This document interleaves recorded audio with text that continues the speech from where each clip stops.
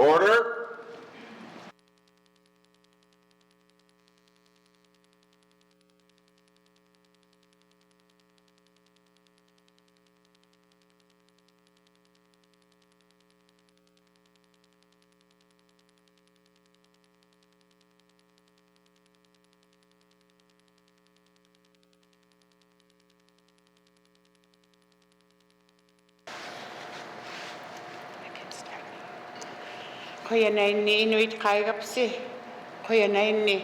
Welcome everyone.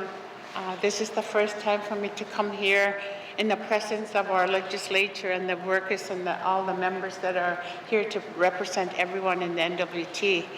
My name is Shirley Elias Mimerlina, and I will be singing a song for you as the spiritual opening. And the song is a legend song, so it goes like this. And if I have to tell the story later, I will share it with you. I didn't have my drum, so this is my drum today.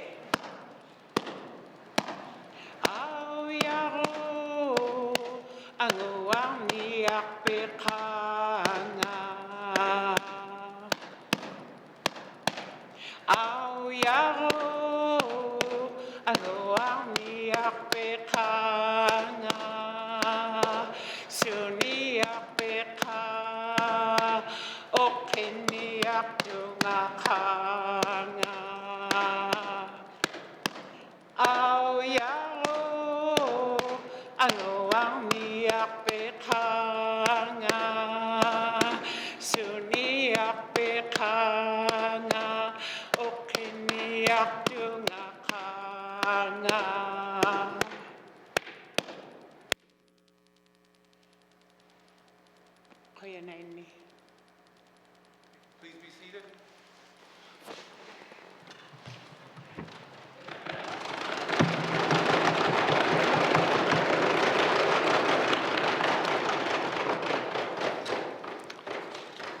Good afternoon, colleagues.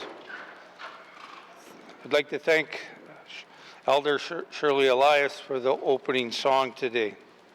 Colleagues, before we begin today, I would like to take a moment to thank the grade 1 and 2 students from Ecole who visited us earlier today.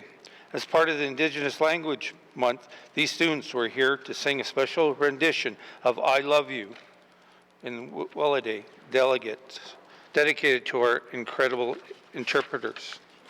It was wonderful to see these young people and hear their beautiful voices early this morning. The students were gifted a book from our Inuktitut interpreter, Susie Napio Short, called Kits, Cubs, and Calves, which she authorized. Thank you, Susie. Colleagues, please join me in thanking these students for being here today and for honoring our Indigenous languages.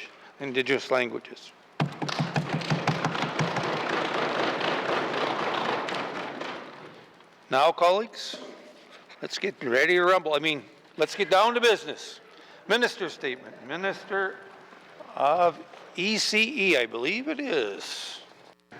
Mr. Speaker, I'd like to start my statement today in Inuvialuktun.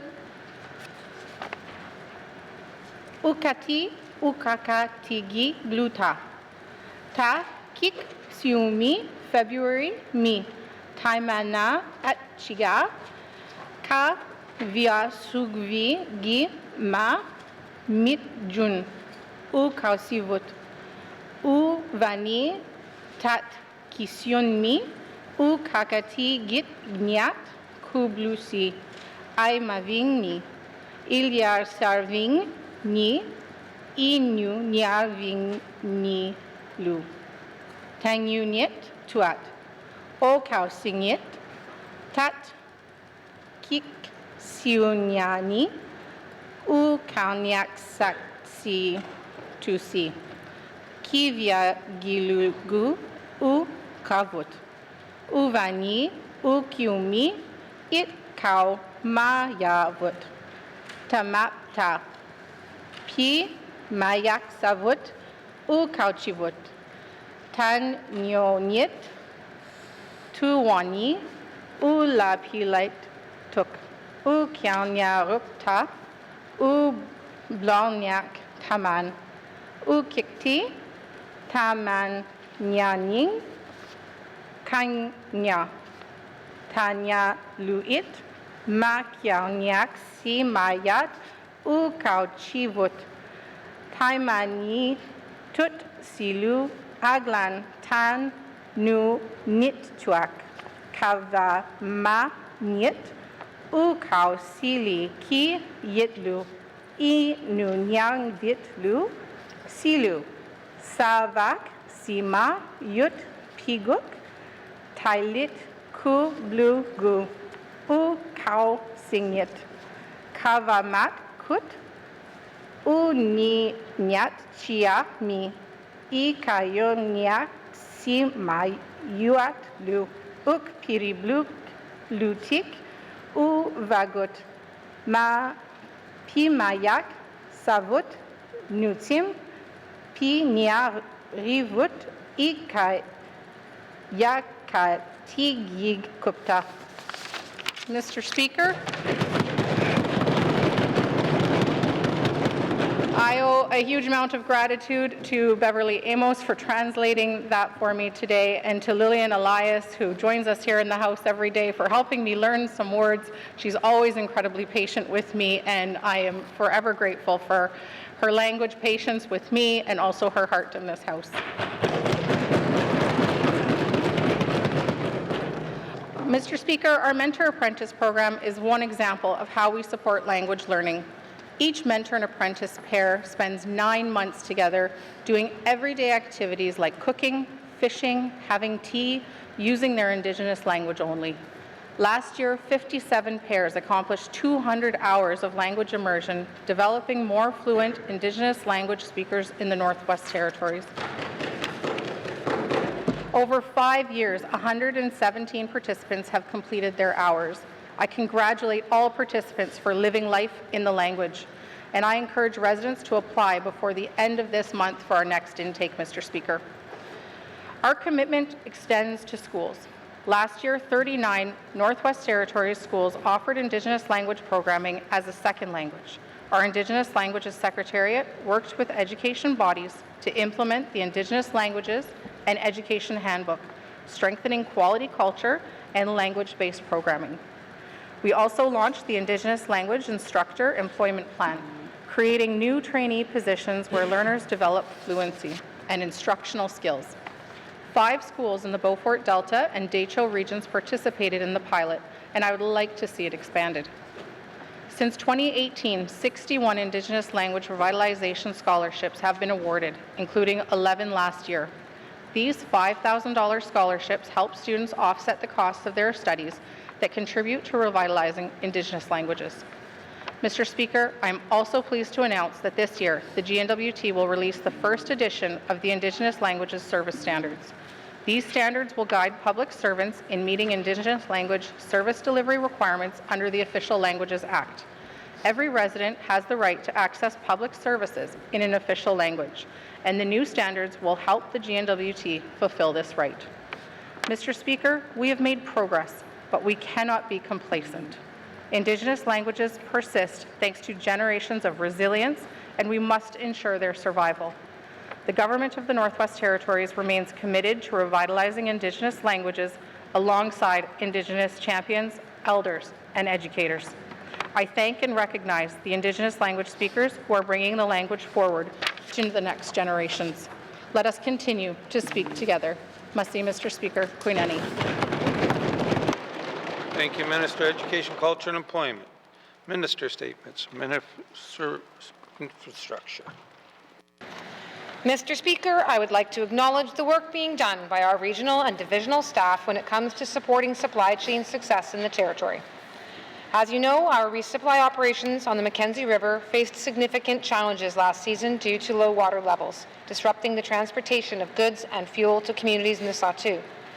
The Government of the Northwest Territories, through the Department of Infrastructure's Fuel Services Division, oversees the Petroleum Products Program, which manages the purchase, transport, and storage of fuel in 16 communities not served by the private sector.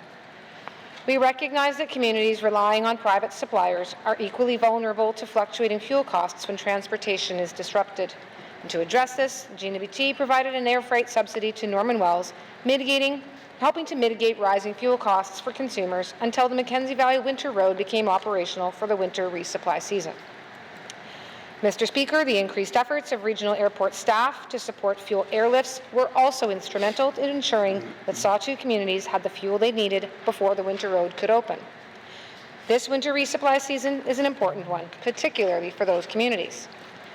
Normal traffic movement of fuel along the Mackenzie Valley Winter Road sees about 130 truckloads per season. This season, the region can expect to see 600 truckloads, a 460% increase in fuel trips alone. Fuel resupply efforts in the Sawtooth communities serviced by our Fuel Services Division account for 250 of these truckloads. The rest are private sector fuel. In addition, we expect to see a significant increase in traffic to complete the backlogged delivery of dry goods to communities impacted by the unprecedented low water conditions. We have been working very closely with our contractors and the private sector to support resupply planning and to ensure consistent communication between all parties. Mr. Speaker, these efforts put extra pressure on our regional and divisional staff, as well as on our contractors, to maintain, construct, and monitor a winter road system to support an anticipated record number of vehicles. Such an increase in traffic, especially heavy-duty trucks, has great potential to further compromise the integrity and longevity of our winter road system that is largely dependent on weather conditions. Those spells of warmer temperatures may be welcomed by some Northerners. They are not favorable variables to help our winter roads. In response to this, the Department is taking several precautions for the safety of Northwest Territories drivers and for a successful resupply to communities along the Mackenzie Valley Winter Road. Our efforts include additional flooding of ice crossings during construction to extend their operational window and increasing bearing capacity, widening the winter road where possible, and clearing wildfire debris. We are also increasing maintenance to ensure the efficiency of truck traffic and increasing monitoring in order to address problems quickly. Mr. Speaker, I would like to recognize the proactive approach taken by our staff and the willingness of contractors and communities to collaborate, often stretching their resources and taking on more work, sometimes on short and unpredictable notice. And Mr. Speaker, as resupply operations in the Sawtooth have only recently begun, I would also like to thank our regional and divisional staff, as well as the partnerships that we have with contractors and communities for these continued efforts to build and preserve a winter road system that supports so many aspects of Northern life. Thank you, Mr. Speaker. Thank you, Minister of Infrastructure. Minister statements, member statements. Member from Great Slave.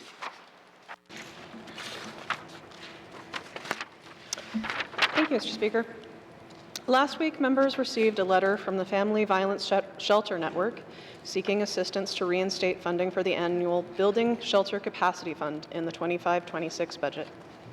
The network is a partnership between YWCA, NWT, and Yellowknife, Safe Homes projects in Fort Good Hope and Fort Simpson, and family violence shelters in Inuvik, Tuktoyaktuk, Hay River, and Fort Smith. The Shelter Capacity Fund, slated to be cut, is in the amount of $100,000.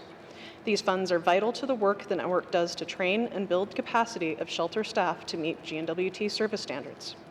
Mr. Speaker, as you might imagine, this kind of work is emotionally intense, and as such, the sector deals with high turnover.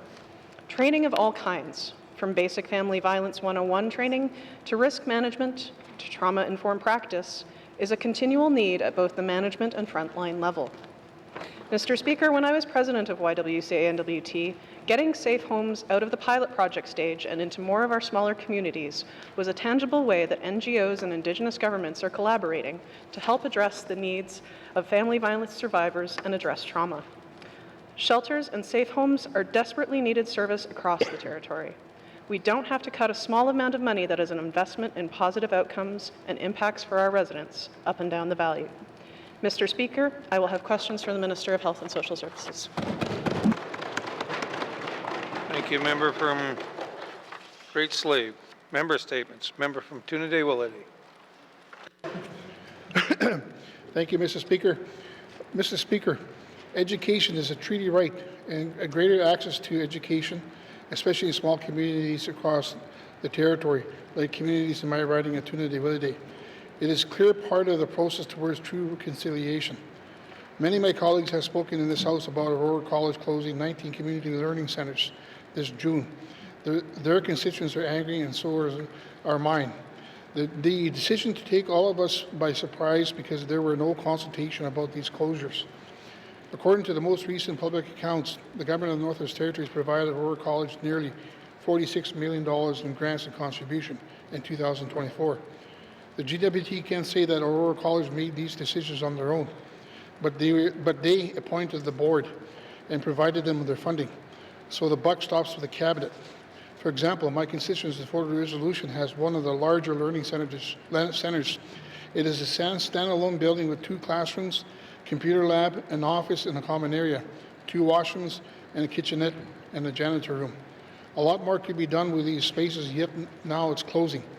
If Aurora College is closing learning centers because they were underused, that is because the college's programming only centered to a small group of community. Judging by the unanimous criticism from my community members regarding these closures, they wanted improvement, not closures. Mr. Speaker, I suggest either increasing the fine-tuning the amount of programming offered to each of the most people possible in our small communities, or transfer the responsibility for these buildings to the communities to make them traditional knowledge learning center. At the constituency meeting in Futsuke last month, I heard many passionate, detailed ideas to that effect. That they say that if Aurora College cannot be maintained, then the GWT should transfer them to the communities, yet still maintain the full funding, including for programming and operational management. I agree. After all, communities know what is best for their people in education. Mr. Speaker, we must respect the rights to education enshrined in our treaties, and should be done more for Indigenous communities, not less. And the GWT needs to face up to the responsibility for education, and more specifically, the responsibility to keep these education centers open. Mr. Speaker, I will have questions for the Minister of Culture and Employment later on. Thank you. Thank you, member from Tuna-de-Willowday. Member statements. Member from the Sawtoo. Thank you, Mr. Speaker. Community Learning Centers Innovation. Mr. Speaker, with the closure of the community learning centers brings new innovation. These centers have skilled and educated instructors who can enhance the capacity of current GWT training initiatives. The Regional Community Learning Center strategy proposes establishing 3 centralized community learning hubs in Hay River, Fort Simpson, and Norman Wells.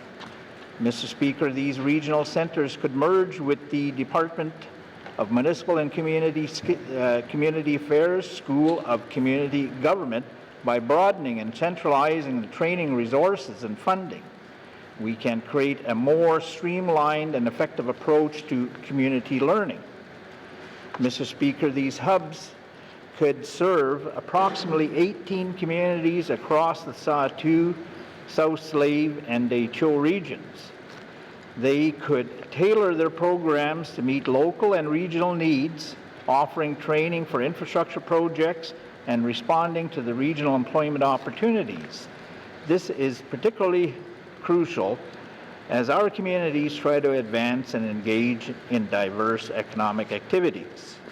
Mr. Speaker, we cannot build community capacity by removing essential staff and closing the doors. Our employed people need shorter, targeted courses that fit with their work and family schedules. These regional centers will provide education where people live, eliminating barriers and allowing our people to balance their studies with jobs and family responsibilities. Thank you, Mr. Speaker. Later I will have questions to the appropriate minister. Hear, hear. Thank you, member from the Sawtoo. Member statements. Member from Mackenzie Delta. Thank you, Mr. Speaker. Today I rise to talk about the beauty of our smaller communities within the Northwest Territories. The smaller communities have a lot to offer in terms of knowledge, culture, respect, and the kindness of its residents. That is until one comes upon the abandoned buildings, an eyesore to the community that belongs to Housing NWT. These buildings are no longer inhabitable because they have no windows, no doors, the interior is beyond repair, while others are the remains of a fire. Mr. Speaker, every community within the Northwest Territories tries to play its role in building the economy of the NWT. Tourism is the only resource that some of these communities have to depend on to be part of the economy. But when visitors come to these smaller communities, and the first thing they see is one of these buildings, this gives a bad perception of our beautiful communities. Mr. Speaker, do you know what is so ironic about this situation? If one of these buildings belonged to one of the local residents of the community, they would be asked to remove the building. If the resident did not comply with the request, they would be charged property tax along with accumulated interest, yet the government can leave them there for years without being penalized.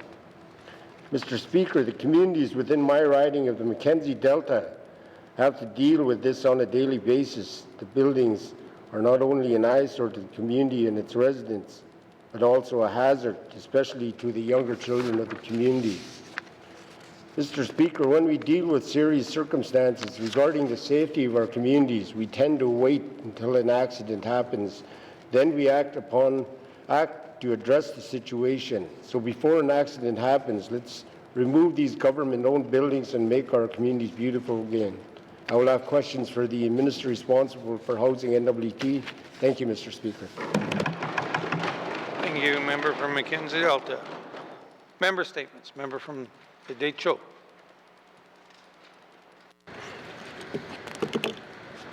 Thank you, Mr. Speaker.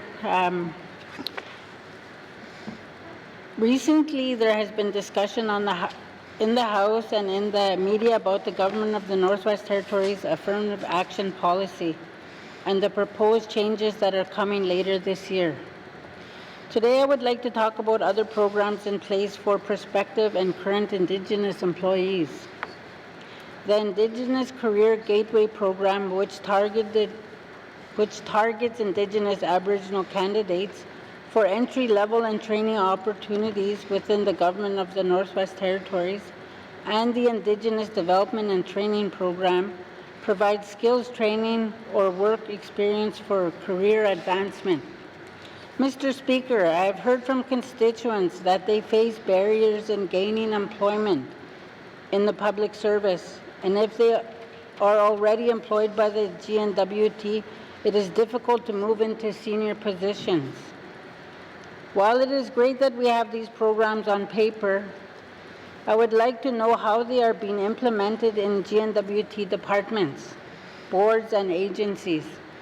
It's important that we see Indigenous representation in the public service, and it's important that we see it in all levels within the organization, not just entry-level positions.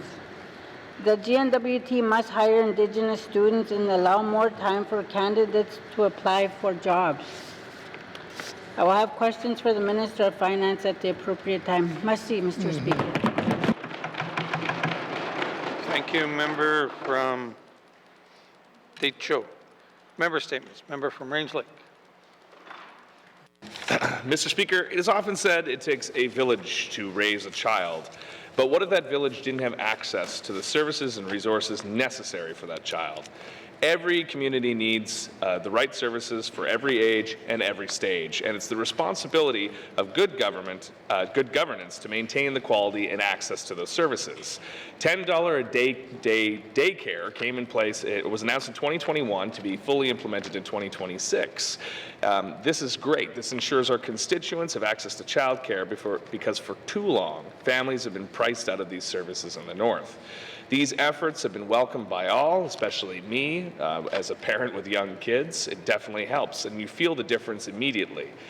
because accessible, affordable care not only provides endless benefits to young children as they develop, but the working parents as well, who have more time to participate in the economy and provide for their families. We need to ensure that the Canada-wide Early Learning and Child Care Plan is smoothly rolled out. But unfortunately, I'm hearing from both Range Lake families and their child care providers they have entrusted the care of their children to, that daycares and day homes are struggling with our current policies, and the consequences are more children are being left behind. That's why parents are asking me why the Department of Education, Culture and Employment has not been adequately funding them so that their needs are met. As a result, the Yellowknife Daycare Association's ability to operate their services effectively is diminishing, Mr. Speaker. Valuable opportunities for children in their care have been limited by forced cuts to essential services like after-school snacks, field trips, and other things that families rely on. Mr. Speaker, without proper funding, YKDA may eventually be unable to continue offering subsidized services to families. As a parent, I can speak for us all when I say we Northerners cannot afford for their withdrawal from the subsidy program. All the work that's accomplished to date would amount to nothing, forcing families to pay full rates and at the mercy of cost of any increases. We need the minister to understand this clearly and make real changes. We've had this debate in the floor of the House before. We voted millions more dollars for the department to make this program a success. How much more is it going to take? How do we help these families? I'll have questions from the minister later today. Thank you, Mr. Speaker. Member from Range Lake. Member statements. Member from Yellowknife North. Thank you, Mr. Speaker. Mr. Speaker, I want to express my concern today about the well-being of the children in this territory, specifically those involved with Child and Family Services. I've been waiting to speak about this until I felt I had solid solutions to propose, but this is a tough one. That might be one reason that no one particularly likes to talk about this. It's depressing, it makes us feel hopeless, and it's easy to ignore because these children are not the ones emailing and calling our constituency offices. And yet these are likely the most vulnerable of our community members. They have so little opportunity to control what is happening to them, to control the direction of their lives, and that's not fair. According to the last annual report by Child and Family Services, we had 106 children and youth in permanent care of the state and 45 in temporary care. While at first glance things seem to be improving, with 40% fewer children in permanent care compared to a decade ago, we suddenly have many more children being put into plan of care agreements. And even though this is listed as a preventive measure, it's become very common for social workers to use these agreements to remove children from their homes on a temporary basis, which with much less oversight than if they were formally apprehended. While plan of care committees are supposed to involve family and community members, in practice, the committees seem to mostly involve simply the social worker and the parent, who may feel pressured or not have the resources to dispute the conditions written up by CFS. It's also worth pointing out that the majority of the reports of mistreatment, which can lead to these apprehensions, are related to neglect, which is often rooted in poverty, and no child should ever be removed from their family due to poverty. Meanwhile, we keep hearing about the government's attempts to transform the CFS system, but what I see is a lot of focus on improving processes, frameworks, programs. What I would rather see is us trying to put children and youth themselves at the center of our strategy and hold ourselves accountable for better outcomes in their lives. We speak a lot in this House about the UN Declaration on the Rights of Indigenous Peoples, and for good reason, but we rarely speak about the UN Convention on the Rights of the Child. What if we built into our legislation that children's rights must be heard and they should have as much control as possible over their lives? Mr. Speaker, I don't have all the answers, but I do feel it's important to keep the vulnerable children of this territory in our sights. Thank you. Thank you. Member from Yellowknife North. Member statements. Member from Yellowknife Centre. Thank you, Mr. Speaker. Yesterday I had the pleasure, if not honor, certainly to speak to the executive directors of the Center for Northern Families Daycare, the Montessori's Daycare, and the Yellowknife Daycare as well. Mr. Speaker, although I didn't get a chance to speak to the YWCA Daycare, I still feel for their plight, and their concerns will be in my statement as well.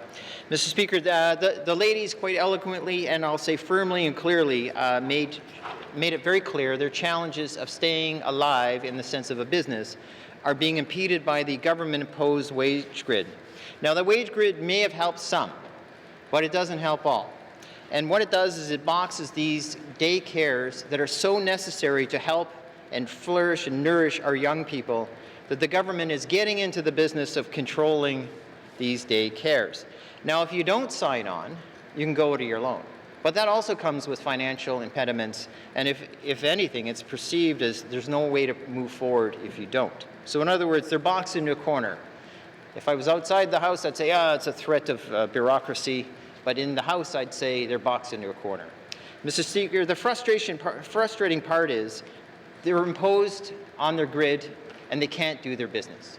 But even worse on that is they're told you have to work within the constraints we've created. So what are the constraints? Low money, but high control, okay? So the choice of them paying their employees properly comes to them. And the government's attitude is, we'll just find money by fundraising. Well, it might be easy to set up a lemonade stand and get $100 by the end of the week. But when we're talking about thousands and thousands of dollars, Mr. Speaker, you just can't set up a lemonade stand or sell chocolates in every case. Mr. Speaker, the government needs to step up. If it's going to get into the financial control or financially embed with the day homes and daycares, they have to have the full picture and take responsibility. So what's left? These 3 daycares had told me that they are at financial risk by the summer, again, controlled and created by the government. Mr. Speaker, this is frustrating. They cannot charge extra fees. They're told they're not allowed to. They have to find it from pennies from heaven. And when they sit there and tell me summer students are paid higher than the imposed wages, they ask themselves, who's in charge and how are they really helping? Mr. Speaker, I'll have questions for the minister later today about trying to fix, if not reverse, this problem, and we can find a better way. Thank you, Mr. Speaker. Thank you, member from Yellowknife Centre. Member statements. Member from Wolfley. Mr. Speaker, today I'm going to be talking about land transfer or title transfer. I want to draw some attention to a problem people face getting certificates of title transfer in Cleacher region. Mr. Speaker, there are people in my riding who are living in houses on land they should rightfully own, but they cannot get a certificate of title to prove their ownership. There are about over 50 members in Cleacher region. They live in a house for over 20 years with no legal title of ownership. This then would make the person or people, a squatter. And this is a shame. There's over 50 of them in my region alone.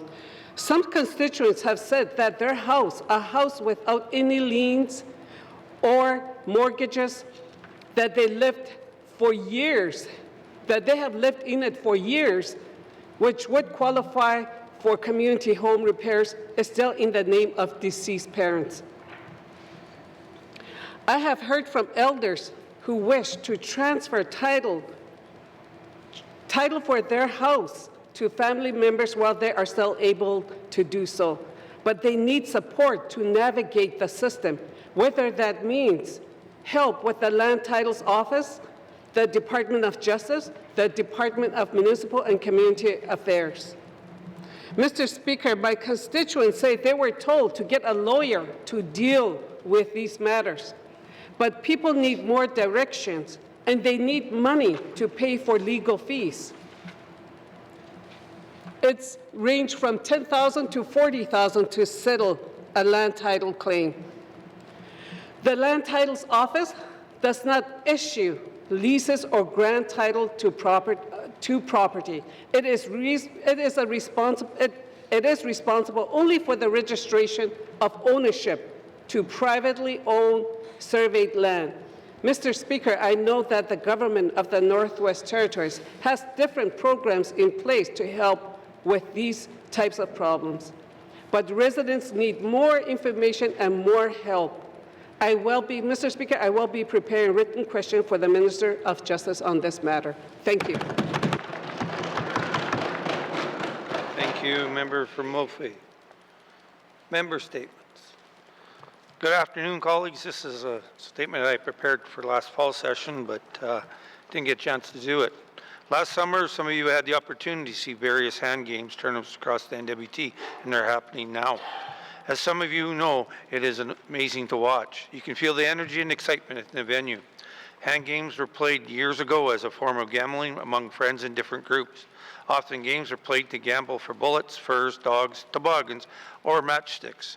Today, hand games are played in cultural centers, gyms, community halls, or outside all over the NWT as a friendly competition fostering community pride. The hand games is based on a simple concept of hiding and guessing the object, using elaborate hand signals and gestures to both find the object and hide the object. This is all done with the sound of the drum. Some say it's not physical, but I've seen games that last for hours, and at the end, both teams are sweating and exhausted. However, winning or losing, they are grateful to compete against one another.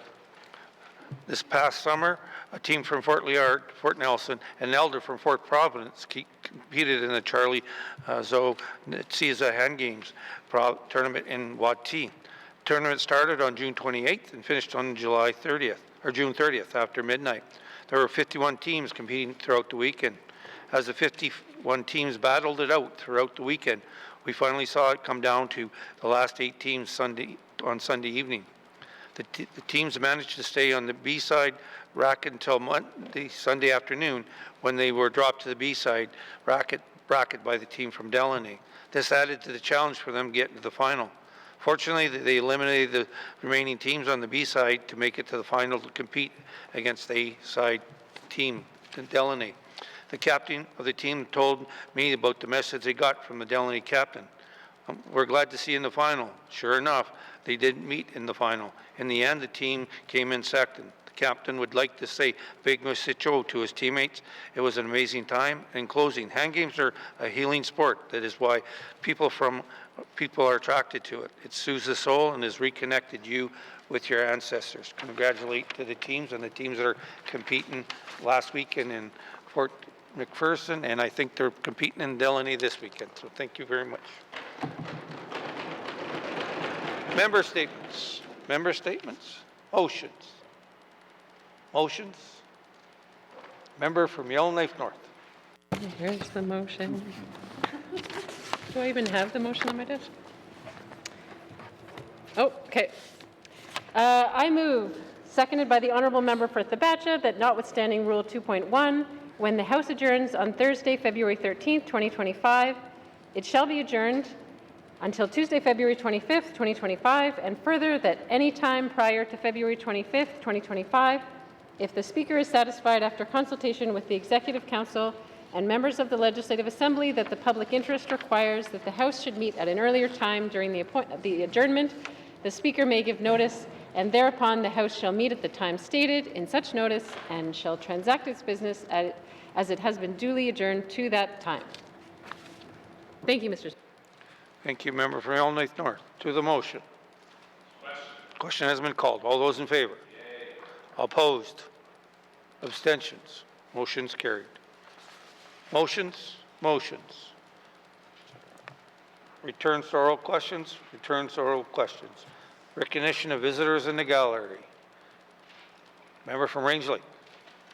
Thank you, Mr. Speaker. I'd like to recognize a page from the Range Lake riding today, Ahmed Saad, and it's also his birthday. So thank you for being here on this very special day. I'd also like to recognize my friend Hawa Dambaya Sase. She's the Executive Director of the YWCA, and everyone else who's come to watch our proceedings today from that organization. You do great work in our communities, and we're happy to support you here. Thank you. We won't embarrass him because he's not in the hall right now. I was going to say we could sing him a happy birthday. Recognition of visitors in the hall, or recognition in the gallery. Well, here we go. Recognition visitor gallery. Let's do a great slave. Oh my goodness. Mr. Speaker, I'd like to recognize several visitors in the gallery who are part of the Family Violence Shelter Network. As mentioned, Hawa Dambayasese, who is the Executive Director of YWCA NWT, Sherry Tambour, Program Manager, Hay River Family Support Center, Donna Rogers, Executive Director, Inuvik Transition House Society, Terry Esogak, Shelter Worker, Inuvik Transition House Society, Sandra Elias, Amanyunga Women's Shelter, Tuktayuktuk, Brenda Tseli Piero, Safe Home Coordinator, Fort Good Hope with the YWCA, and Amy Fraser, Victim Services Coordinator and Safe Home Lead from Litzelke First Nation, as well as their wonderful advocacy staff member from the Y, Megan Brackenbury. Welcome today and thank you for being with us. Recognition of visitors in the gallery. Member from the Sawtooth. Thank you, Mr. Speaker. I too would like to recognize Brenda Tassili Piero, the Safe Home Worker in Fort Good Hope. Mussy. Recognition of visitor gallery. Member from Toonaday-Willety.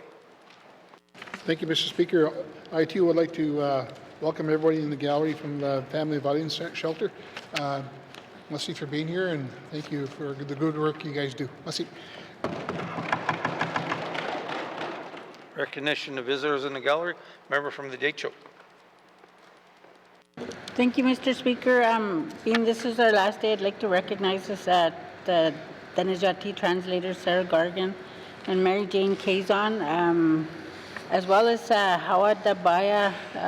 Hawa and I worked with Hawa, and when we worked with the Native Women's for Victim Services. Welcome. And also to Sherry Tambour from Hay River Reserve. Thank you. Thank you, member from the Deitcho. Recognition of visitors in the gallery. Member from Yonley Centre. Thank you, Mr. Speaker. First, I want to start off by recognizing the Mildred Hall pages. Mildred Hall is a school in the downtown of Yellowknife, and it's a wonderful school. I sent both of my kids there. And the attendees of our pages from that school today are Jackson Gorman, and Tyrell Cook Gargan is a constituent of mine. As well as, I'll follow my member from Deitcho's lead. I wish to also recognize one particular translator. She happens to be my favorite and coincidentally a constituent, so I'm not saying that they're tied together, but Miss Sarah Cleary, she's one of my favorite friends. Thank you very much, Mr. Speaker. Thank you, member from Yonley Centre. Recognition of visitor gallery. Member from Offaly.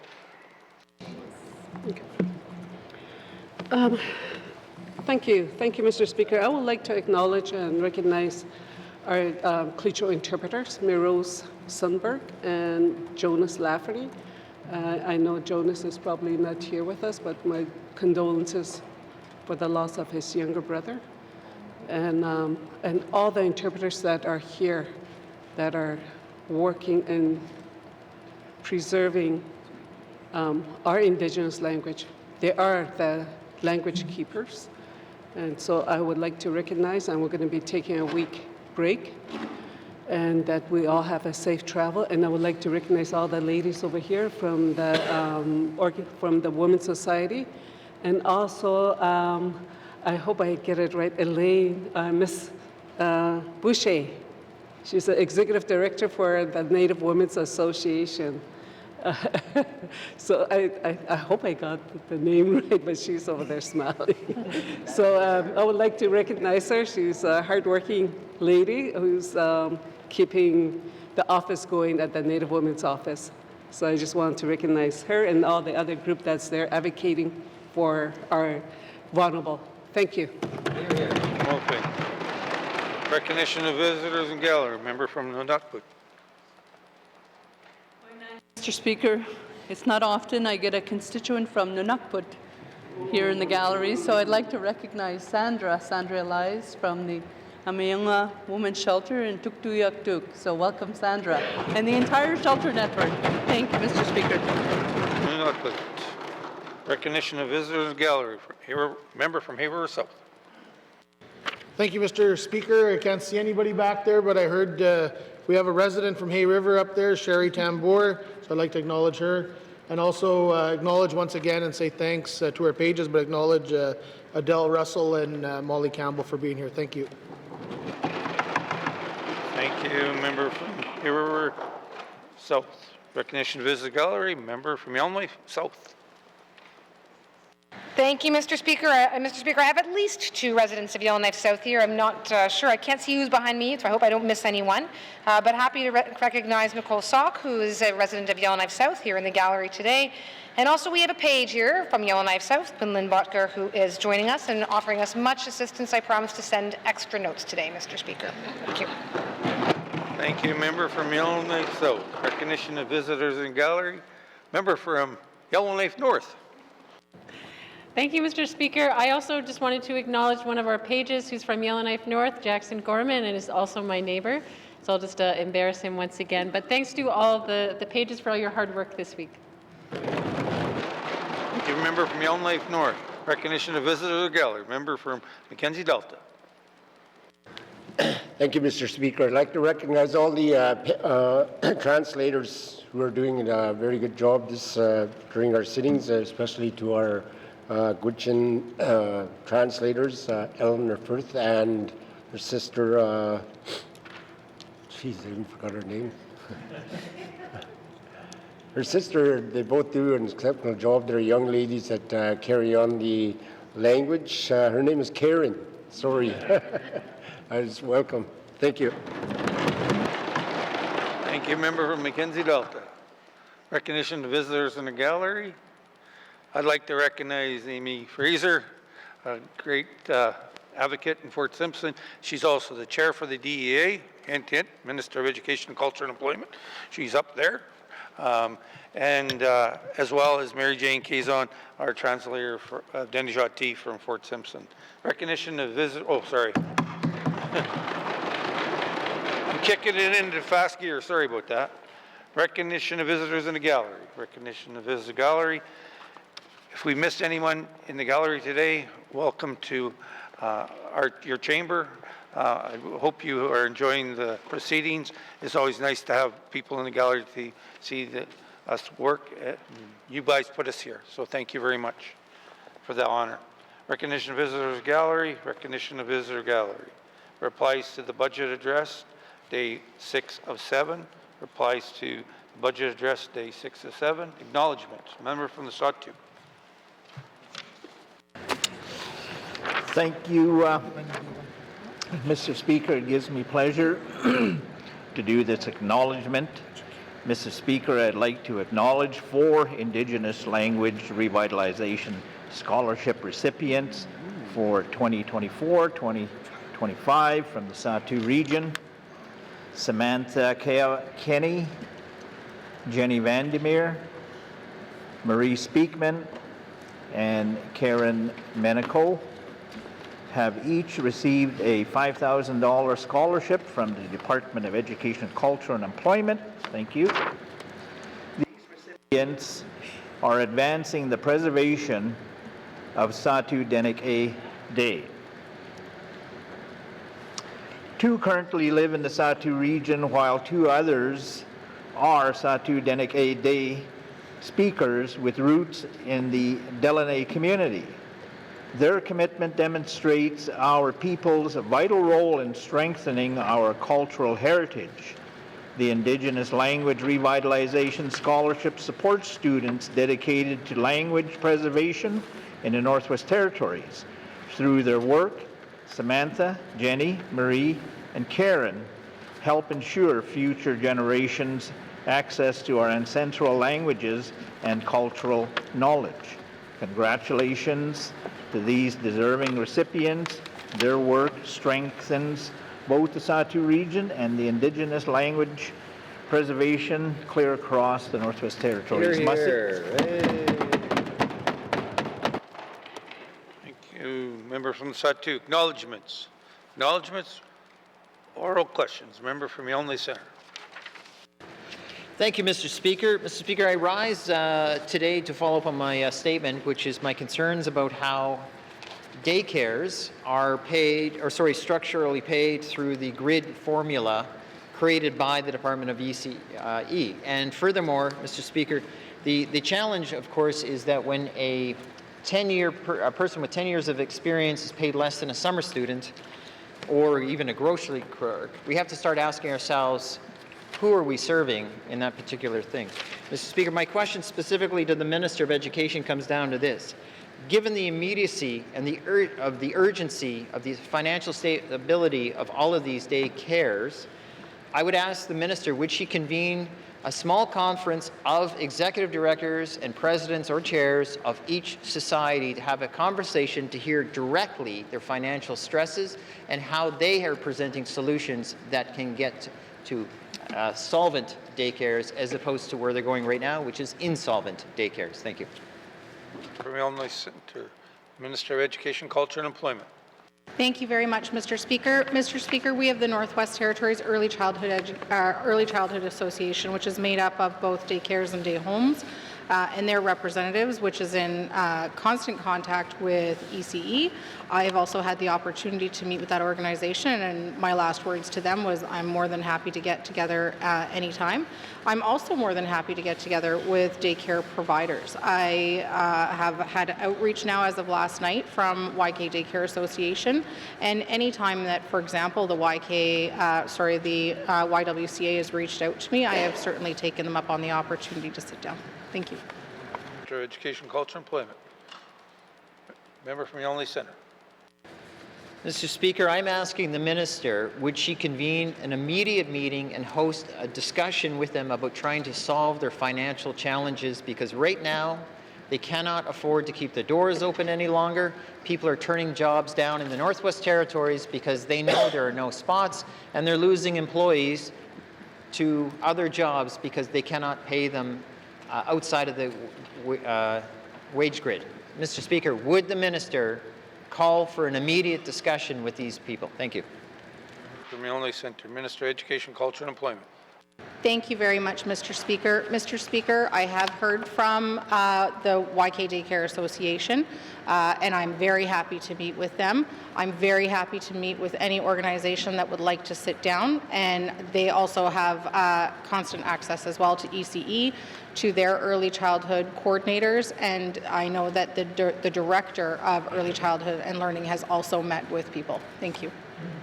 For Education, Culture and Employment. Final supplementary. Member from Yonge Centre. Mr. Speaker, the Minister keeps avoiding the question by saying how nice she is, by saying I meet with this person and meet with this. Sure, that's great. But it's time to get the people in the room so you can hear their one major concern, the grid. And the grid controls them, and it leads to the funding problem that they're facing. Mr. Speaker, I ask again, would the Minister call a meeting on behalf of or with all the daycares and their executive directors to sit down and get their one ask, help them with the wage grid? Thank you. Yonge Centre, Minister of Education, Culture and Employment. Thank you very much, Mr. Speaker. Mr. Speaker, I'm not going to meet with daycares on the members' terms. I'm going to meet with the daycares on their terms. Thank you. Thank you, Minister of Education, Culture and Employment. Oral questions. A member from Range Lake. Thank you, Mr. Speaker. Mr. Speaker, I too would like to ask questions about our early learning childcare arrangements. The Yellowknife Daycare Association is bringing concerns forward about funding. Day homes are bringing concerns about funding. I know the minister is a passionate advocate of this. We've brought this up on the floor now. The issue is funding. There's not enough of it. How does the minister intend to solve this problem? Thank you. From Range Lake, Minister of Education, Culture and Employment. Thank you very much, Mr. Speaker. Mr. Speaker, certainly I am hearing the words of members this week. I am hearing the words of parents, and I'm hearing the words of child care providers as well. So what I can say, Mr. Speaker, is this conversation really revolves around the regulations. The regulations were set through extensive feedback from operators, and some example. Well, I won't get into examples of some of those things that ended up in there. What I will say, though, is that there is a commitment to review the regulations after the first year. I understand from the members that there's not enough money in the system. I can acknowledge that. From this House here, that acknowledgement has been made, and there has been continuous beefing up, so to speak, and additions made to that budget to try to rectify that. So certainly working with operators and ensuring that they understand the regulations first and foremost, and figuring out how we can kind of work through the regulations, especially that are coming from the federal government, to make sure that we can keep sustainable childcare in the Northwest Territories. Thank you. Education, Culture, Employment. Member from Range Lake. Thank you, Mr. Speaker. Mr. Speaker, last budget, we voted an additional $3.5 million to support this program, and I understand that money has not been spent. Can the minister explain why that money is not getting out to daycare providers where we intended it to go? Thank you. Range Lake, Minister of Education, Culture, and Employment. Thank you very much, Mr. Speaker, and thank you to the member for that question. So there was $3.5 million that was negotiated by members in the fall of last year that was specific for daycare workers. Those dollars required the completion of the wage grid. For the wage grid has a reliance on levels of education to determine where people fit within the wage grid. And so what we were asked for through the consultations on that wage grid was to not start rolling the dollars out until people per childcare facility had completed either their certification and gotten their paperwork in. So some people weren't receiving back pay and some people were. So people will receive the back pay right through this whole fiscal year. So no dollars will be held back if it comes at a later date, but we wanted to respect the fact that there is consistent pay or desire for consistent pay throughout childcare facilities. Thank you. Education, Culture, and Employment. Final supplementary. Member from Range Lake. Thank you, Mr. Speaker. I know the minister has been, the centers are asking for that, so this consistency, and that's reasonable. But why is it taking so long to get this grid together, Mr. Speaker? We're talking about slow government. This is a year and the money's still sitting there. So are people doing this off the side of their desk, or is this a commitment, or is this a focus of the department to get this out and get this money spent where it needs to support families with young kids? Because that's what this money's intended for, Mr. Speaker, and it's what this House voted for. Thank you. Member from Range Lake. Minister of Education, Culture, and Employment. Thank you, Mr. Speaker. Mr. Speaker, the wage grid is done. It's in regulation. So the process that's happening now is people are either providing their degree paperwork or their diploma paperwork and going through that certification process. People who don't have any post-secondary education are required to complete that 54-hour modularized course that the member and I spoke of earlier in this sitting. And so some people are in the process of still completing that coursework. And as we talked about earlier, ECE is happy to also support people to complete that work and help them through it. Thank you. Minister of Education, Culture, and Employment. Oral questions. Member from Toonaday-Willity. Thank you, Mr. Speaker. Again, I just want to say that education is a treaty right, and small communities do matter. Mr. Speaker, can the Minister of ECC confirm whether Aurora College or the departments are discussing transferring responsibility for learning centers to Indigenous governments and also in Fort Resolution and Tootsake? Thank you. Thank you. Member from Toonaday-Willity. Minister of Education, Culture, and Employment. Thank you very much, Mr. Speaker. Mr. Speaker, we're working with the college, as I've said before in this House, to understand their plans for future delivery of adult literacy and basic education. So part of that engagement will be communicating with Indigenous governments around future delivery of adult education to ensure that residents and communities are supported. And Indigenous governments, I can confirm again, some have reached out to both the department and I on their future use and expectation of how they'd like to see the facilities used. So this will all kind of be part of that go-forward plan, and I really am a strong proponent of us being creative in what that looks like and flexible as well. Thank you. Employment. Member from Toonaday-Willity. Thank you, Mr. Speaker. Can the Minister of ECC also explain who currently owns the Learning Centre in Fort Resolution and Tootsake? Thank you. Thank you. Member from Toonaday-Willity. Minister of Education, Culture, and Employment. Mr. Speaker. Mr. Speaker, I can confirm that the Community Learning Centre in Fort Resolution is currently owned by the GNWT. Thank you. Member from Minister of Education, Culture, and Employment. Final supplementary. Member from Toonaday-Willity. Mr. Speaker, can the Minister also commit to using their Learning Centre building in Fort Resolution as a traditional knowledge learning centre also in Tootsake? Thank you. Toonaday-Willity. Minister of Education, Culture, and Employment. Thank you very much, Mr. Speaker. Mr. Speaker, as I said to the member, I'm very happy to have these conversations. To be honest, I think having these conversations are a huge opportunity for the territory and figuring out what really is needed within communities. And I'm excited to be able to kind of share with this House what that next step looks like, and certainly won't be doing that in isolation on my own. This is certainly a Northwest Territories conversation, and more specifically, a community conversation. I really look forward to having those. Thank you. For Education, Culture, Employment. Oral questions. Member from Sawtooth. Thank you, Mr. Speaker. My question is directed to the Minister of Municipal and Community Affairs.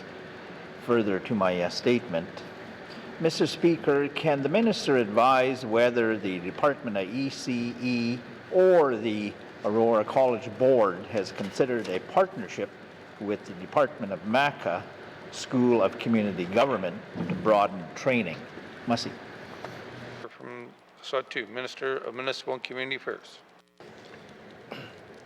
Thank you, Mr. Speaker. Having just received this report that was given to me by the member, it's an interesting concept, but I could say right now is no departments have communicated in regards to his member's statement. Thank you. Minister of Municipal and Community Affairs. Oral questions. Member from Sawtooth. Thank you, Mr. Speaker, and I apologize to the Minister on getting these in this request and late here. However, we can move on. My second question, Mr. Speaker, can the Minister commit to asking the Aurora College Board to consider adopting a new regional community learning center strategy run from centers in Hay River, Fort Simpson, and Norman Wells? Mussey. Yes. Thank you, member from the Sawtooth. Minister of Municipal and Community Affairs. Thank you, Mr. Speaker. I think this is an interesting concept. I think there's an opportunity, and there's been a few brought up over the last little while, but I think there's opportunities to use these community learning centers, and I think it's also an opportunity for my department to sit down with ECE and discuss other opportunities, and maybe something comes along the lines as what the minister's statement was getting at, and the document that he provided with me earlier. Thank you, Mr. Speaker. Minister of Municipal and Community Affairs. Final supplementary. Member from the Sawtooth. Thank you, Mr. Speaker, and thanks to the Minister for acknowledging that we're open for advancing forward on a model designed by community participation. My third question to Mr. Speaker, can the Minister commit to asking the Aurora Board to consider reassigning the current full-time community adult educators who previously taught at community learning centers or CLCs in small communities? Mussey. Thank you. Member from the Sawtooth, Minister of Education, Municipal and Community Affairs. Thank you, Mr. Speaker. Just what had me confused too of Minister of Education here, but our Community Learning Development Center specializes in a lot of municipal community government training. We specialize in the department specializes in the water treatment plant operating certificate, community government learning. So that's basically all we do within the community government side. So I'm interested in potentially sitting down with either departments and trying to figure out an opportunity to expand these and maybe working together with ECE to figure out how we can incorporate these. But at this time, I'm not able to basically commit to go to Aurora College Board to take over these CLCs and anything like that. So thank you, Mr. Speaker. Minister of Municipal and Community Affairs. Oral questions. Member from Great Slave. Thank you, Mr. Speaker. Yesterday in Committee of the Whole, the Minister of Health said that this $100K of funding that was cut to the shelter network had to do with their ability to do online training. So my question is, does the Minister believe that training in trauma-informed practices can sufficiently be done through Zoom? Thank you, Mr. Speaker. Member from Great Slave, Minister of Health and Social Services. Thank you, Mr. Speaker. Mr. Speaker, this funding was, I believe, has been around for a bit, and what it has been used historically was for training. Most recently, the portion of this funding was used to develop online training modules. And so therefore, we all know in this House, many of us have used virtual meeting spaces, virtual tools to do a lot of our meetings. I have meetings on many things right across Canada with other health ministers. The other piece of this is that this work on this the modules, training modules, are fully paid for, so they will be being piloted, the first 2 modules, and the rest of the modules are still to be developed, but that, like I said, those are fully paid for. Thank you, Mr. Speaker. Thank you, Minister of Health and Social Service. Member from Great Slave. Thank you, Mr. Speaker. So the shelter network funding is used for more than training. It's also used for sector-based meetings and gatherings in person. Does the minister believe that in-person connections for a sensitive sector such as this are not necessary? Thank you, Mr. Speaker. Member from Great Slave. Minister of Health and Social Services. Thank you, Mr. Speaker. My staff have just recently, as of February 7th, met with the Shelter Network and have reported to me that the Shelter Network has used this funding to have face-to-face meetings, multiple face-to-face meetings throughout the year. In recent discussion with the Shelter Network, the staff have confirmed that the biggest gap by the loss of this funding is around these in-person meetings. I understand that it's not ideal for face-to-face meetings. We have a huge geographic territory, and the cost of moving people around in the territory has become significant, and so trauma-informed training can be appropriate for virtual environments.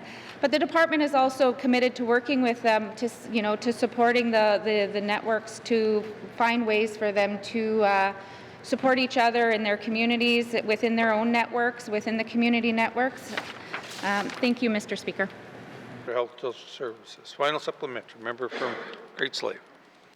Thank you, Mr. Speaker. So, Mr. Speaker, the building shelter capacity funding for the $100,000 that we're talking about today was not used to develop the training that the minister talked about earlier. That's separate funding that the YWCA secured through Women's Shelter Canada.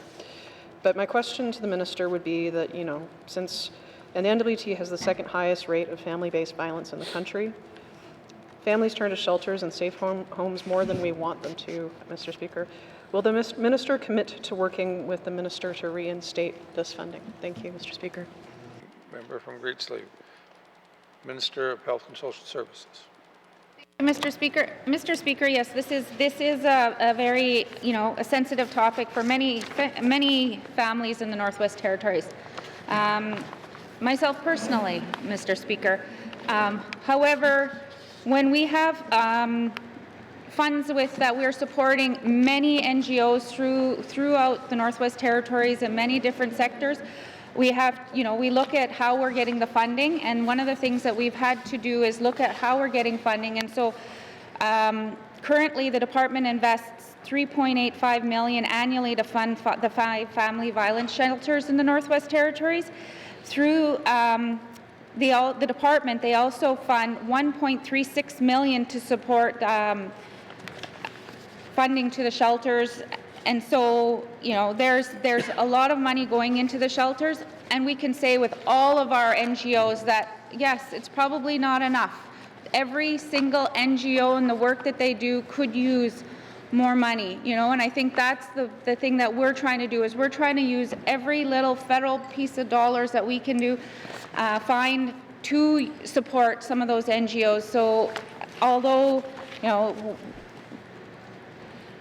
what I'd like to say is that we are continuing to find ways to work together with NGOs and to support them. But however, this is the funding that has been allocated for this year. Thank you, Mr. Speaker. The Minister of Health and Social Services.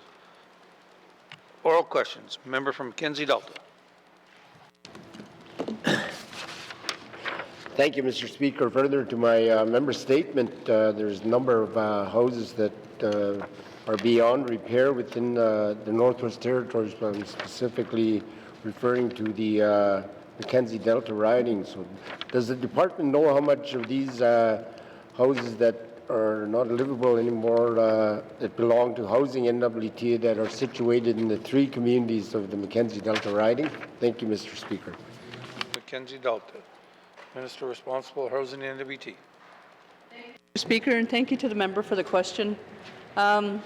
His concern is my concern, because living in a small community, you drive around, you walk around, you see many units within the community that are boarded up or that have no windows or busted up windows. So this is something that we are working towards as Housing NWT, is working within our community, working with Indigenous governments to either remediate or demolish or modernize these homes. So in terms of the question from the member, we have 293 units in the Mackenzie Delta riding. 265 are occupied. We have 1 that is surplus, approved for demo. We have 4 that are approved for sale. We have 3 that are ready for occupancy, 4 repairs in progress, and we have 16 that require repairs. Thank you, Mr. Speaker. Thank you, member from Minister responsible for Housing NWT. Member from Mackenzie Delta.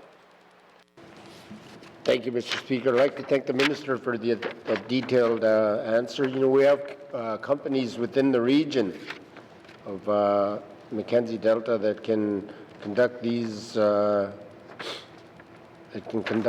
demolitions. When the Minister looked at acting on the concern and have these hazards removed before an accident happens. Thank you, Mr. Speaker.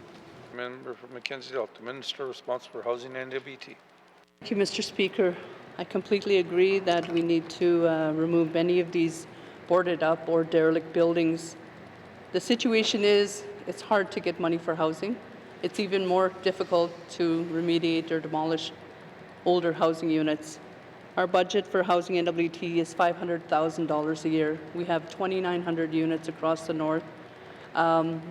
It costs up to $50,000 to remediate or demolish a unit, considering the contaminants or the age of the unit, the space within the solid waste site, and sometimes we have to ship that material south.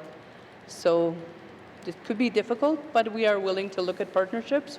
We are willing to look at arrangements. So thank you, Mr. Speaker. The Minister responsible for Housing NWT. Final supplementary. Member from Mackenzie Delta. Thank you, Mr. Speaker. Yes, it is quite hard to look at removing some of these units because of the contaminants that are in there. But you know, if they work with the Indigenous governments, with these local contractors, maybe something we can find something out. Can the Minister commit to a time frame as to when these projects can commence within the Mackenzie Delta region? Hopefully this calendar year. Thank you, Mr. Speaker. Mackenzie Delta. Minister responsible for Housing NWT. Mr. Speaker, I'm willing to commit to meet with the member to discuss this further. We do have funding available. It's called the Community Housing Initiative funding. We could work with Indigenous governments or local government or bands to look at some of these opportunities and perhaps advance them in his riding. Thank you, Mr. Speaker. Minister responsible for Housing NWT. Oral questions. Member from the Decho. Thank you, Mr. Speaker. Further to my member statement, the questions. How many Indigenous employees have been hired through the Career Gateway program in the last fiscal year, specifically in the Decho riding? Thank you. Decho, Minister of Finance. Thank you, Mr. Speaker. Mr. Speaker, I'd be very happy to get that breakdown of information. The Career Development Program, the Career Gateway Program, has been quite successful. It's now went from being undersubscribed to oversubscribed, which is a problem we like to have. But I don't have the numbers in front of me. I will certainly get them to the member quite quickly. Thank you. Minister of Finance. Member from Decho.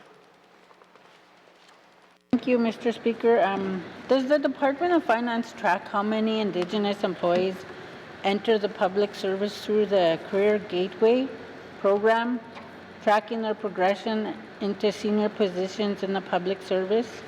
In other words, are we seeing development and succession for these employees? Thank you. Member from Detroit, Minister of Finance. Thank you, Mr. Speaker. We do track, again, folks who are coming in through the Indigenous Career Gateway program. The degree to which we might be tracking their succession thereafter that, I have to double check, Mr. Speaker. I can say that only as recently as June of 2023, until then, we did not have a formal succession plan within the human resources, not even a formal strategic plan for human resources. So I appreciate the question. That's exactly getting to one of the things we are trying to now do. And we do now have, as I say, a succession planning document focused on ensuring that we are, in fact, bringing Indigenous employees through succession planning so that they are moving through exactly that. So I suspect we are, based on that, doing that tracking, and I'll get those numbers, assuming they're available, to the member. Thank you, Mr. Speaker. Thank you, Minister of Finance. Final supplementary. Member from Detroit. Merci, Mr. Speaker. What other approaches is the GNWT taking to reduce barriers to Indigenous recruitment and retention into the public service? Thank you. Member from the Detroit, Minister of Finance. Thank you, Mr. Speaker. Mr. Speaker, we have launched a few years ago the Indigenous Recruitment and Retention Framework of it, and that has two key goals associated with it. The one is to increase Indigenous representation, full stop, in the public service. A number of goals and a number of actions therein, everything from creating and ensuring that there's employment opportunities, that there are no barriers, speaking with the Indigenous Employees Advisory Committee about what barriers they may observe, putting in Indigenous employment plans for every department. Different departments have different types of needs, different types of employees. ECC employees out on the ground might have very different circumstances from ITI, and wanting to get at what barriers there are for each department in not having more representation. The second goal, Mr. Speaker, is to increase Indigenous leadership. So, Mr. Speaker, what I'd like to suggest is I'll commit to getting an update on where we are with all of those action items and have that to the member or to the House. Thank you. To Minister of Finance. Oral questions. Member from Yellowknife North. Thank you, Mr. Speaker. My questions are for the Minister of Health and Social Services, following up on my statement. So, Child and Family Services has a category called neglect, which is one basis for reporting mistreatment to CFS and sometimes results in apprehension of children from their homes. Is there a clear definition of neglect, either in legislation or policy? Thank you, Mr. Speaker. From Yellowknife North, Minister of Health and Social Services. Thank you, Mr. Speaker. Mr. Speaker, I will have to follow up with the member. Thank you. Thank you, Minister of Health and Social Services. Member from Yellowknife North. Fair enough. Thank you, Mr. Speaker. I do look forward to the answer on that, actually. And with regard to plan of care agreements, they're listed as a preventive measure, and yet they're increasingly used to remove children temporarily from their homes, but that can be for up to 2 years. So what is the minister doing to ensure that there is proper oversight and proper legal protections for children and their families who are subject to plan of care agreements? Thank you, Mr. Speaker. Member from Yellowknife North, Minister of Health and Social Services. Thank you, Mr. Speaker. Mr. Speaker, plan of care agreements are not necessarily agreements that remove children from their home. Plan of care agreements within the Child and Family Services are where the family agrees that Child and Family Services will support the family. Depending on their situation, you know, I can't speak to when when it's deemed necessary to remove that child from the home. If they're, you know, but the reason that a lot of the plan of cares have gone up is because more people are accessing support, which in my eyes is what I've been trying to say, even as a regular member, is that this program should be more supportive, and the way to access services within this is to meet with a child and family service worker, to be assessed, to get the support, and work with a family preservation worker. Sometimes there are, you know, situations where, you know, family members may want to better themselves and they go away, and those children stay with family members. So thank you, Mr. Speaker. Minister of Health and Social Services. Final supplementary, member from Yellowknife North. Thank you, Mr. Speaker, and I look forward to following up with the Minister about that one too. Will the Minister commit to having her department look at implementing the UN Convention on the Rights of the Child so that all decisions to remove a child from their parents are reviewed by a court, that's in Article 9, and a child's right to be heard is applied, that's Article 12. Thank you, Mr. Speaker. Member from Yellowknife North, Minister of Health and Social Services. Thank you, Mr. Speaker. Mr. Speaker, I'm glad to take that information back to discuss with the department. Thank you, Mr. Speaker. To Minister of Health and Social Services. Oral questions. Member from Yellowknife Centre. Thank you, Mr. Speaker. Raising the child care issue is an interesting one, especially because we're getting emails real time here at the desk. Mr. Speaker, my question back to the minister is my question to the minister with respect to the overall bigger picture of the issue here is, what type of ability does the minister have to reset the wage grids within the regulations as currently designed? Thank you. Member from Yellowknife Centre. Minister of Education, Culture and Employment. Thank you very much, Mr. Speaker. Mr. Speaker, the wage grid for center-based ELCC staff outlines a minimum hourly wage, and so it sets the basement of what people can get paid. And then the wage grid does identify if people have different levels of education that minimum would go up. However, any additional wages on top of that would have to be borne by the service provider. Thank you. Minister of Education, Culture and Employment. Member from Yellowknife Centre. Well, there's a couple of problems, Mr. Speaker. One is it's the grid's the problem, and the fact that it's setting a floor but also a ceiling in some cases. So it depends on where you're sitting, Mr. Speaker. I'm asking the minister, because the funding is tied also to the grid, the funding each day care gets, this negatively impacts those who have had different scales and are told to maintain them at the upper scales, so the funding gap then starts to widen. Mr. Speaker, what can the minister do to address the funding gap that is caused directly by this grid? Thank you. From Yellowknife Centre, Minister of Education, Culture and Employment. Thank you very much, Mr. Speaker. So, Mr. Speaker, the wage gap does not have a ceiling. So it sets the minimum hourly. It does not set the maximum. What it does do, however, or what the whole program does do, is it stipulates what parents can charge to families. And so that's where we're running into an issue here. It also stipulates, as we explored yesterday, that parents can't charge like a membership fee, for example, because that fee would then have to be deducted from the fee that parents are charged. So what can we do? There is, always the nuclear option, which is removing ourselves from the program, but that would come at a huge cost to families in the Northwest Territories. Right now, the contributions from the territorial government are $13.3 million annually, and from the federal government are $20.5 million annually. Thank you. Minister of Education, Culture and Employment. Final supplementary, member from Yellowknife Centre. Mr. Speaker, the reason I ask for a meeting of the minds so one-off deals aren't happening, Mr. Speaker, or some daycares are being told what they want to hear, but then be another one being told elsewhere. Mr. Speaker, in short, they're losing employees because the grid is controlling their funding and the daycares are facing closure probably by summer. I had asked 3 of them and they were saying that's the right time frame, we're going to run out of money. So Mr. Speaker, when programs are being cut, outings are being cut, food is being cut, what can the minister do to stop that tragedy? Thank you. From Yellowknife Centre, Minister of Education, Culture and Employment.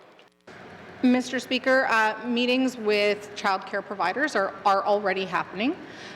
This is something that I take very seriously. I want our sector to have that stability.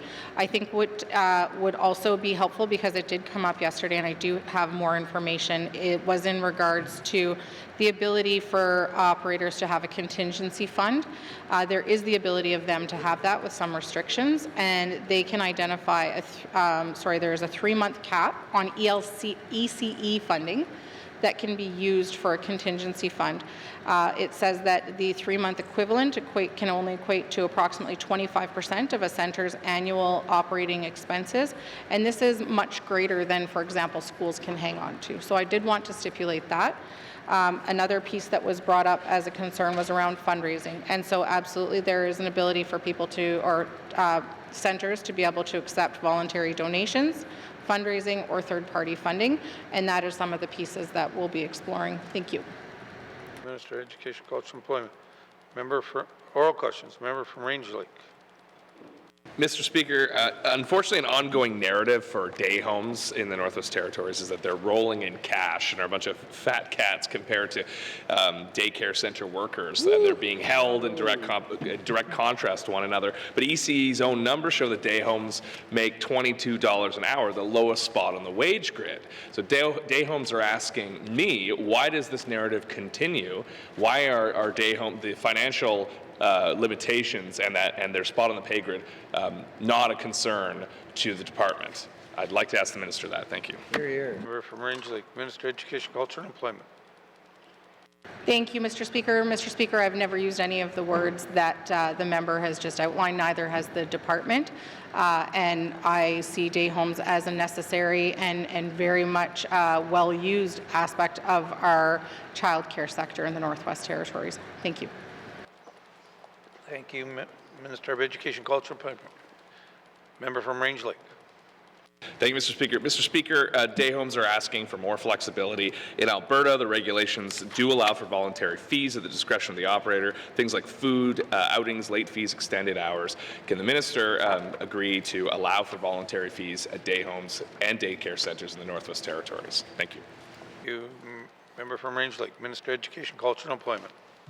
Thank you very much, Mr. Speaker. Mr. Speaker, I absolutely want people to be able to access anything that we are allowed to within the contract that we have signed with the federal government. One of the pieces of that is us being able to maintain that $10 a day fee for families. Certainly the government of Alberta does have deeper pockets than us, and so I would commit to looking into that and where that discrepancy comes from. Thank you. Minister of Education, Culture, and Employment. One supplementary. Member from Range Lake. Well, thank you. It's not a discrepancy, Mr. Speaker. It's and I acknowledge the minister will look into it. And I thank her for that. But it's not a discrepancy. It's a regulation that allows them to do it. So if they signed on to the Canada-wide agreement, they're part of it. So will the minister commit to reviewing the regs and reporting back to this House? Thank you. Range Lake. Minister of Education, Culture, and Employment. Mr. Speaker, if I guess the word I should have used instead of discrepancy was difference, I'm acknowledging that there is a difference between Alberta's regulations and our regulations, and said to the member that I would look into why that ability for Alberta to be different than us exists, and I'm certainly committed to figuring this out. Thank you.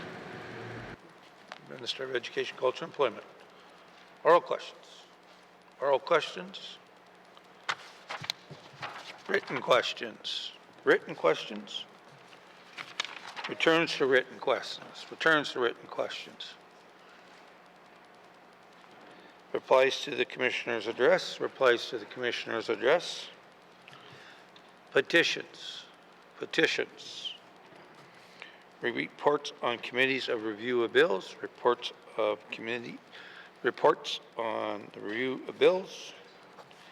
Reports on standing and special committee. Report on standing and special committee. Tabling of documents. Minister of Infrastructure. Mr. Speaker, I wish to table the following document, the Annual Report to the Legislative Assembly under the Transportation of Dangerous Goods Act. Thank you, Mr. Speaker. Thank you, Minister of Infrastructure. Tabling of documents. Tabling of documents. Notice of motions. Notice of motions. Notice of motions for first reading of bills. Notice of motion first reading of bills. First reading of bills. First reading of bills. Second reading of bills. Second reading of bills. Colleagues, we will take a brief break.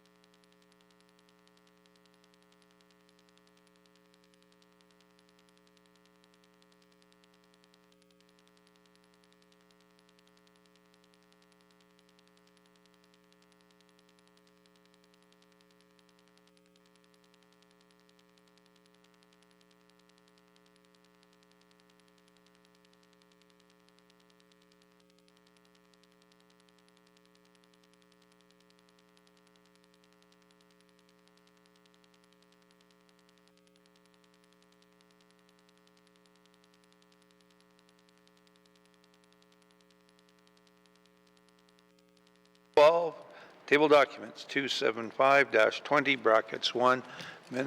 Member from the Nahende, or sorry, Tunde Willady in the chair.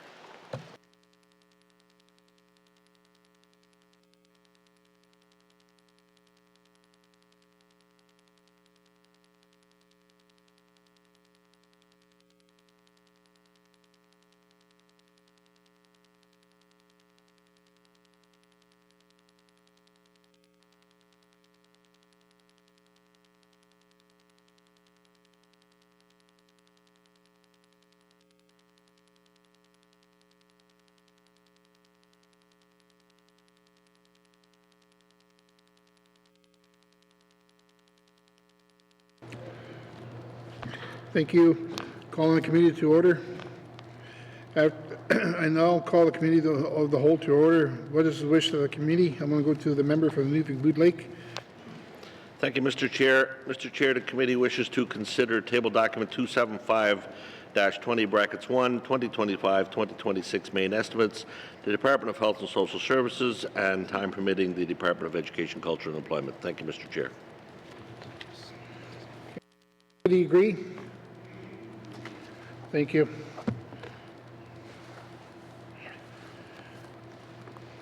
Okay, thank you. Well, committee will proceed with the first item. Consideration of committee of the whole of bills and other matters, 2025-2026 main estimates, Department of Health and Social Services, February 13, 2025. Committee, we have agreed to consider table documents 275-20 brackets 1, main estimates 2025-2026. We will not consider the Department of Health and Social Services. Does the Minister of Health and Social Services wish to bring in witnesses into the House? Yes. Okay. Does the committee agree? Thank you. Sergeant at Arms, please escort the witnesses into the chamber.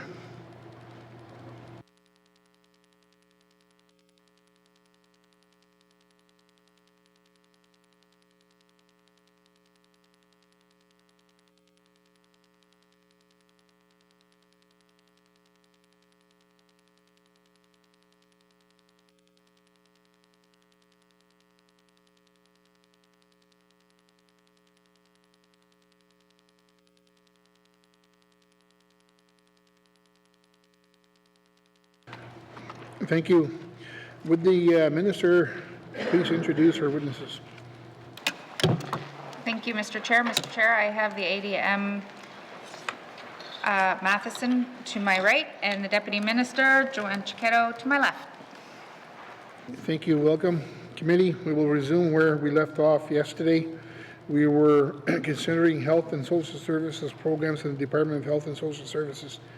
This key activity begins on page 203 with information on item on page 209. Are there any questions? I will begin with a member from Yellowknife North. Thank you, Mr. Chair. So to pick up where I left off yesterday, it feels like it's been years. Following up on my question about programs for children and youth, given the gap left by the closures of the residential treatment centers for children and youth, can the minister actually point to how much money in the budget is being allocated to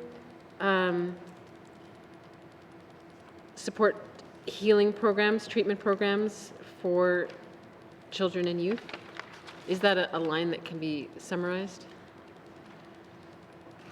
Thank you. I'll go to the Minister. Thank you, Mr. Chair. We don't have that level of detail here.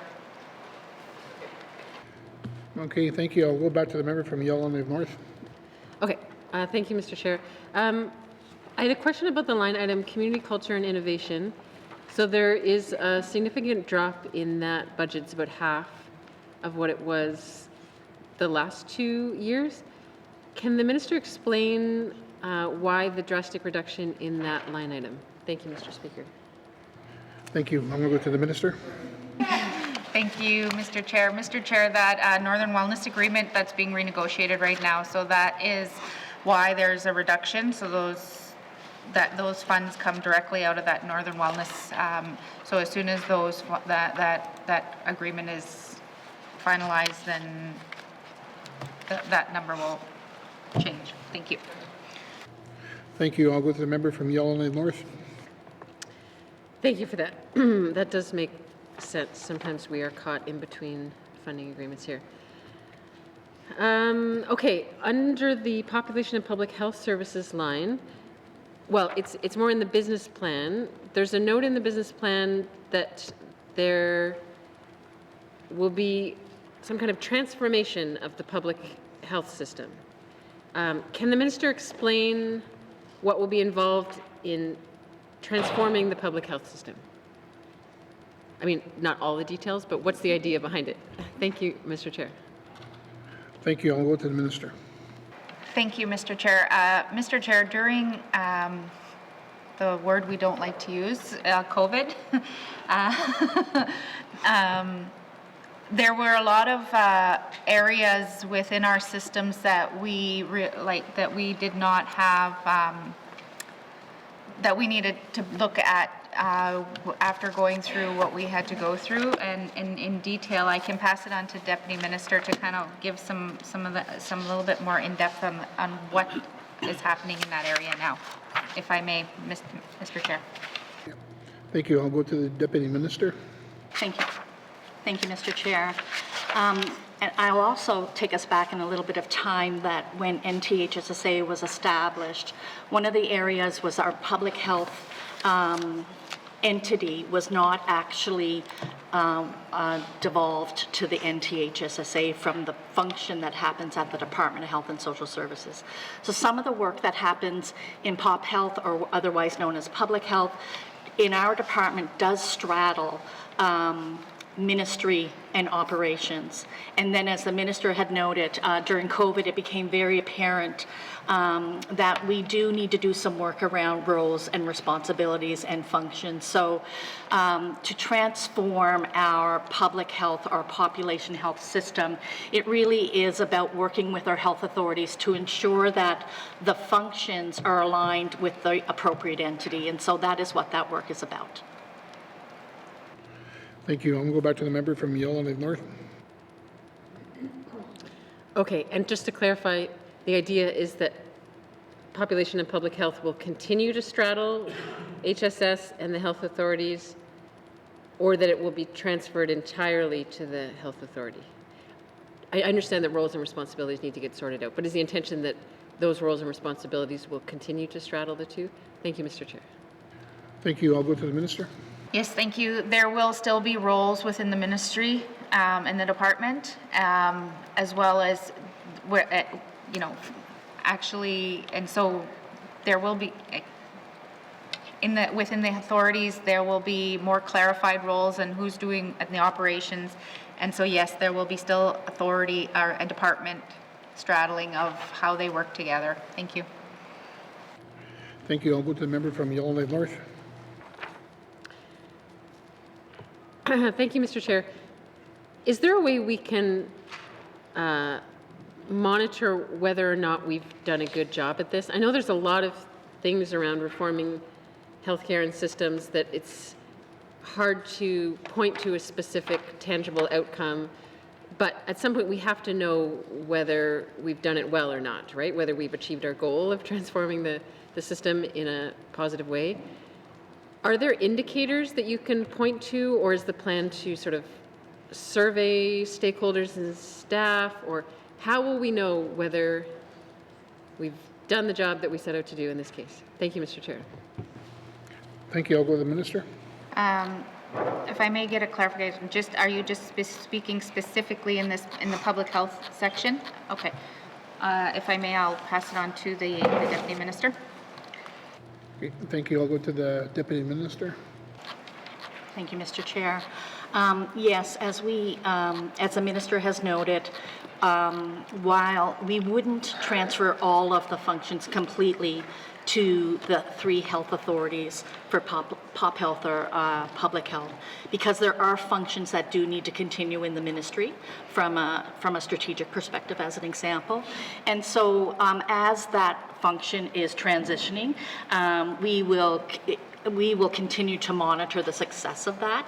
At the end of the day, one of the challenges from a client outcome perspective, when it comes to population health, that shouldn't necessarily be, that shouldn't change in the sense that it's really about how programs and services are delivered.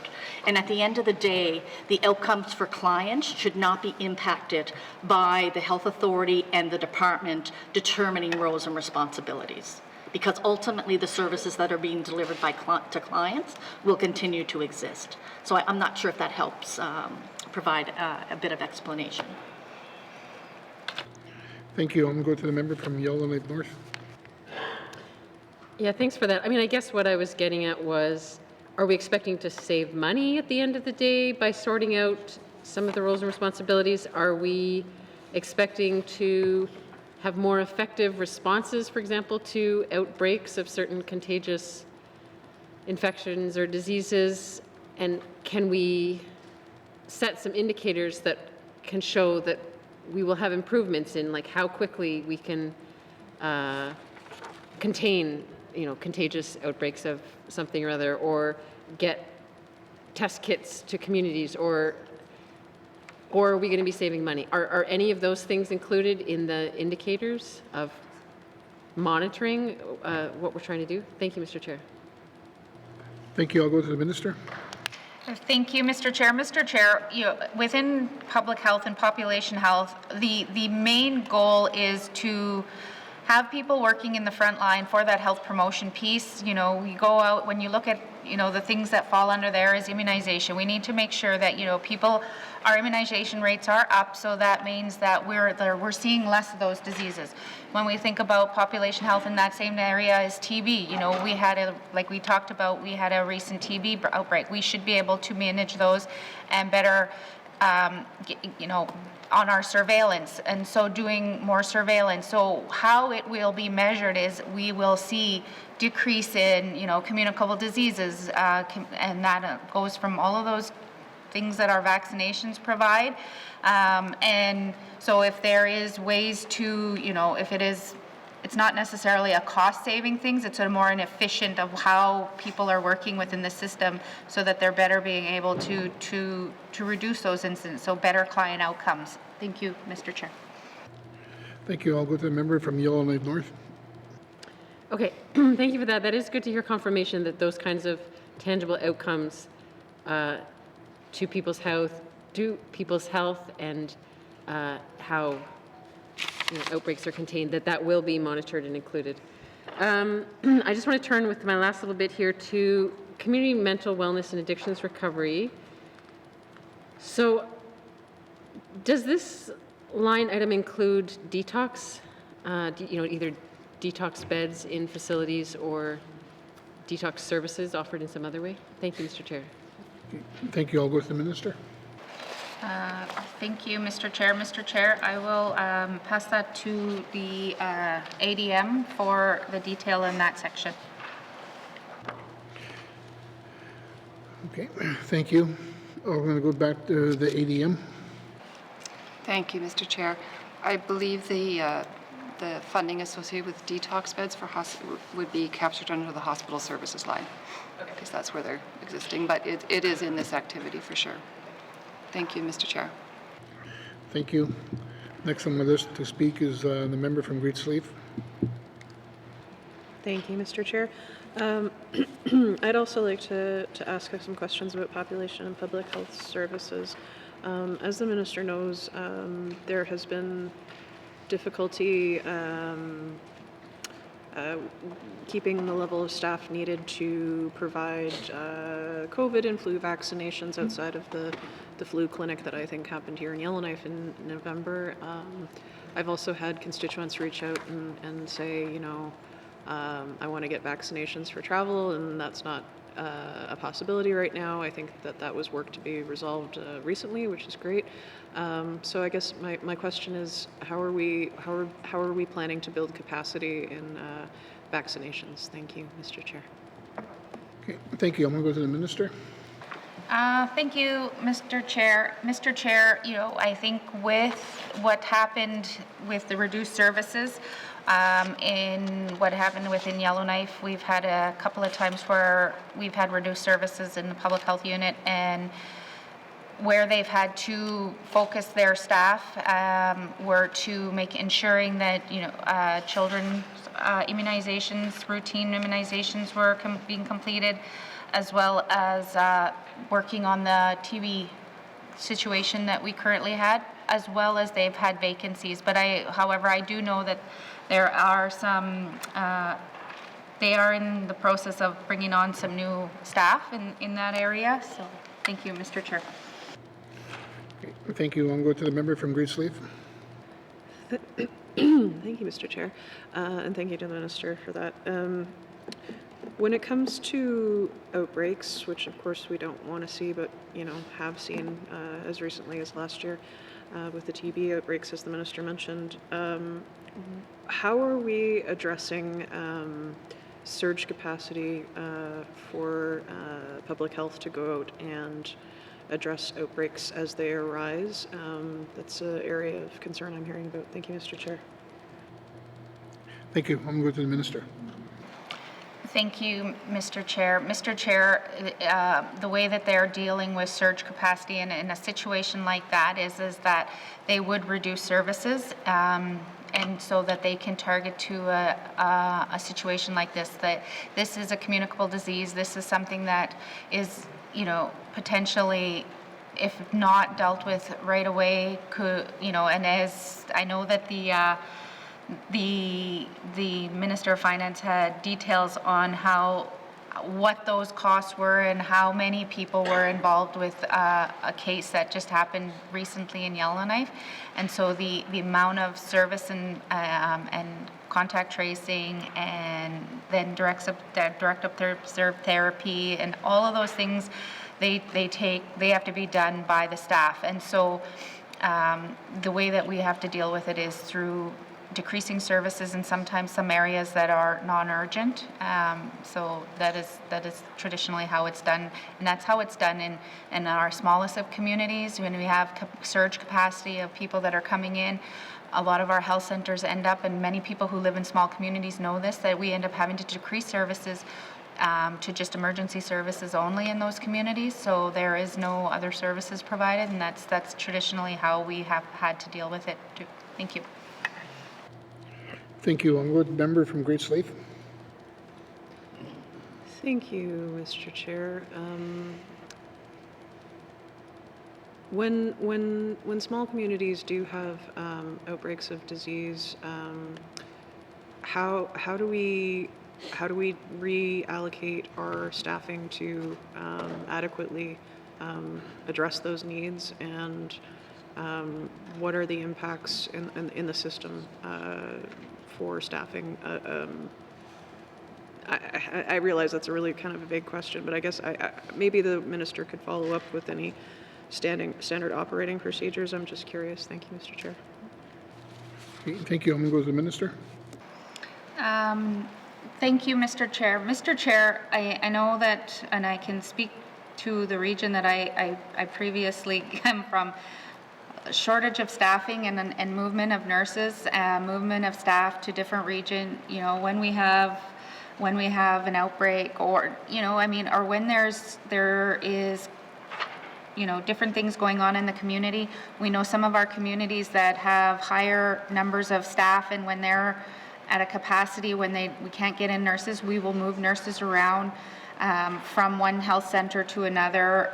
And in more recently, we find we have to look at casual nurses, contract nurses, which are not necessarily agency nurses that go out to the health centers, but term nurses, locum chins that we have in our rosters that will go out and do short-term contracts in the health centers to help and to support when there's low numbers of nurses in those communities. So that's how we do it.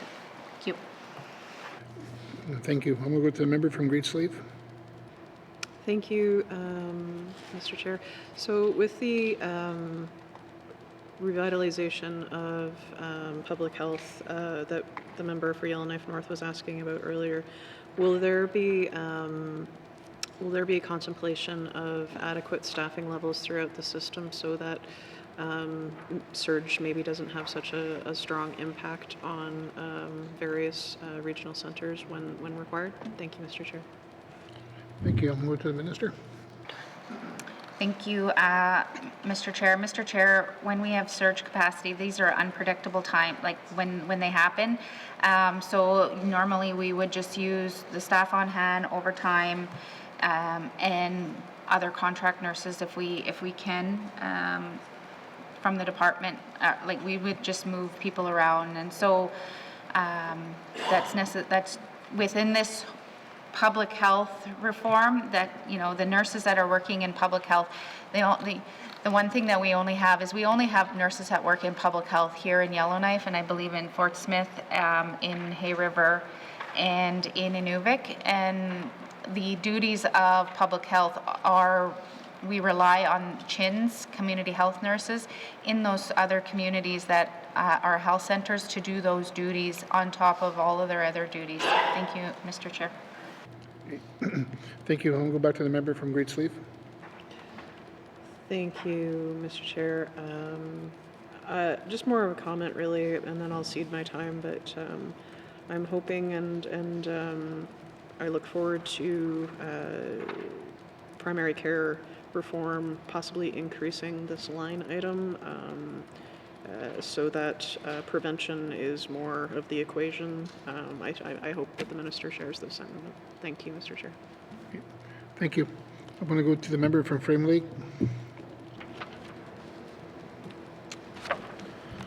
Thank you, Mr. Chair. I do apologize if I'm repeating any questions here. I was trying to follow along with all the other members, but the community clinics and health centers, I noticed there's a pretty significant increase there. Can the minister just give a quick summary of what's happening there? Thank you. I'll go to the minister. Thank you, Mr. Chair. I'll turn it over to the ADM for that detail. Thank you. I'll go to the ADM.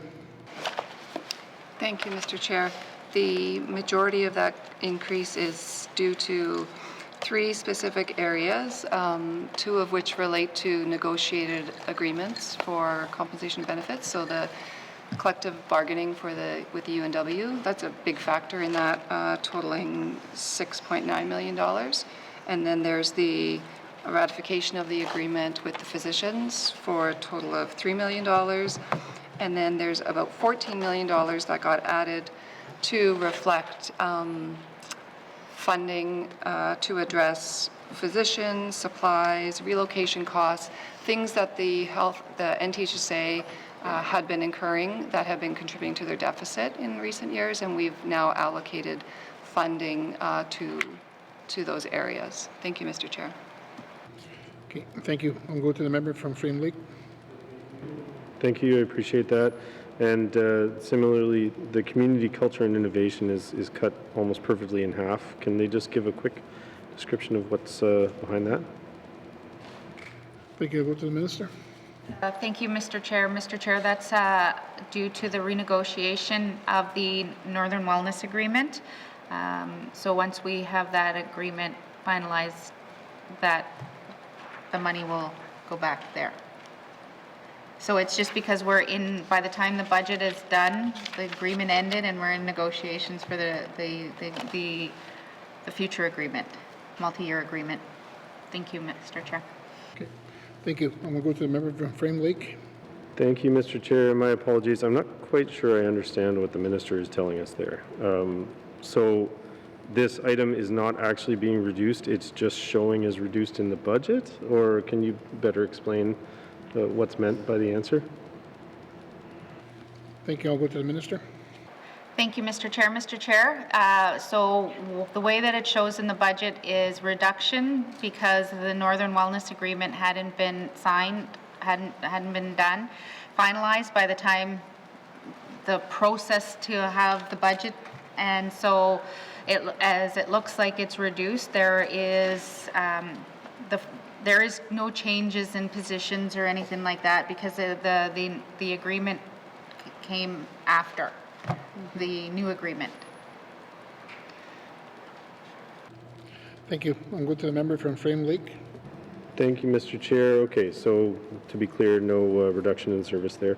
Similarly, population and public health services, there's a $1.2 million cut. Is there a service cut associated with that? Thank you. Thank you. I'll go to the minister. Thank you, Mr. Chair. Mr. Chair, I will pass that on to the ADM for the detail. Thank you. I'll go to the ADM. Thank you, Mr. Chair. It's similar reasoning for that reduction. It's actually made up of two agreements, that reduction. One is health system investments, where there's a sunset of time-limited funding for one-time projects associated with sexual health, as well as cultural safety and anti-racism.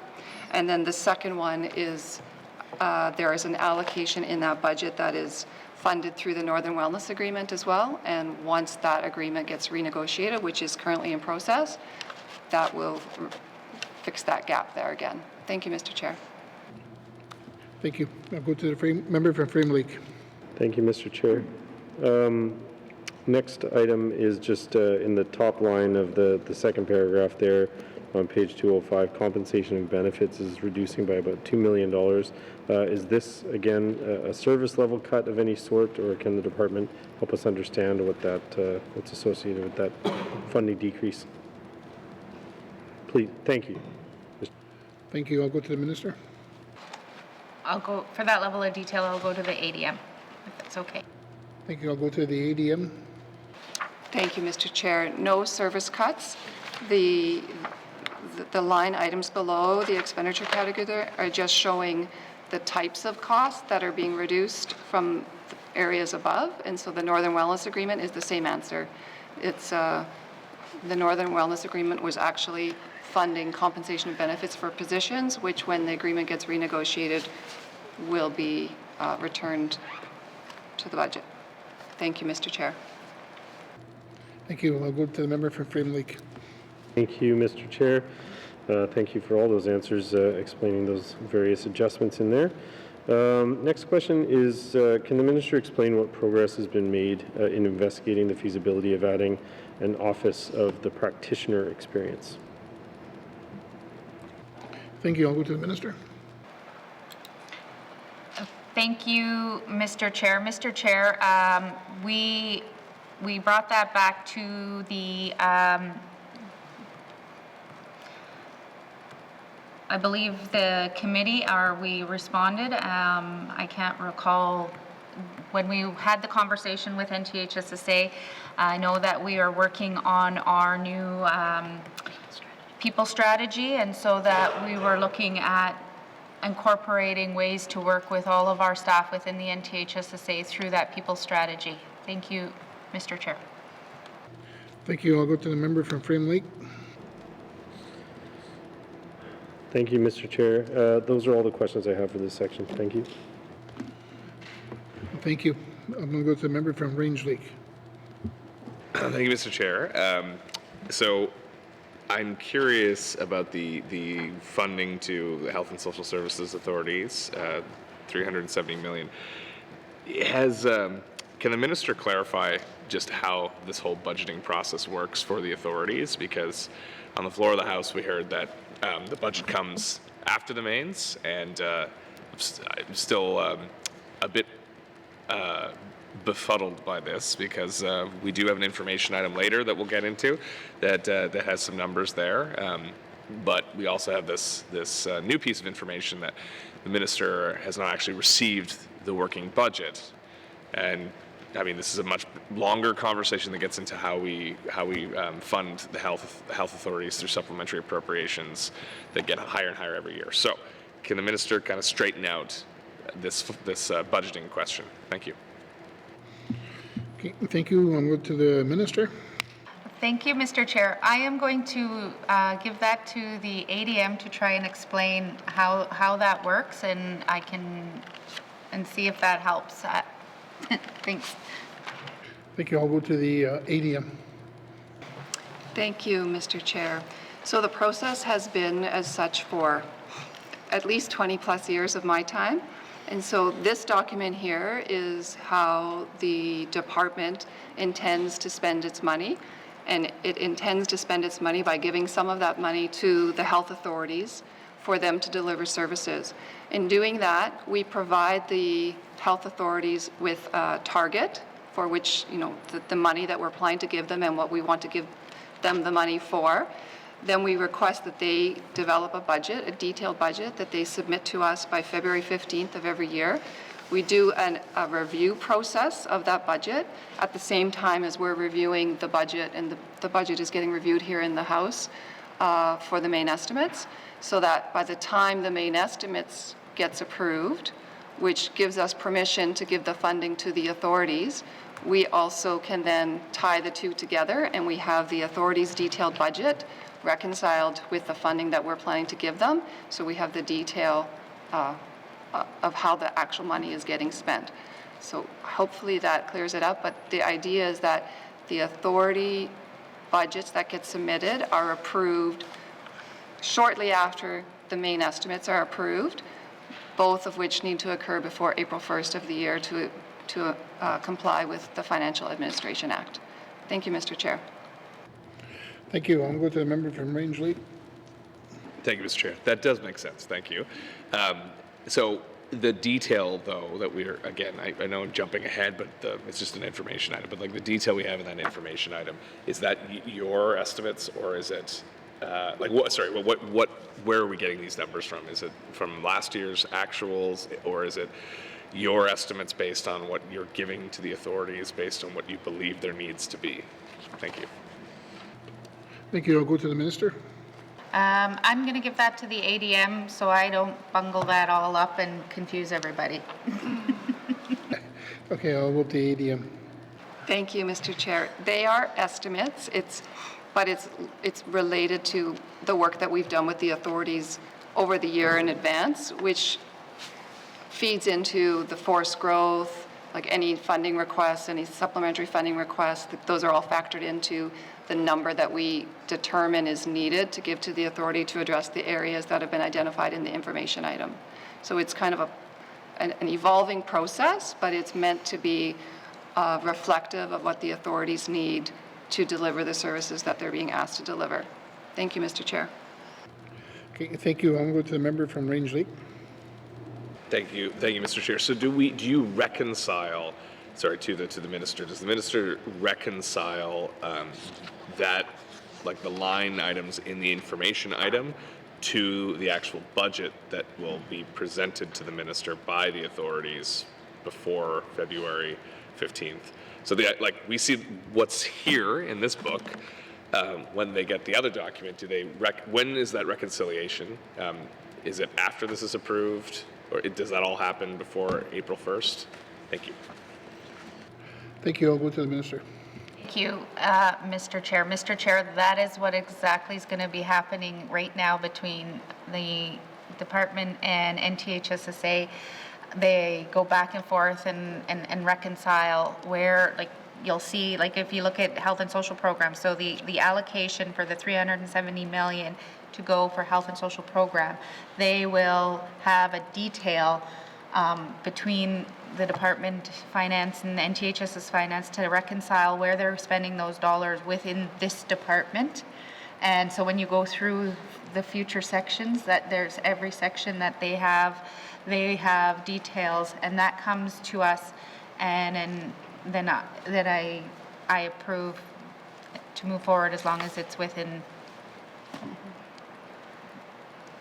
all of the things that we've approved through SUPs that carry on into the next year, and the budget that, whatever the budget that is approved. Thank you, Mr. Chair. Okay, thank you. I'll go to the member from Rangeley. Thank you. Yeah, and it all makes sense, the public accounts at the end and at the end of the year, so I'm not worried about like the money not being accounted for. It's more if we are, I guess if let's say we negotiate for 100 more nurses or something like that, which is a large number, but if we say you're going to give us that and it's $1 billion, we're having very well compensated nurses, where would you put that? Like, how would we know as MLAs that that money that we are voting for you is going to go to the authority and spent in that way, just because we don't have that level of detail? Is it through a specific contribution, like on the page here, or would it be just grant funding that authorities funding, and you'd work with them to figure out how to spend it to meet that commitment? Thank you. Thank you. I'll go to the Minister. Thank you, Mr. Chair. Mr. Chair, I'm going to, if I may, pass that on to the ADMs. She can explain that, how that works. Thank you. I'll go to the ADM.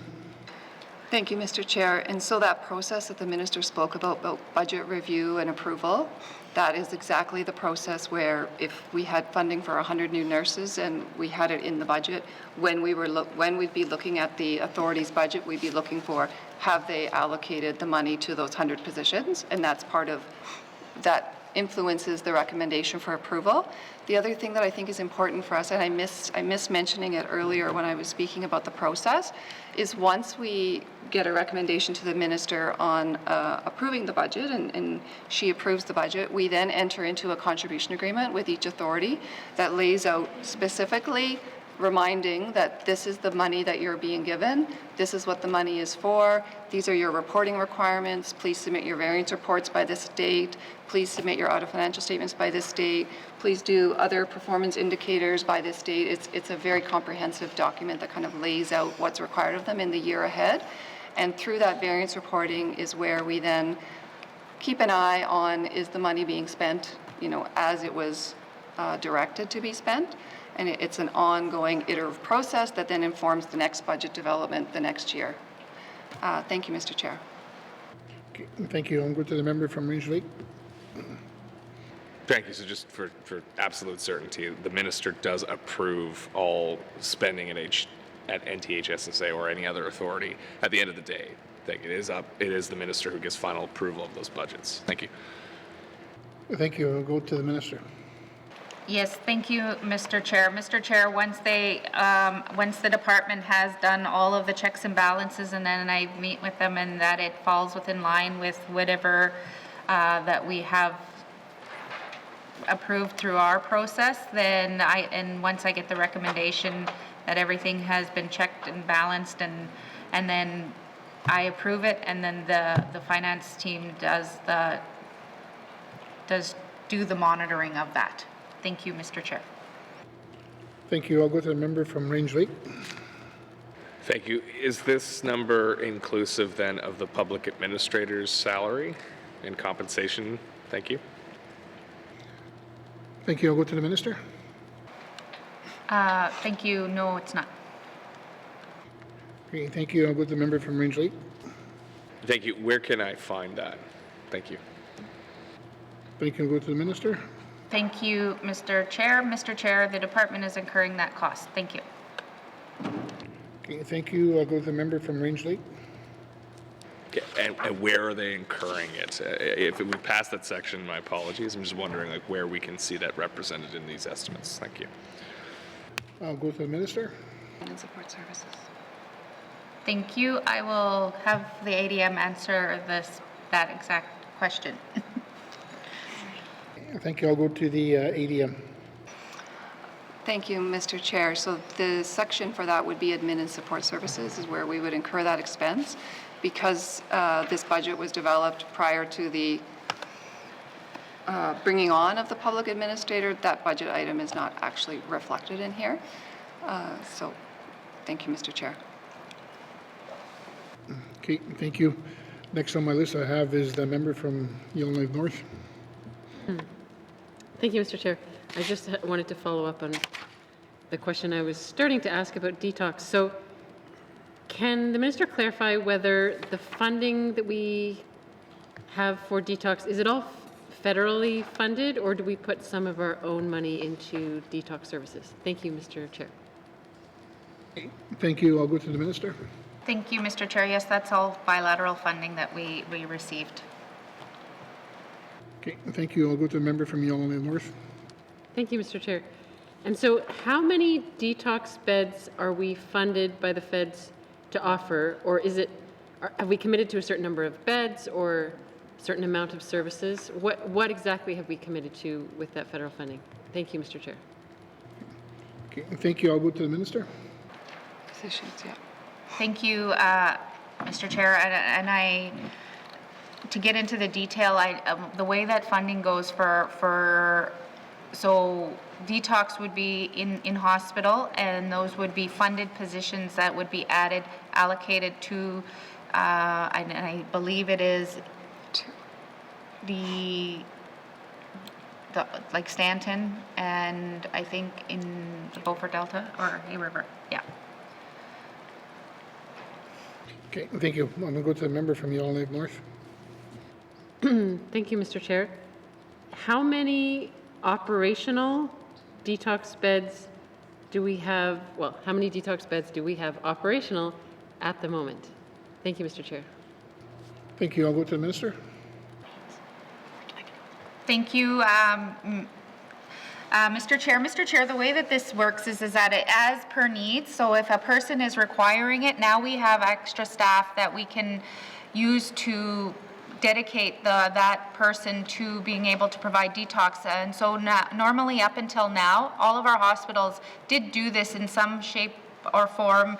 They when people were coming in, they were detoxing them.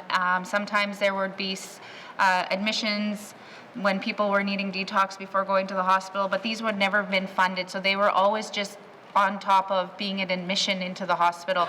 And now we have designated funding so that way. So when we talk about beds, we're talking about the number of nurses to being able to provide that one-on-one care that might need for those residents. And I know over the 3-year period, the agreement has 24 FTEs to be added for this initiative. Thank you, Mr. Chair. Thank you. I'll go to the member from Yellowknife North. Okay, thank you for that clarification. And so is it understood then that anyone going to the Stanton Hospital or the Inuvik Hospital that requires detox, that it will be available to them if they go in? Or have we had examples of where there's more demand than we can actually meet with the current level of staffing and funding that we have? Thank you, Mr. Chair, for detox specifically. Thank you. I'll go to the minister.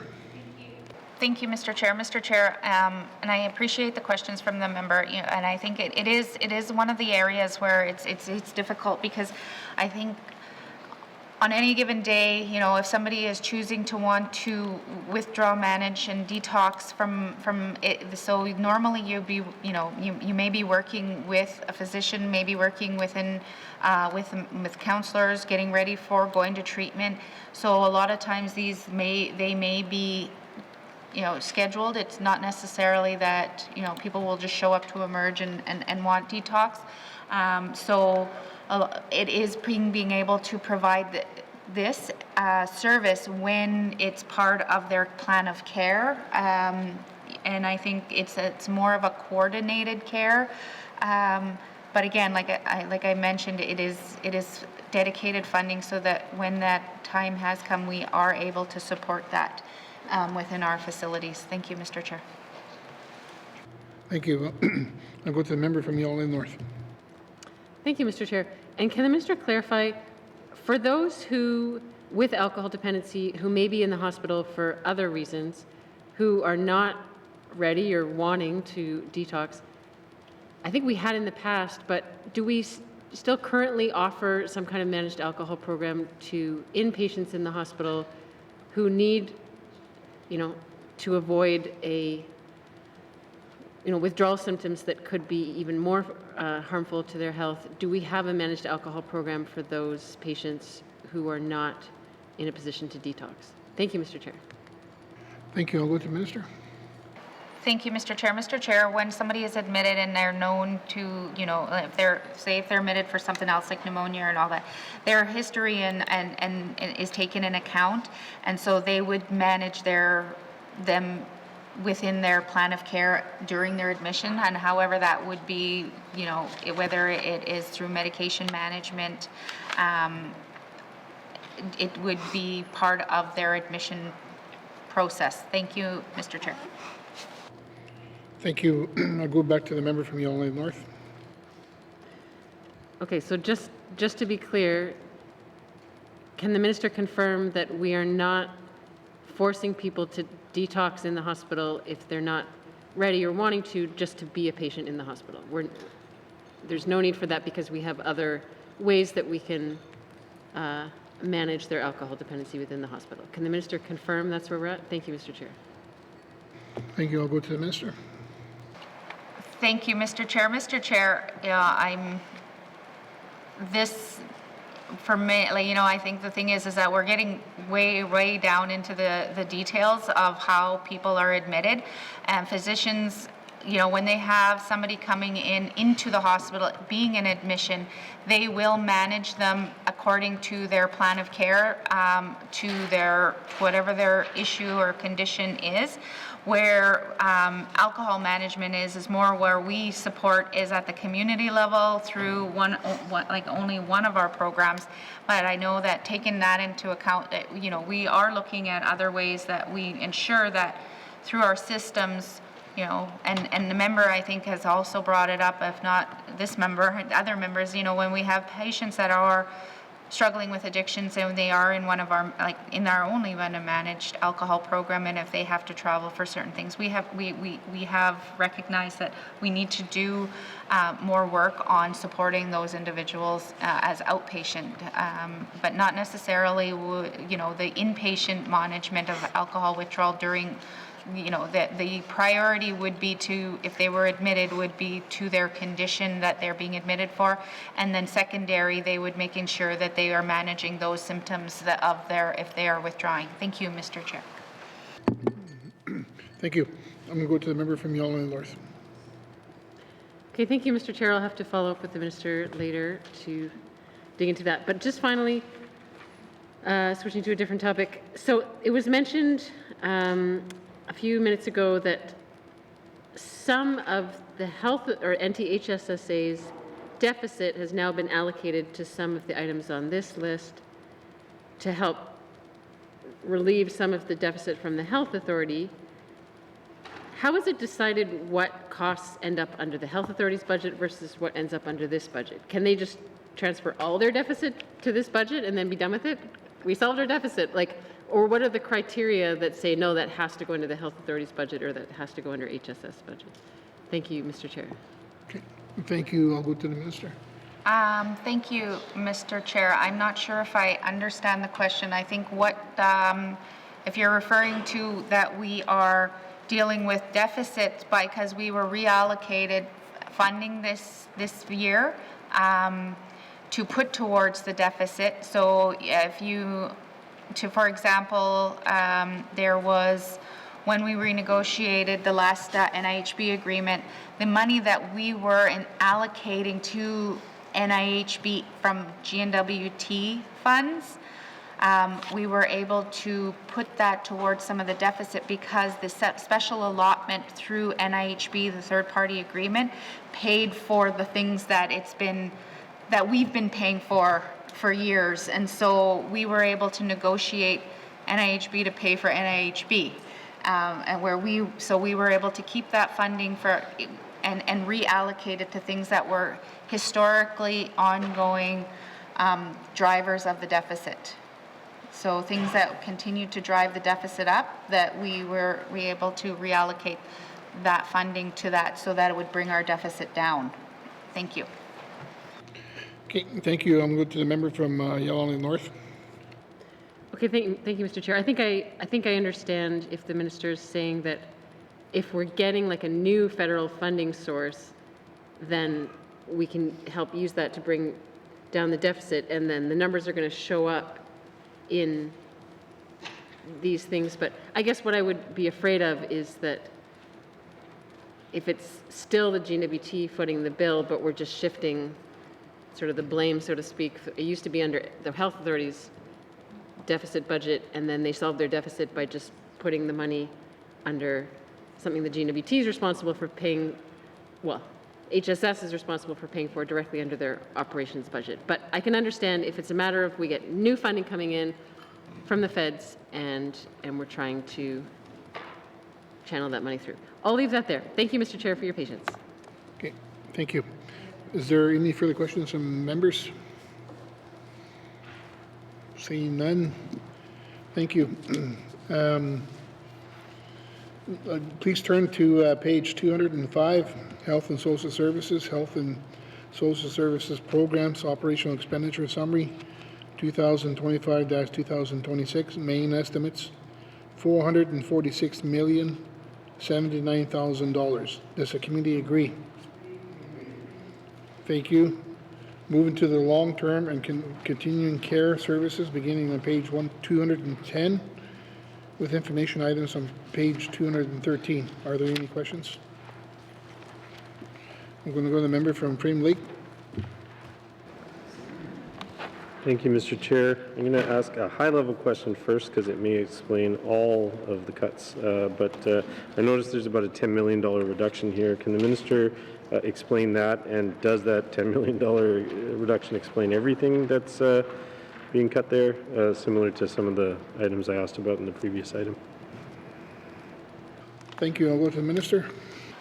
Thank you, Mr. Chair. Yes, that is the cost share agreements with the First Nations Inuit Home and Community Care sunset funding, and because we were in the same situation like with the other agreements, we have a couple agreements that happened partway through this year, so that's not reflected in here, so that's why it shows up as a decrease. Thank you, Mr. Chair. Thank you. I'll go to the member from Frame Lake. Thank you, Mr. Chair. Appreciate that. So the minister can confirm that we're not facing any service cuts this year for these items? Okay, thank you. I'll go to the minister. That is correct. Thank you. I'll go to the member from Frame Lake. Thank you, Mr. Chair. Just asking some questions on page 212. Member for Great Slave doesn't need to point out that I was being given an unlimited clock there. Good chair. Mr. Chair, so just on page 212 there's a almost $9 million reduction, or there is a $9 million reduction of Health and Social Services Authorities funding. There's a cut to the Respite Fund. There's a cut to the Seniors Fund. Are all those explained by the same answer that the minister gave me just a minute ago there? Thank you. I'll go to the minister. Thank you, Mr. Chair. Mr. Chair, for that detail, I will go to the ADM. Thank you. I'll go to the ADM. Thank you, Mr. Chair. Yes, same answer. Thank you, Mr. Okay, thank you. I'll go to the member from Frame Lake. Okay, thank you, Mr. Chair. So just to confirm and make 100% sure, we're not looking at service cuts for respite, seniors, or anything related to the long-term care. Thank you. Okay, thank you. I'll go to the minister. That is correct. Thank you. I'll go to the member from Frame Lake. Thank you, Mr. Chair. That's all the questions I have for this section. Is there any further questions? Member from Yalney North. Oh, okay. Thank you, Mr. Chair. Okay, so my question is about the Substance Use and Addictions Program, Health Outreach and Harm Reduction Program. It looks like there was funding from Health Canada 2 years ago. The last funding I see here is from 2023-24. And to support street-involved individuals in the NWT, improve access to supports for vulnerable. We're not. Oh, I'm on page 208. We're in 2012, or 212, sorry. Oh, we skipped right over grants, contributions, and transfers? It's included in the previous motion. Okay. I guess I'm not allowed to go back? You can ask for consent to go back.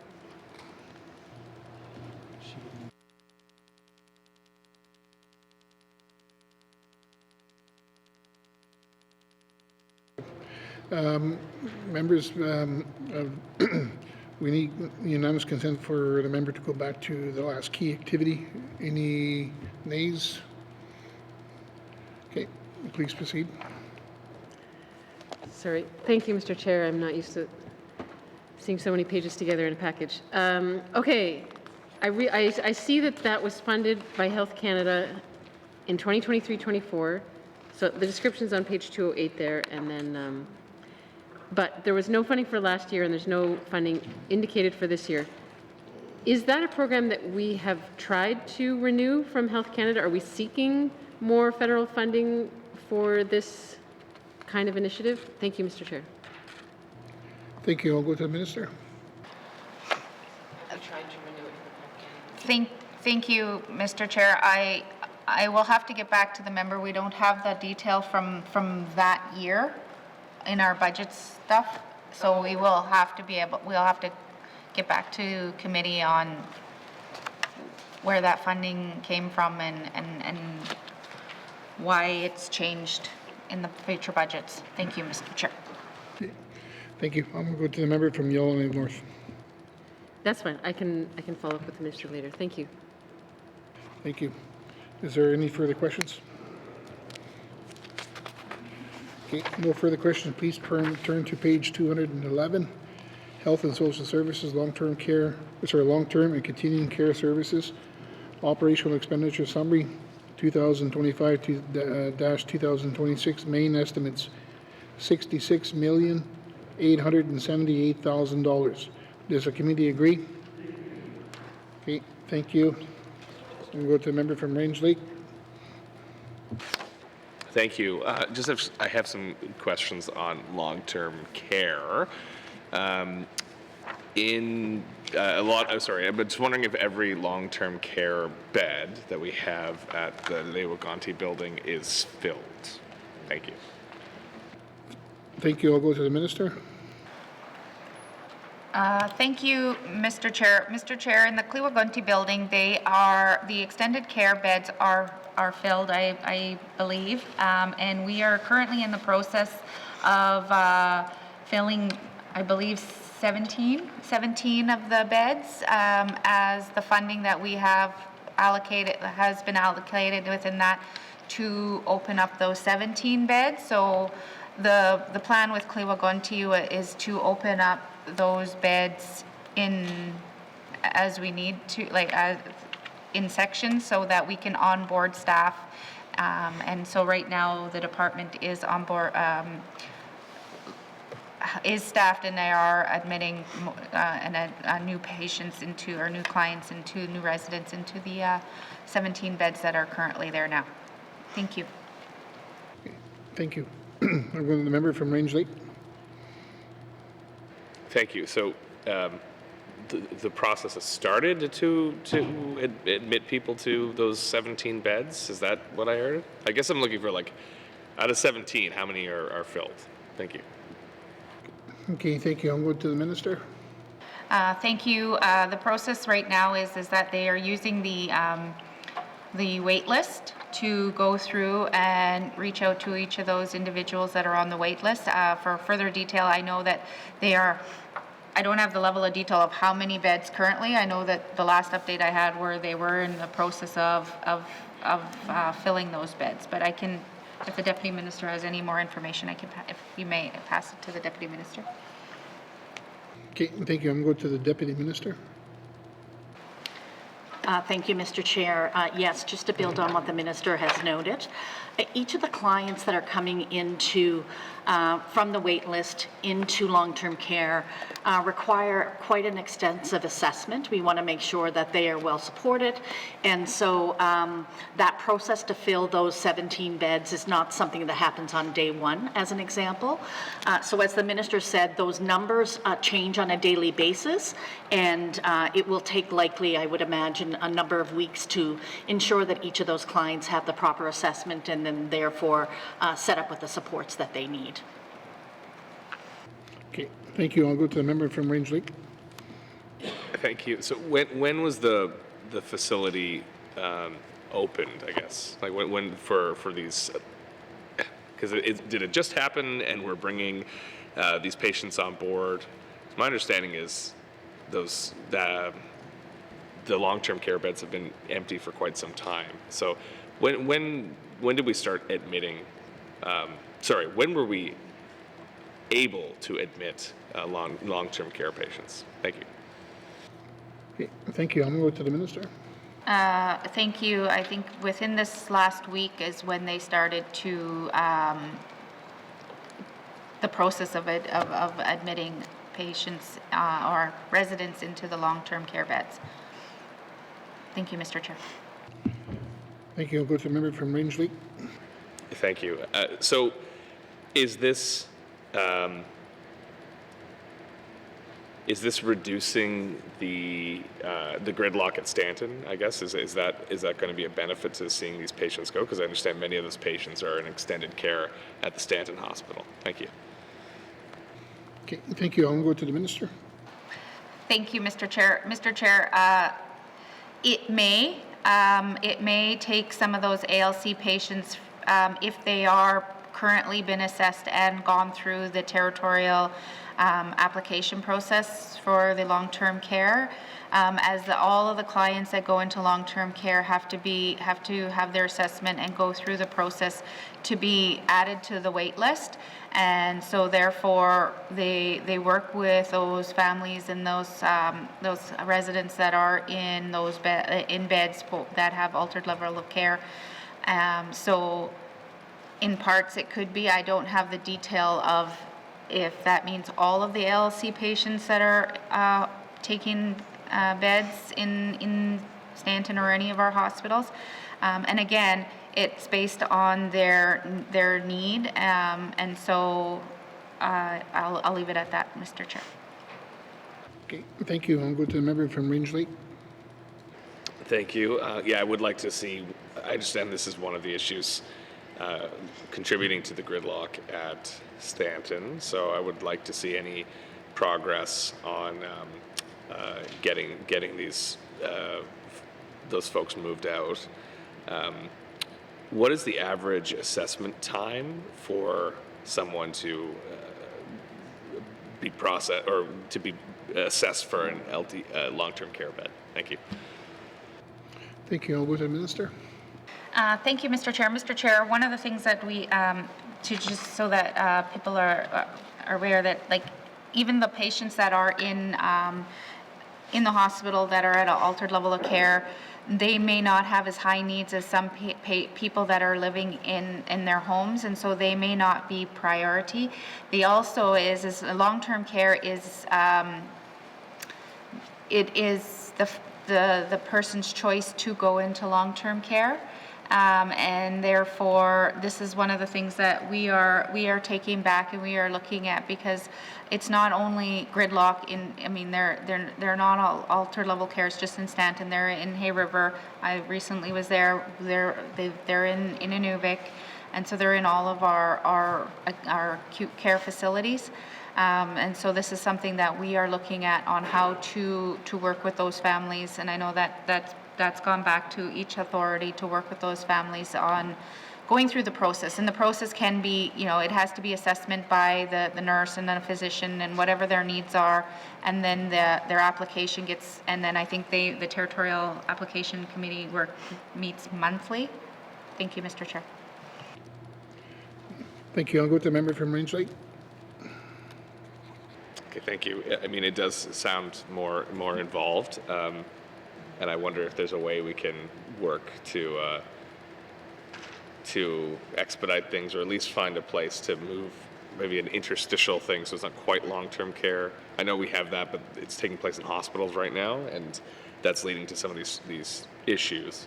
Given that there's still a need for long-term care at these the Inuvik, Hay River, Yellowknife, does the department plan to reduce any of the long-term care spaces, either that's offered through the authority or that's provided privately or through NGOs? Is there a plan to reduce any of those spaces? Thank you. Thank you. I'm going to the minister. Thank you, Mr. Chair. As of right now, there is no. The plan right now is the bed projections, and I know that we should have those bed projections soon. And so we'll base, we move forward as to what our bed projections are and how, in the changes that we are providing more home support work in certain communities, which is decreasing the need for those individuals and those people that don't need to go into long-term care as soon as, so it actually helps them stay in their communities longer. So based on the next bed projection, we'll look at what our numbers are, and I'm more than happy to share that information and work with committee on providing more information around how that process works after we get the bed projections. Thank you, Mr. Chair. Okay, thank you. We'll go to the member from Range Lake. Thank you, Mr. Chair. When does the minister anticipate the bed projections will be due and available, well, actually shared with members? That's probably a better timeline. Thank you. Thank you. I'll go to the minister. Thank you, Mr. Chair. I've been told that they'll be ready in April, and then we'll review them. And so once the department has had taken a look at what those projections are, then I can let committee know and reach out to committee and be able to provide information on that. Thank you.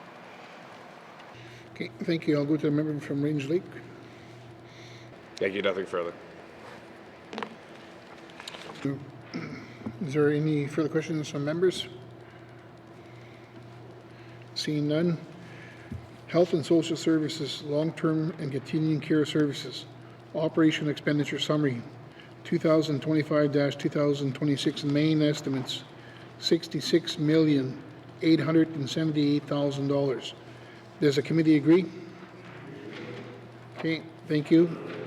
Moving on to Out of Territory Services, beginning on page 214. Are there any questions? Going to the member from Frame Lake.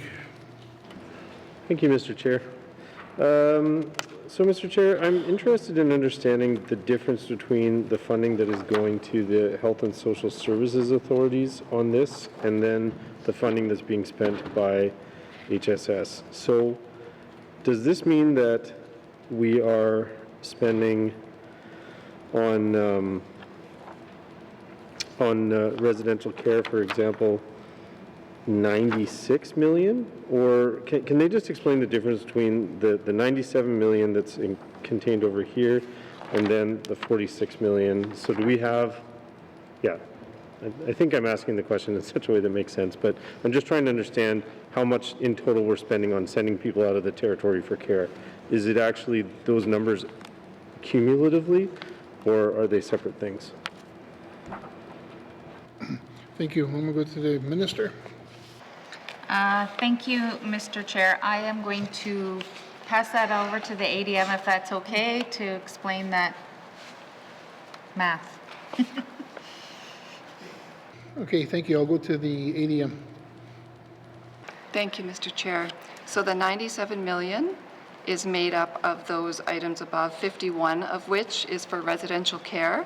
And then if you come below to grants and contributions, of that 51, 46 of that goes to the authorities to deliver the out-of-territory placements for adults, and 6 million, the remaining 6 million, 5 million 6, is under contracted services, and that is administered by the department, and it's for southern placements for children out of territory. So the money that goes to the authorities is the 46 million and is specifically for adults. Thank you, Mr. Chair. Okay, thank you. I'll go to the member from Frame Lake. Okay, thank you, Mr. Chair, and thank you to staff. That does help me better understand that. So the 46 million that we see on the other page is contained within the 51 million, so it's not a cumulative number. Staff, yeah, okay. Thank you, Mr. Chair, and that is the only question I had on this page. Thank you. Okay, thank you. Any other further questions? Member from Yellowknife North. Thank you, Mr. Chair. So on page 215, for facility-based addictions treatment, it looks like the number for 2023-24 was about 5.3 million, and then last year about 3 million was spent, and then the exact same number was estimated for this year. Is this number, does it fluctuate based on demand, or do we just have a set amount that we can allocate to this and, we can't offer any more if there's more demand for facility-based addictions treatment. Thank you, Mr. Chair. Thank you. I'll go to the minister. Thank you, Mr. Chair. Mr. Chair, this is services that we, so when you look at the actuals from 23-24 and then the means from last year, that is what was budgeted, but that's not what we spent. I know that we had additionally had to come back for a SUP to pay for that. This is something that fluctuates. Our numbers are increasing for accessing facility-based treatment. We actually, over the years, there were calls for reducing barriers to access to treatment, and so over the work, there's been a lot of work working with different ways to access treatment, reducing the barriers, going through different providers. And so there has been more of an uptake and an increase on addictions treatment, facility-based treatment. So one of the things that we continue to see is that we're actually looking at how this and how we're doing this, and and I think the big piece is that we want to be able to provide care for those who need this specific care, but we also have to take in a look on the cost. But no, we have never turned anyone away that has been referred to services, so those costs continue to add to our deficit. Thank you. Okay, thank you. I'll go to the member from Yellowknife North. Thank you, Mr. Chair. So is there a particular reason to think that the number for this coming fiscal year would be around 3 million if, at least in the last 2 years, it's consistently been significantly higher than that? On what basis are we estimating this year will stay at around 3 million? Thank you, Mr. Chair. Thank you. To the minister.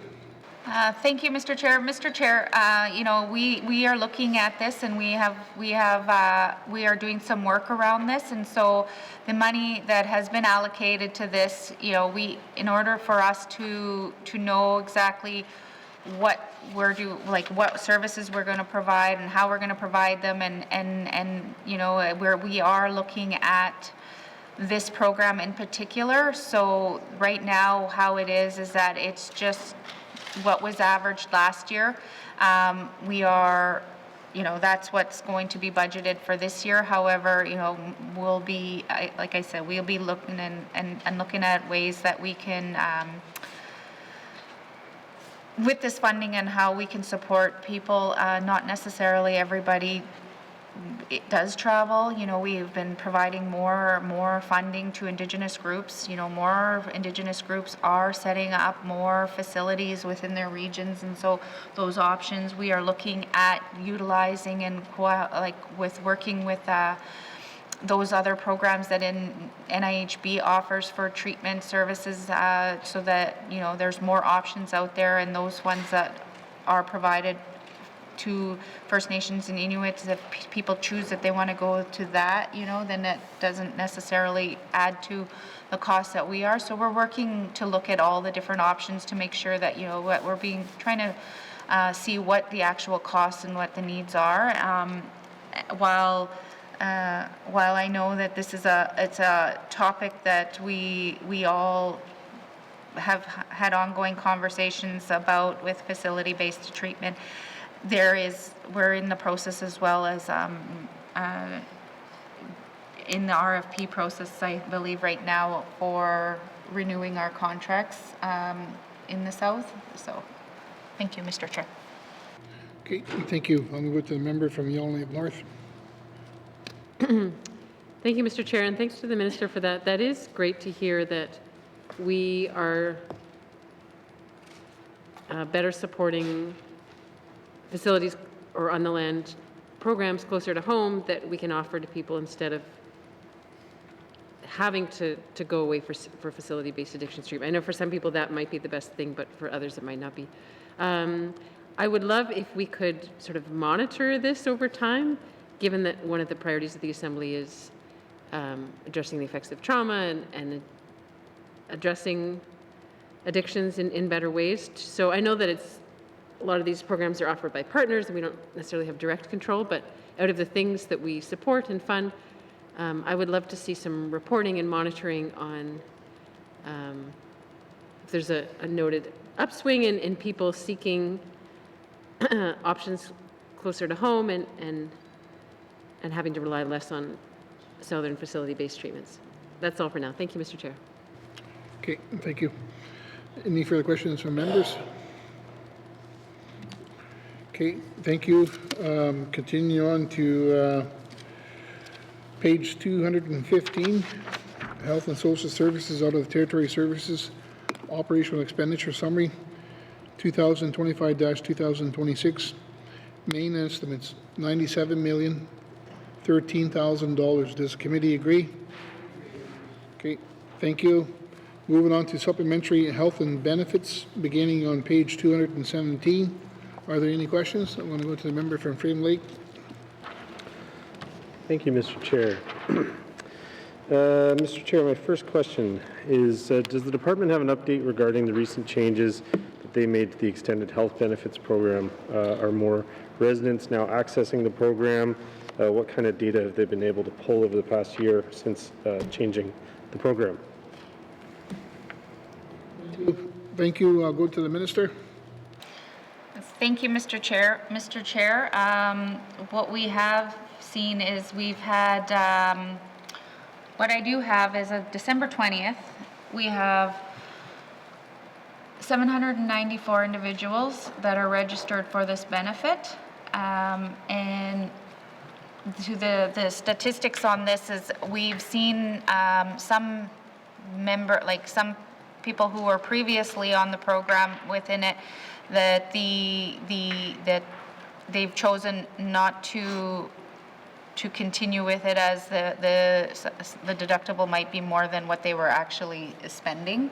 And so say for instance somebody who had a 600 deductible, maybe it was equivalent that their medications only added up to that, so there was no need for them to pay the deductible to just get the same amount. So some are not. So these are things that we are monitoring, and we do know that there are 366 new clients that have been added to this. So that is a good thing. And but this program, like I said, it is in this first year, so we haven't even completed 1 year yet, and that's not until September. And I have committed to bringing back any information back to the regular members and committee on within the 6 months after that 1 year, just to be able to provide any how it's going over this first year. Thank you. I'm going to go to the member from Frame Lake. Thank you, Mr. Chair. So 366 new clients. So those are 366 new individuals. Does that represent a growth of 366 clients over what was there before? So how many were registered prior to the change, I guess? Because you're saying there's 794 registered now. How many were registered before? Thank you. Okay, thank you. I'll go to the minister. Thank you. Before, when it was the specific disease, there were 1,200 accessing the program. Thank you, Mr. Chair. Okay, thank you. I'm going to the member from Frame Lake. Okay, thank you, Mr. Chair. So I'm a little bit confused if that's the case. We have 366 new clients. I'd have to do some very quick math to figure out what 1,200 minus 794 is, but it sounds like there's been a significant decrease in registration for the program. So can the minister explain what's going on with the numbers there? Is there another program that people have fallen into? Can the minister just help us understand? Okay, thank you. I'll go to the minister. Thank you, Mr. Chair. Mr. Chair, as this program is the payer of last resort, and some people who previously may have had other insurances, because and due to the specific disease, you know, they may have had one of the specific diseases, or a dependent that had one of the specific diseases on that file that would have made them eligible, that person eligible for this program. And So therefore, due to the way that it's calculated based on, I think it's net income, and the 30 bands, then they chose, then that's the thing is that, and for those that, when I've talked back to the department, is that those individuals chosen that it's more expensive or it's equivalent to the prescription, because once you're over band 1, it is for prescriptions and medical supplies for extended health benefits. Thank you, Mr. Chair. Okay, thank you. I'm going to go to the member from Frame Lake. Thank you, Mr. Chair. So the next question I have is, I note that the budget item hasn't changed year over year. One of the cases made by the department when this change is being proposed is that it would help potentially save money. I'm just wondering, the budget hasn't reduced. Can the department comment on whether the goals of the changes for the program have actually been achieved? Has it changed anything substantively, or are we kind of ending up right back where we started with a different program that's covering less people but costing us the same? Thank you, Mr. Chair. Okay, thank you. I'm going to go to the minister. Thank you, Mr. Chair. Mr. Chair, the department, on the same time that they're doing this, they're also working on the product listing agreements. So those are medications and things like that they're getting lower costs for medications, and so that is one of the reasons why we've been able to keep the cost down and within extended health benefits on the prescription side. And just to also add note to there are members and people that may not have needed supplies, or so when, say, somebody that would traditionally use the extended health benefits and they were for supplies and things like that, and maybe it was a big ticket item due to one of the things, and they may not need that, so they may not want to pay the deductible until they actually need that. So that's what this program is. It's kind of like how, when you think of how some of our other Sun Life, and you put in for your glasses, and your glasses cost $300, but they keep the deductible, and so sometimes it wasn't, in some of the instances that I've been told, is that it was, they just chose not to do that. Thank you. Okay, thank you. I'm going to go to the member from Frame Lake. Thank you, Mr. Chair.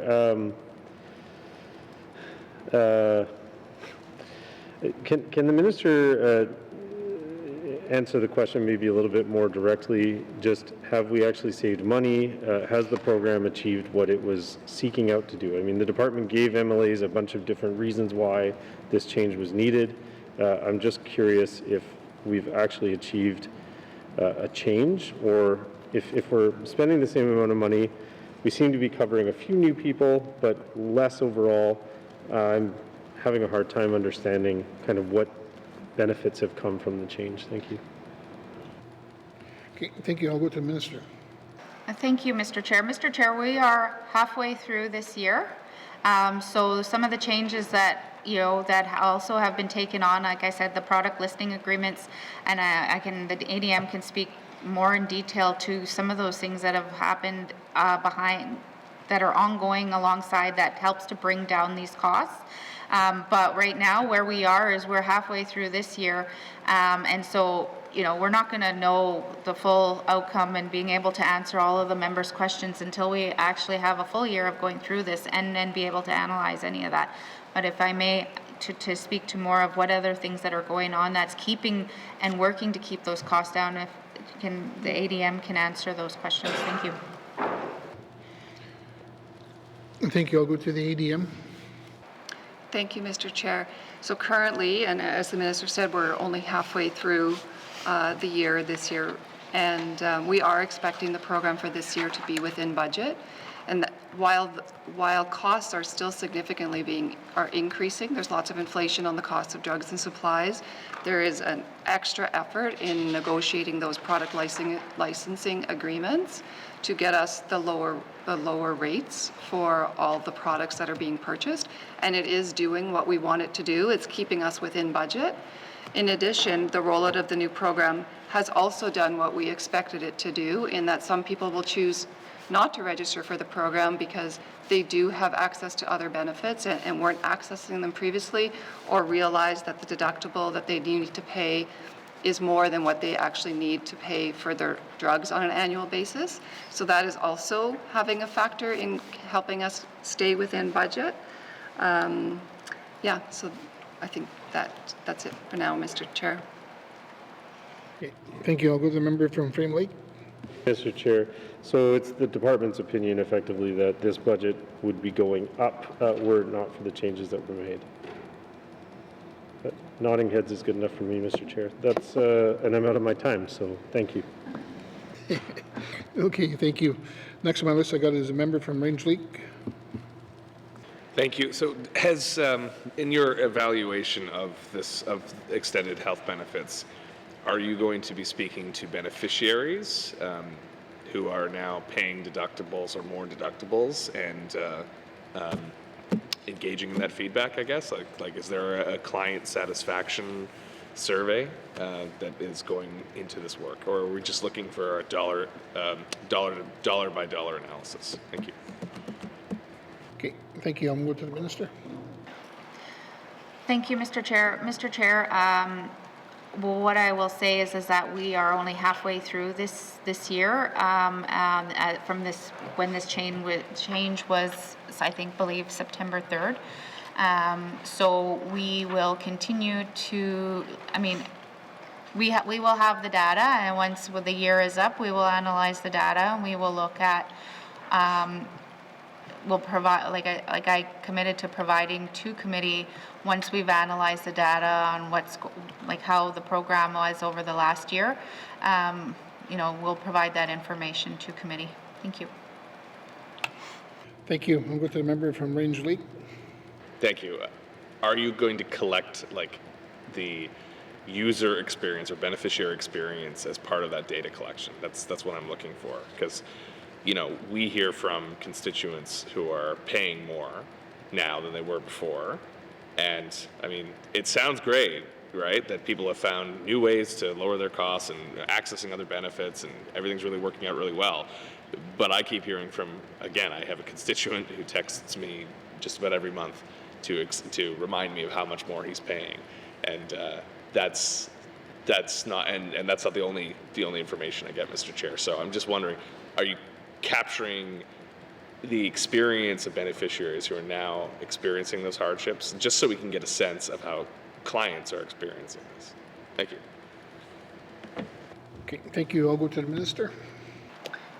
Thank you, Mr. Chair. Mr. Chair, I know that there has been, the health admin office does deal directly with the clients and has been keeping, the information that we will be needing to look at through this process. And once we get to the year and we analyze the data, we'll go forward on as to what further analysis that we need to do. Thank you, Mr. Chair. Okay, thank you. I'll go to the member from Range Lake. Thank you. Do you know how much, if you had maintained the old system but added the new client base, do you know what the cost with that, the cost of the program would be? Thank you. Thank you. I'll go to the minister. Thank you, Mr. Chair. No, because it's on a basis where people are utilizing supplies, they're utilizing medication, the cost of medication, their prescription changes, they've left, clients have left, new clients have come to the territories, people migrate from this program into the seniors benefit program. So there's a lot of different moving pieces to this. So that is not something that we can say that we have offhand. Thank you. Okay. Thank you. I'll go to a member from Range Lake. Thank you. No, that's fair. This is a difficult question to answer. Can the minister remind me how many clients have fallen off? I know there's 366 new clients, but how many have fallen off from previously registered? Thank you. Okay. Thank you. I'll go to the minister. Thank you. I think, I believe that of the 1,200 of people that were accessing benefits before, we have 794, and again, and 300 that were, 429 of them on the last information I have were previous clients. And many of, like I said, before the program is if you're a specific disease, you didn't even have to go through other insurances. And so now the program has been so that you're the user of last resort of the extended health benefits. So those that have previously been on them have been accessing, may have chosen to use their own insurance if they have work insurance and things like that. If they're, like say for instance, we work for the government, they will use their government insurance first. Thank you. Thank you. I'll go to the member from Range Lake. Thank you. I guess I wish that had kind of been explained ahead of time, because it's a very reasonable idea that like the changes to the system are just using other insurance providers first, and that would, I think, help sell this a lot more. But that being said, some people I know who work as public servants are still paying more. So public health care insurance plans don't cover everything, and there's still a need for these extended health benefits. What would it take for, like, what kind of assessment would it take to lower the costs or to restore the benefits to the place they work? Because what I'm afraid of is, like last time there was a fight over this, and I and other members were not happy with how this shook out. But the guarantee of the minister was like, don't worry, we'll look at it and we'll come back and talk to you. But is the minister just going to come back and be like, here are the numbers, and we're going to continue? Because I think we're looking for a real, give and take here. Like, is there a possibility that we can restore extended health benefits and take the edge off our constituents who are paying more now than they were before? Thank you. Okay, thank you. I'll go to the minister. Thank you, Mr. Chair. I'm not sure if I understand the question. We still have, everybody can still apply through extended health benefits. There are, if they choose to, based on their income threshold and their net income, there has been things put in place where they can, instead of paying that lump sum right at the beginning, I've made an exception right off the bat that they could do it through monthly installments if they know, like some people, if they know that their prescriptions are, and they're going to be utilizing this program, they can pay the deductible right off the bat and they can do it over the year. So that was offered to anybody who provided that, and we have, I think the last time I followed up on that there was one person that was doing that, but that is an option, and it is in the information that goes to the client, so that way, if it is, to be able to come up with that full deductible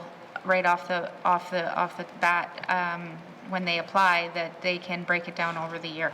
So, thank you. Thank you. I'll go to the member from Range Lake. Thank you. Well, I guess to be clear, so I have a constituent who's paying $4,000 more a year than he did before. So before the change to the program, he was paying $0. Now he's paying $4,000. So how do we get to a point where he's back to zero? Thank you. Okay, thank you. I'll go to the minister. Thank you, Mr. Chair. Mr. Chair, I'm not going to go into the details of the program here right now. I know that, as we said, we will be doing the review. Somebody who's paying $4,000 in a deductible is probably at the top end of the grid. And the bands were, I think the lowest band is $58,000 a year. For, I think, band 10 that we talked about last year is, and there it's also based on how many people are in their household. If there's an adult, if there's children, then that's taken in account of what it's, and it's based on their take home It's not based on their gross, it's based on their take home. So that would be in one of the highest brackets, I would say. Thank you, Mr. Chair. Thank you. I'll go to the member from Range Lake. Yes, thank you. Well, I mean, I don't think we'll have a satisfactory answer here. What I'm looking at is like, is this going to be a negotiation, or is this going to be an ongoing negotiation around like, is this program working for our constituents, or is it going to be, we've decided it is, here's the information, goodbye, right? Like I'm seeing if there's a willingness for the minister to work to reconsider this decision. Because again, I appreciate the challenges of healthcare sustainability and all that goes into that, but benefits to constituents that lower the cost of living in the Northwest Territories directly are really important. And I don't want to see them given up lightly, and I want to fight for this. So is the minister willing to reconsider this after the review's done? Thank you.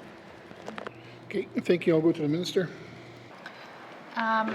Thank you, Mr. Chair. Mr. Chair, like I said in this House, I will wait until after we see the results of the first year of the review.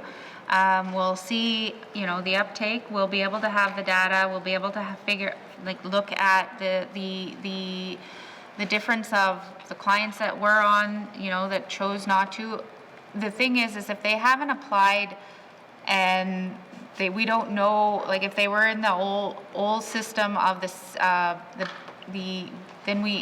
if they haven't applied, then we don't know what the difference is going to be. So that kind of data, if people didn't apply on the extended health benefits because they are in a higher tax bracket, or then we won't be able to analyze the data on how many people and what their costs were, because that's also data that we will have to take in account. So I'll just leave it at that, Mr. Chair.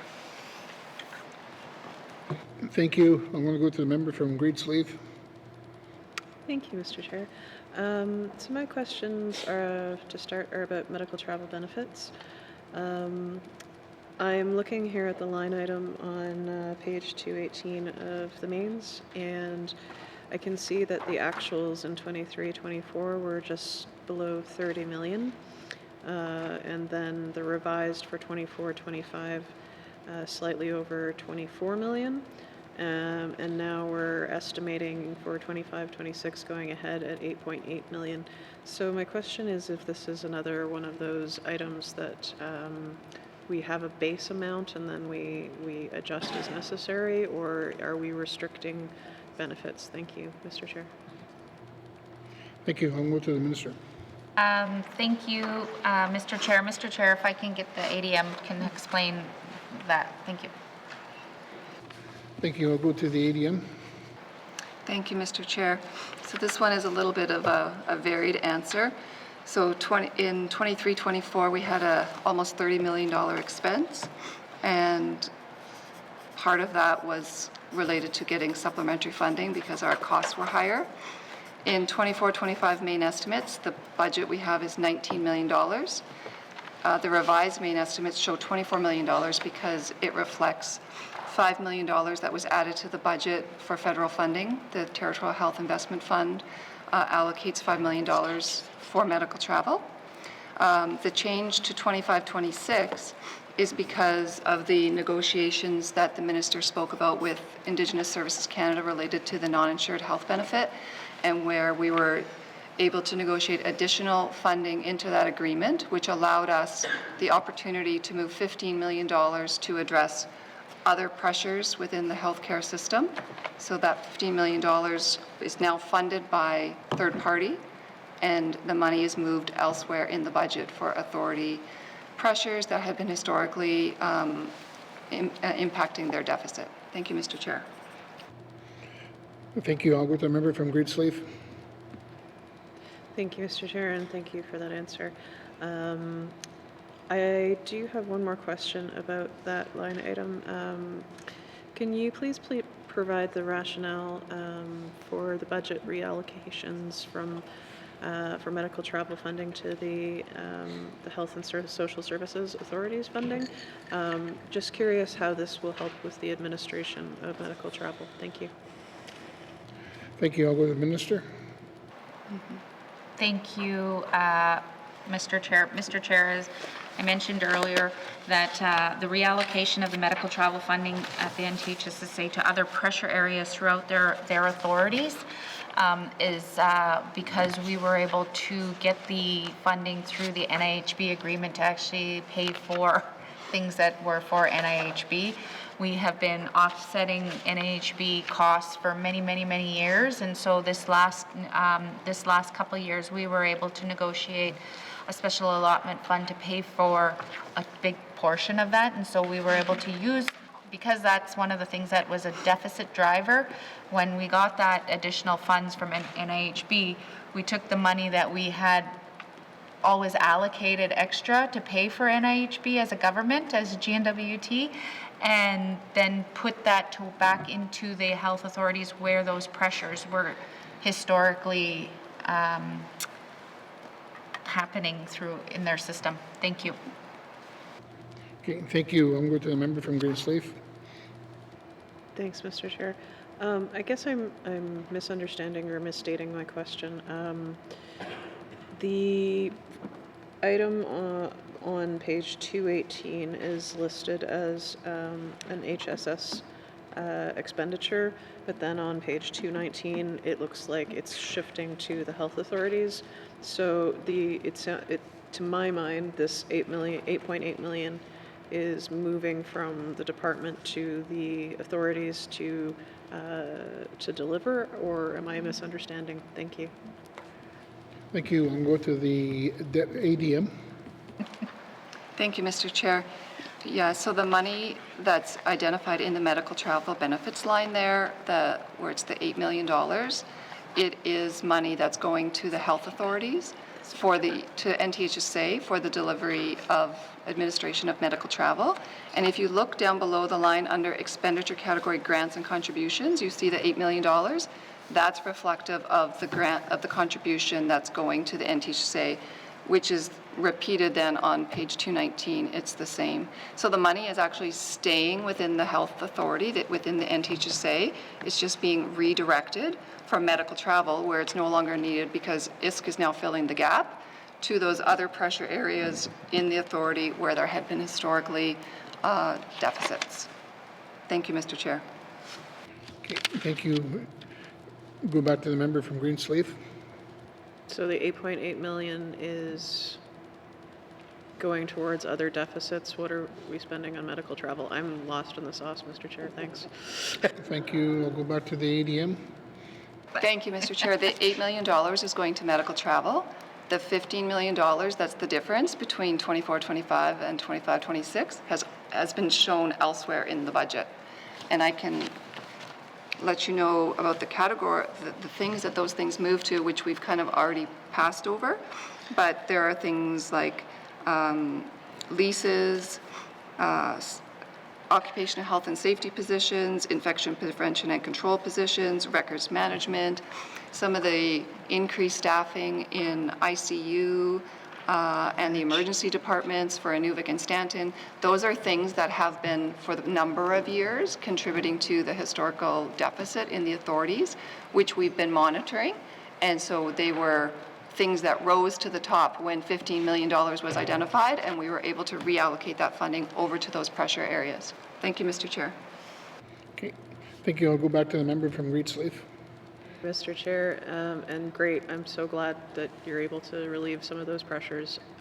My question specifically is the $8.8 million, which is allocated from what I understand from HSS to the health authorities, that's always allocated that way. It was never administered by HSS. It's always been administered by the health authorities. Thank you. Okay, thank you. I'll go to the minister. That is correct. Okay, thank you.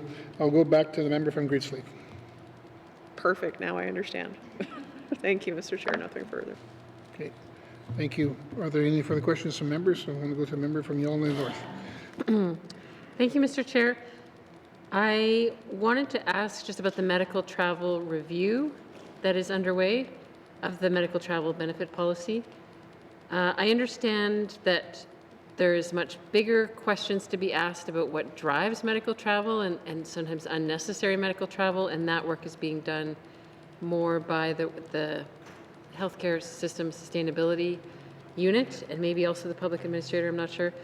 But this is an attempt to modernize the policy. So one thing that has been suggested to me could help save some costs is letting those who want to or are able to book their own medical travel, book their own flights or accommodations. Often they could do it further in advance and get a better deal, or just save the trouble of having someone in government do all the bookings that they could just do themselves. Is that something that's being considered as part of the medical travel policy review? Thank you, Mr. Chair. Okay, thank you. I'll go to the minister.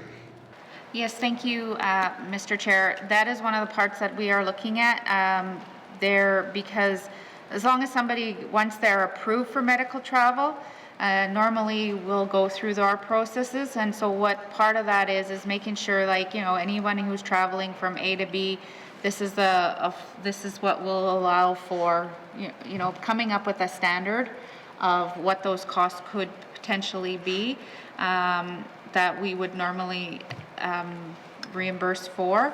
And so I think then that's why I said it's more of a modernization. It's being able to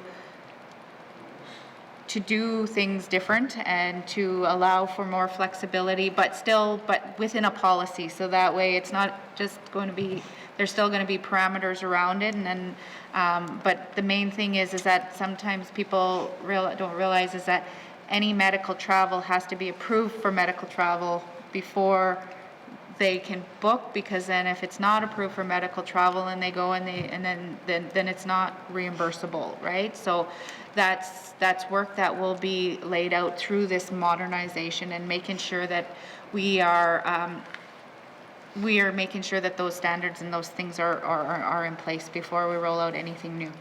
Yeah, thank you, Mr. Chair. Thank you. I'm going to go back to the member for Yellowknife North. Thank you, Mr. Chair. That is good news. It's good to hear. I think there is opportunity to save a lot of costs in that area by allowing more flexibility and allowing people to just sort of do it themselves. Not just the cost of flight, which people might be able to find a better deal, but when the system is so bogged down and people find out like less than 24 hours ahead of time that they're going to travel, and you inevitably end up having people miss flights and miss appointments, and then there's even more costs pile on top of for having to rebook. And so, I mean, I think it just kind of snowballs the costs and added strain on the system. So I think by adding more flexibility and allowing people to, do the work themselves could really be beneficial in the long run. Thank you, Mr. Chair. Thank you. I'll go to the minister. Thank you, Mr. Chair. I just wanted to make one last comment on that. There are, in some instances, yes, it's fine for those, but we need to make sure that we have a system in place that it is fair, and that not everybody can just book a ticket and book a hotel room. And we hear that a lot, especially when we have like elders who are coming from communities and, and they get put into a hotel, or, so we have to make sure that this process is there's an equitable process for it. We also want to make sure that, and making sure that when things are service standards that are set in place, so that the things that you talk about, that travel is not, and there's always going to be those instances where you see a doctor and then all of a sudden it's like, no, you need to go. And so, those are last minute bookings, and those are things that we can't help, just the nature of where we live. But it is all those pieces, and it's trying to also making sure as why people are traveling and when they're traveling, and if that follow-up is necessary to have to travel, or can it be done in your community? Can it be done virtually? Can it be done when the nurses or the doctor's visiting? It doesn't necessarily have to be somebody who has to fly all the way back to Edmonton because the doctor told me I needed to see you in 6 weeks. And then you get there and it's a 2-minute appointment and say, oh, you shouldn't, I didn't realize you were coming from the Northwest Territories. So we are making sure that those kind of things, and that's at the authority level because they're the ones that deal directly with the clients, making sure that there are checks and balances in place as who's traveling, why they're traveling, when they're traveling, and should they, and is there other opportunities within our system that we can make sure that they're getting the services that they need. So that is a bigger piece of why it's not just a policy review. It's probably more policies. Thank you, Mr. Chair. Thank you. Were there any further questions? Okay, thank you. Next on my list I have is the member from Decho. Thank you, Mr. Chair.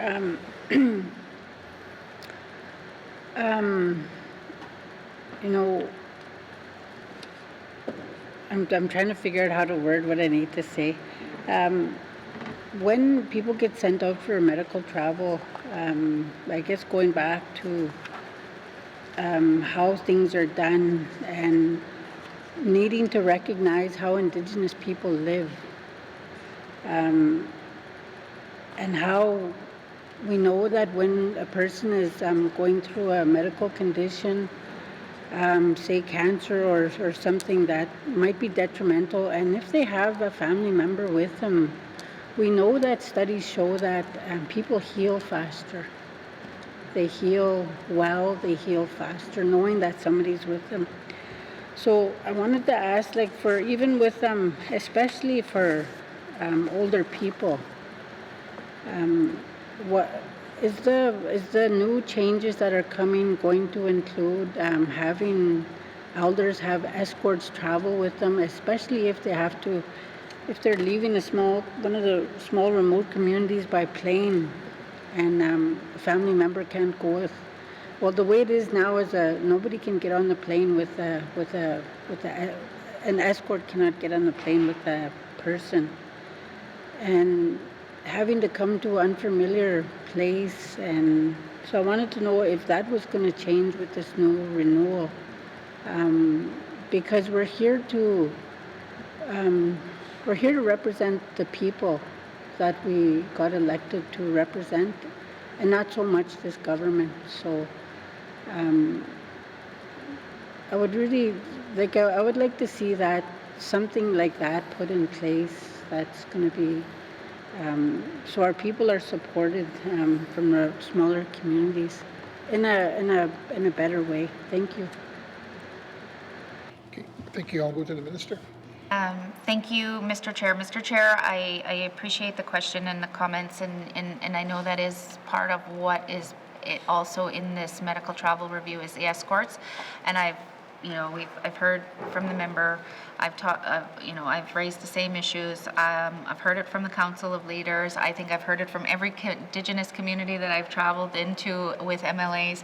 And so, yes, this is part of the review, and I know that we need to consider when people are traveling from small communities, elders, language, the situation that they're going for, all of those things, and within that process, trying to come up with a policy that incorporates all of that for when people, the practitioners that are sending them, so they are clear on some more areas as to who can be approved for going. So those will all be measured.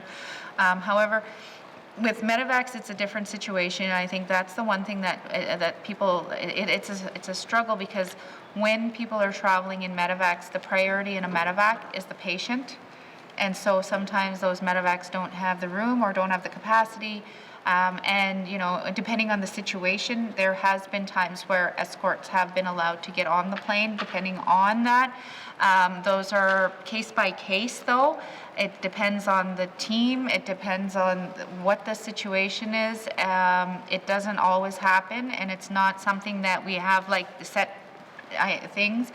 But I do believe that we are reviewing our, because we don't currently, when we talk about escorts, non-medical escorts are to travel for that person on a scheduled appointment to get them from A to B.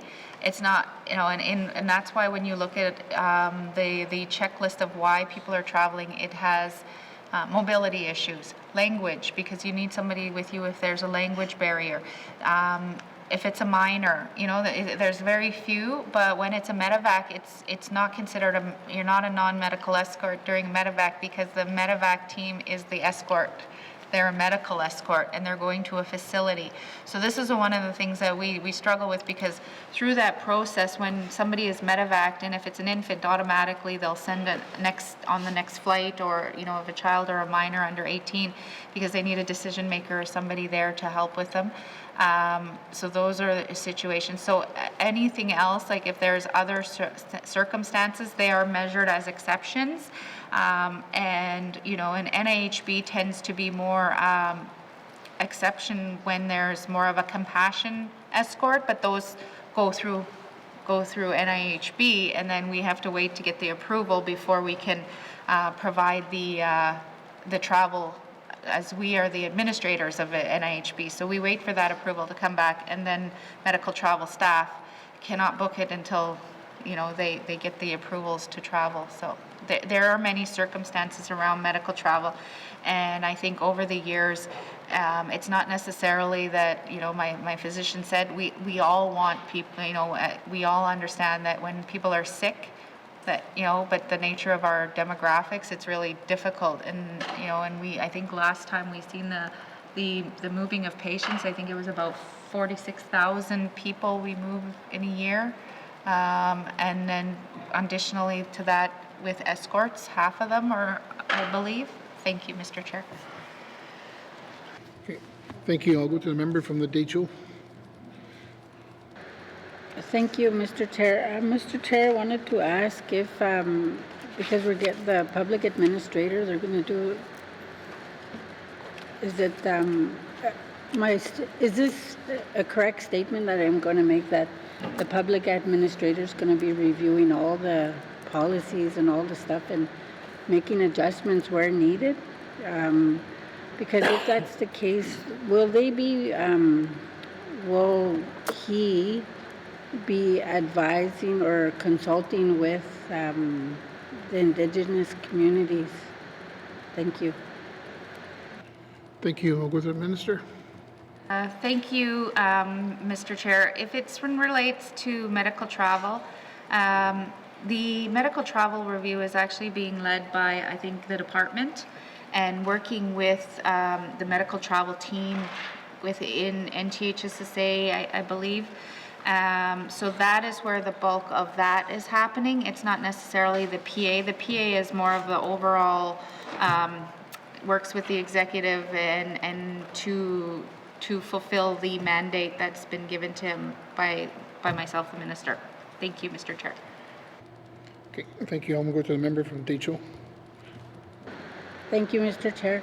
Now, will the people that are organizing or redeveloping or looking at the medical travel, will they be consulting with healthcare professionals and providers in the communities? Because you've got to find a better way of how to work with the people. Otherwise, we're going to keep getting the calls. We're going to keep getting the calls from people that say this is not working, this is not working, this is not working. We need to find some solutions to make things work better for the people that we represent in the Northwest Territories, and the ones that are specifically, I guess, dealing with NTHSSA. Thank you. Thank you. I'll go to the minister. Thank you, Mr. Chair. Mr. Chair, most definitely that is we are going to be, the work that we do, and I think the thing is that when people say, have told me 100 times that this is a problem, we have all of that. The work is being added. Every BF that every member has sent to me, we have that as statistical data to help generate what the main issues are of our medical travel program. Also, the data that's been going into the Office of the Client Experience, especially through the Indigenous patient advocates, they have been tracking data, and medical travel is probably the highest on the list, so we have the most robust data on the issues, especially from the communities, small communities, people that are having to travel more. I mean, when people travel from Yellowknife to Edmonton, yes, but when people are traveling from small communities, like I recently traveled into the Sahtu, we've had issue, we have heard from the member from Sahtu and the community that, going into Yellowknife or going into Norman Wells, there's issues between there and the community and getting to Yellowknife.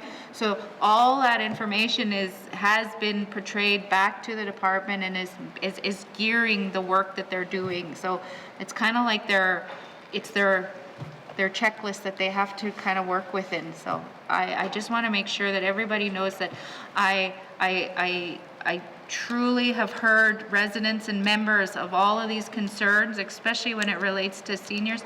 We have the Indigenous Advisory Body that's part of our health unit that has representatives from all our Indigenous governments.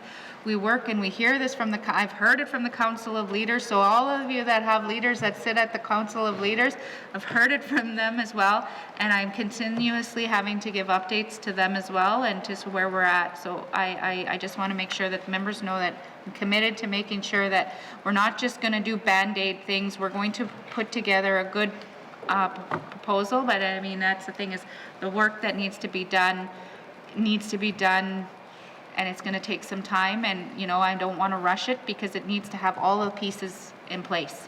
Thank you, Mr. Chair. Okay, thank you. Are there any further questions? Okay, seeing none. Please turn to page 218, Health and Social Services Supplementary Health Benefits Operational Expenditure Summary, 2025-2026 main estimates, $24,964,000. Does the committee agree? Thank you. There are additional information items on page 220 to 224. Are there any questions? Seeing no further questions.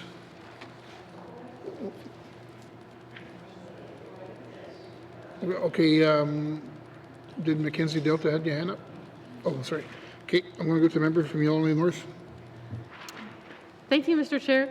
So I've noticed in a couple of the health authorities, well, specifically both NTHSSA and the Clecho Community Services Agencies, the amount allocated for administration specifically has really leapt dramatically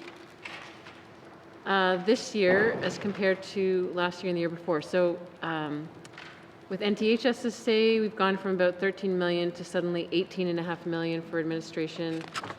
The TCSA, we've gone from, well, 2 years ago it was 783,000, and now we're up to 1.5 million.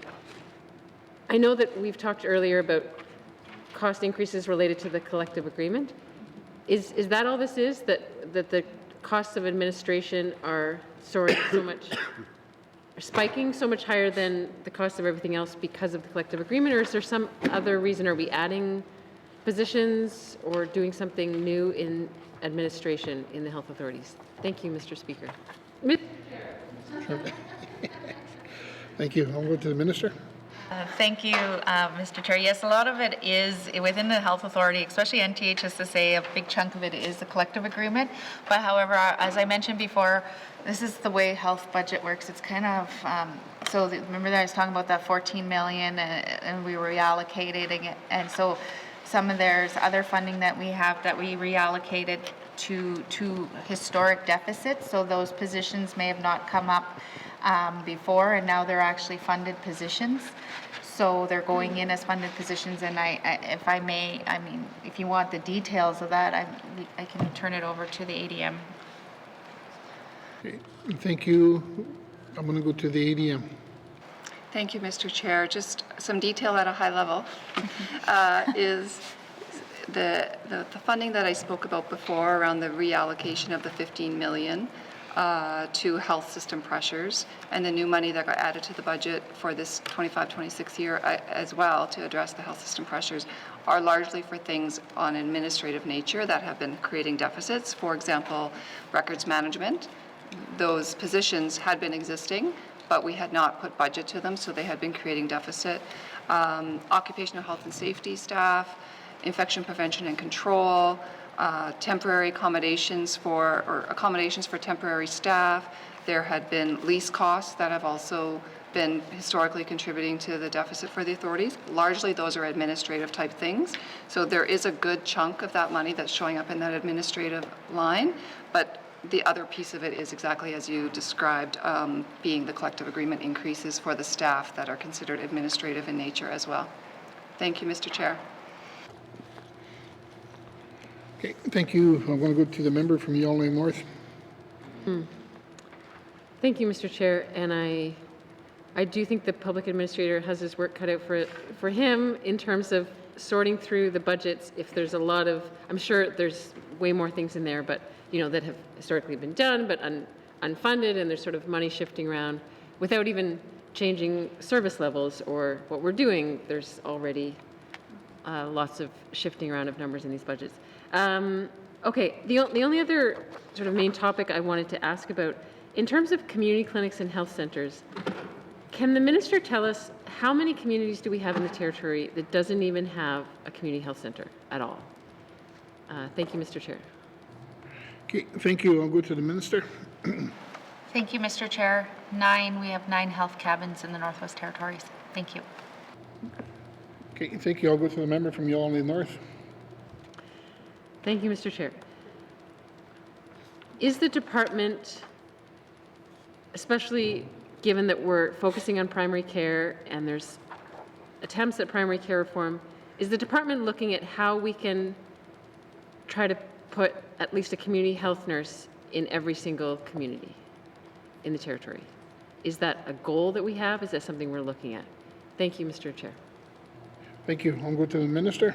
Thank you, Mr. Chair. What I can do right now is what I can say right now is that we are doing a review of our model of care throughout our community health centers, and I've also asked them to look at how we are supporting those communities, those health cabin communities, in some of those small communities, and ensuring that they're getting some care. But at this time right now, sorry, Mr. Chair, that during that review, one of the things that I've always said in this House is that we need to make sure that our most vulnerable people, and especially in our small communities, and that does include those communities that have health cabins, and how we're supporting them. At this time, I won't commit to what kind of staffing will go into any of those positions, because that would be a bigger conversation. Thank you. Okay, thank you. I'll go to the member from Yonge North. Thank you, Mr. Chair. I do look forward to that bigger conversation. I think it's quite urgent. Thank you. Thank you. I'm going to go to the member from,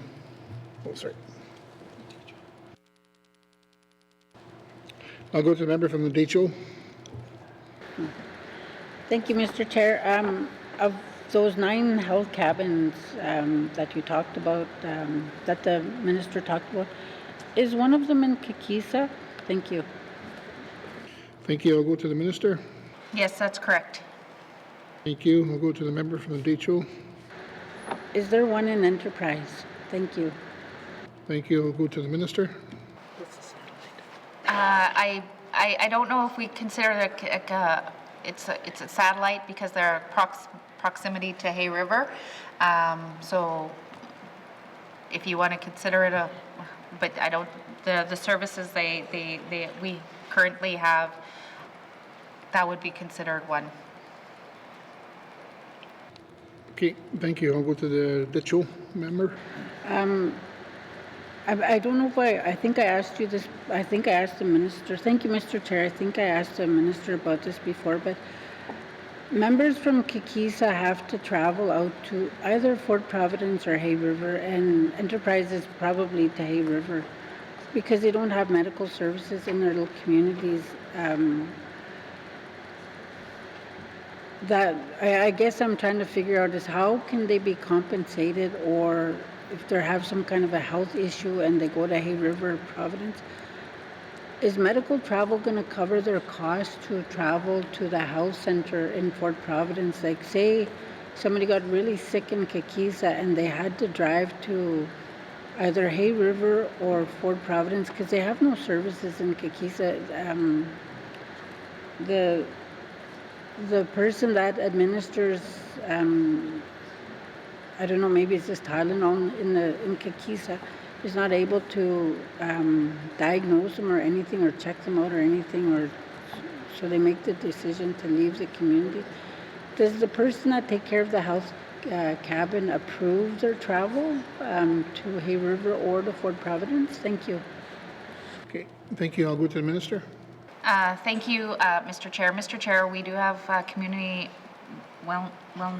health workers in the health cabins, and they have some minimal training to be able to do the minimal assessment, temperature, blood pressure, and then they will consult with, and I believe Kakiza is through Fort Providence.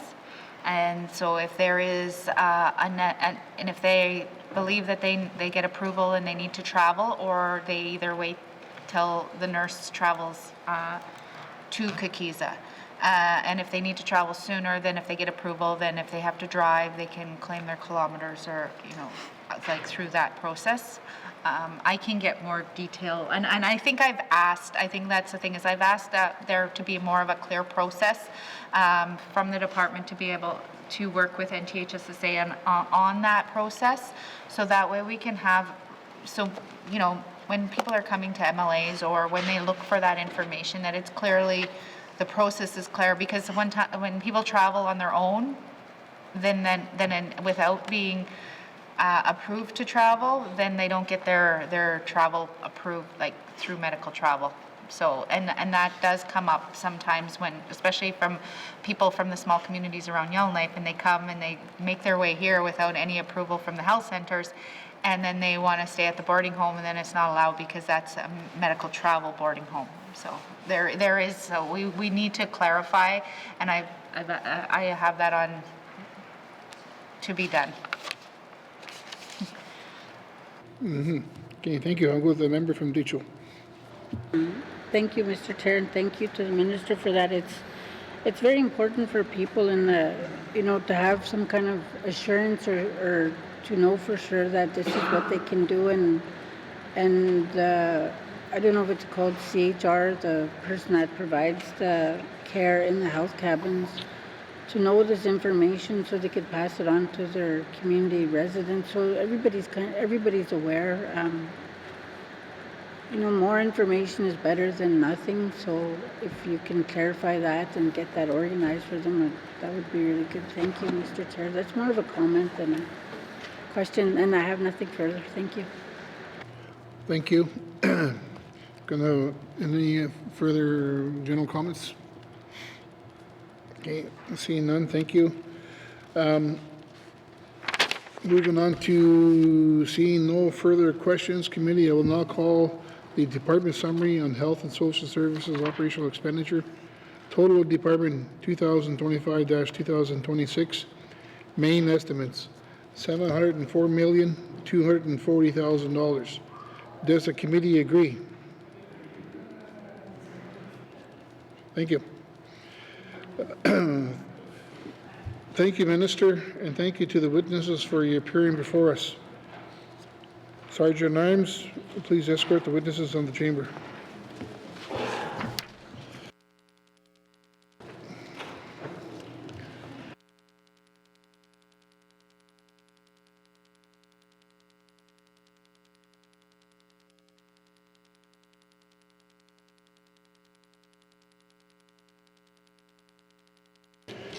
Okay, committee, we will now move on to the next department, but before we do, we'll take a short recess.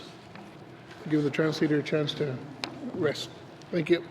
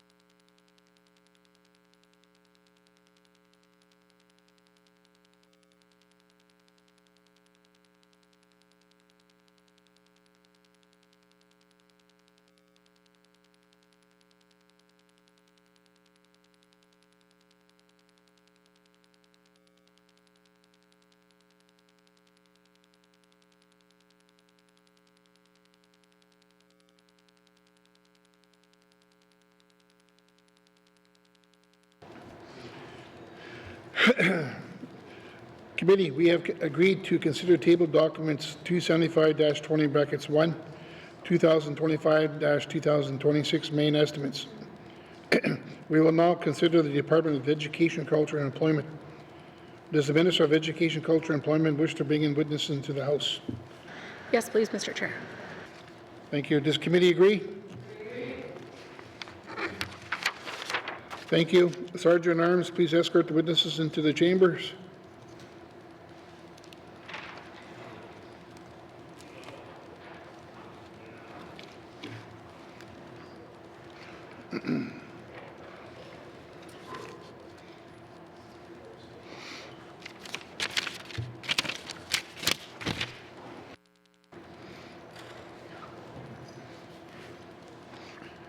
Okay.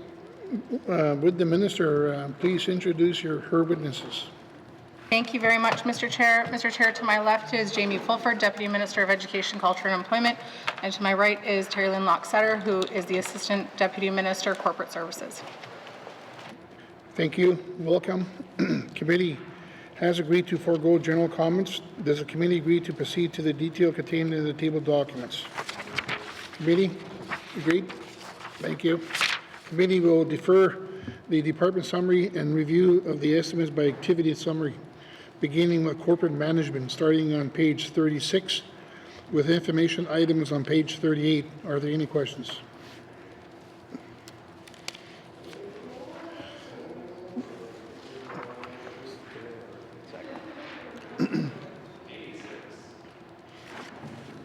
Okay, I got a member from Frame Lake. Thank you, Mr. Chair. I assume this is as good a place as any to be asking business plan related questions. Can I confirm that? Go to the minister. Sure, Mr. Chair, whatever works best for you. Okay, thank you. I'll go to the member from Frame Lake. Thank you very much, Mr. Chair. The first thing I'd like to ask about is just, I see some new targets in the business plan, and I want to say first and foremost that I am happy to see those targets. I think that was one of my comments last year, is that I felt, we had to actually, articulate what we were trying to achieve. One thing I want to ask about, the targets are still quite vague. For post-secondary, it just says we want to increase them. It doesn't say how much. The target is an increase, but it isn't a target, again. And in some cases, the target is maintain or increase students. So I guess to ask kind of an overarching plan, do we have, can the minister describe to me what the plan is for workforce development, particularly related to the mandate commitment of growing and enhancing the northern workforce? What is the plan? Because the business plan is a bit vague about it. Thank you. Thank you. I'm going to go to the minister. Thank you very much, Mr. Chair. So, Mr. Chair, the plan includes not just, one avenue or one item. It includes many different, like a suite of supports for residents, and that's everything from our wage subsidies and supports for employers so that people can do on-the-job training. That also includes our wage subsidy, for example, for apprentices and creating additional pathways for people to access things like apprenticeship. It includes things, for example, like our transition to the BC curriculum in order to ensure that students are supported to get to a level of wanting and being able to achieve post-secondary as well. I would say there's also pieces of that within ITI and some of the work that is being done on that side, which I'm happy to speak to when we get to that department as well. Thank you. Thank you. I'll go to the member from Frame Lake. Thank you, Mr. Chair. And so, fundamentally speaking, do we have a plan related to this mandate item? Like, do we have, how do I say this? Are we measuring our northern workforce, determining what is preventing it from growing, and implementing a targeted plan to grow it? Thank you. Thank you. I'll go to the minister. Thank you very much, Mr. Chair. Absolutely, Mr. Chair. That is largely based on our Skills for Success plan. Thank you. Thank you. I'll go to the member from Frame Lake. Okay, thank you, Mr. Chair.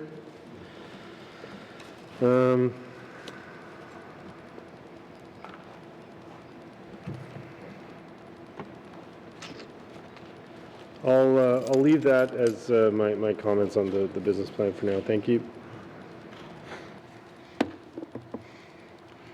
Thank you. I'll go to the member from Great Slave. Thank you, Mr. Chair. This is a very perhaps silly question, but on page 37 of the mains, the fees and payments line under expenditure category has gone up since 23-24. Can the minister, and I've looked throughout the various functions of EC, and it seems to be going up through most of them. So can the minister explain what fees and payments going up means? Thank you. Thank you. I'll go to the minister. Thank you very much, Mr. Chair. Mr. Chair, if the member will just give me one quick second, I would be delighted, and there's no such thing as a silly question. So historically, we have an underspend of fees and payments. These typically go to costs for fees, licensing, permits, registrations for workshop, development, and training within the department. So as I said, historically, we had an underspend of fees and payments, so that's the difference that we are largely seeing there. Thank you. Okay, thank you. I'll go to the member from Great Slave. Thank you, Mr. Chair. So yeah, that was just sort of a general question throughout the department, so I appreciate that. Going to the business plan, much like my colleague from Frame Lake, I have a sort of a wider picture question. I know the department is working to revitalize, amend the Education Act. I'm curious if the minister can speak to what kind of process they are looking at to develop that legislation with Indigenous partners. Is it going to be through the process convention that is established for lands and resources legislation, or will it be a new process? Thank you, Mr. Chair.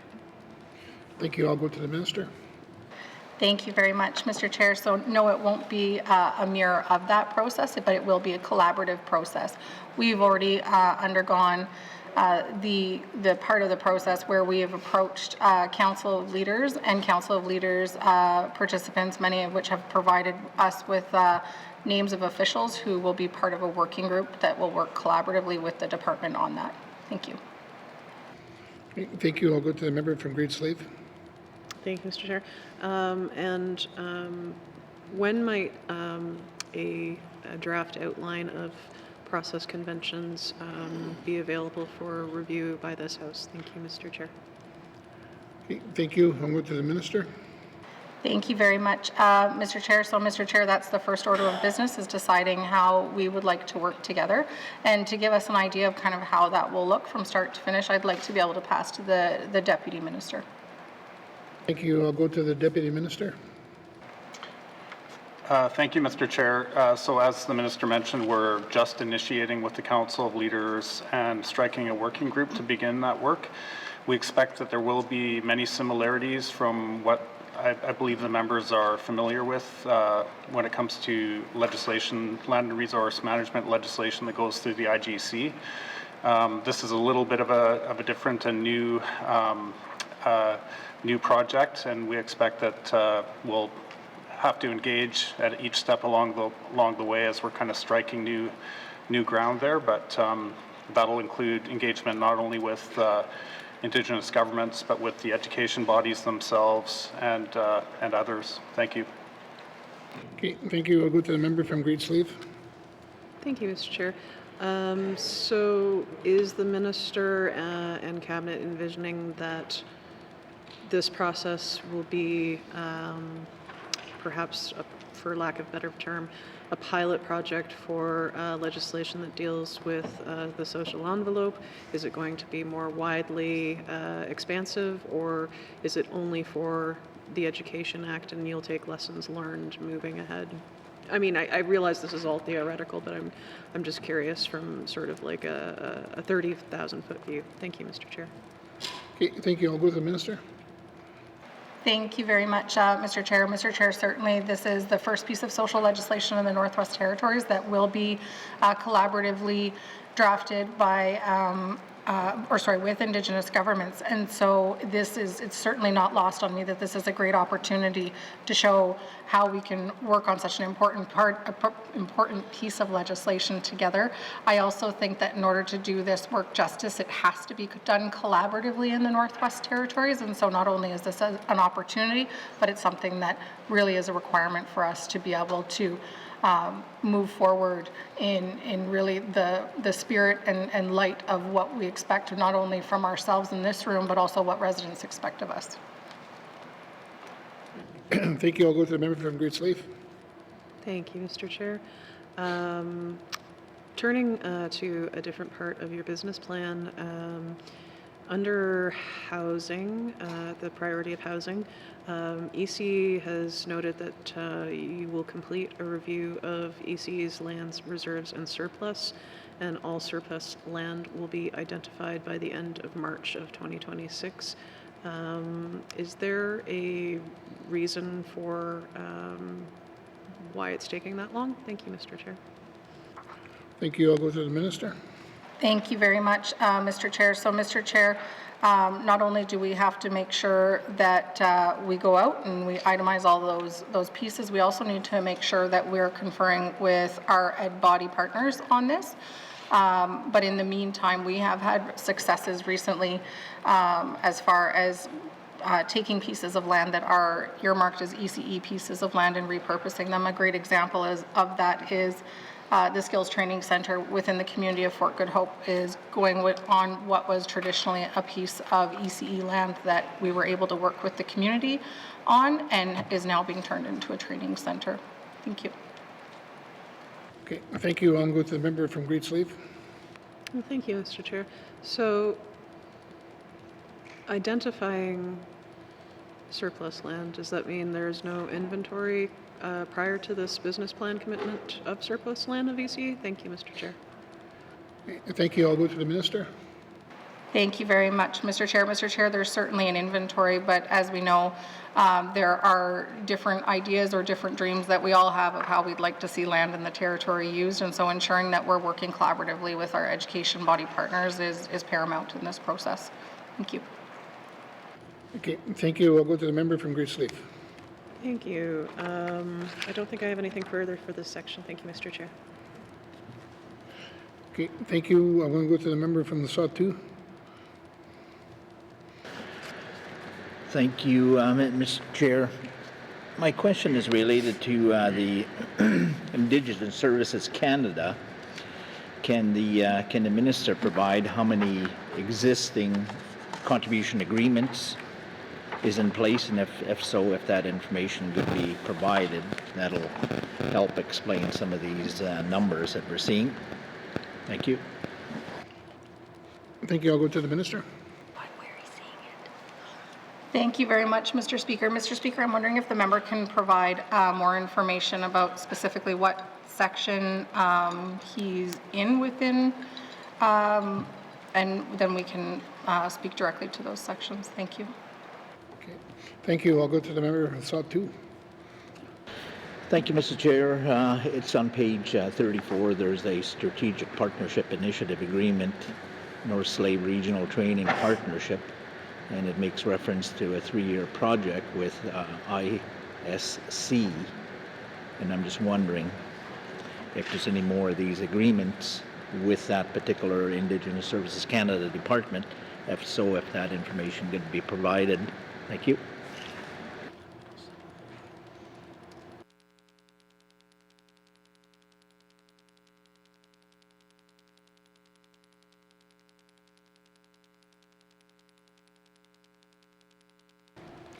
Thank you. On that line of questioning, we're not quite there at this time, but if the minister wants to go ahead and answer that question, thank you.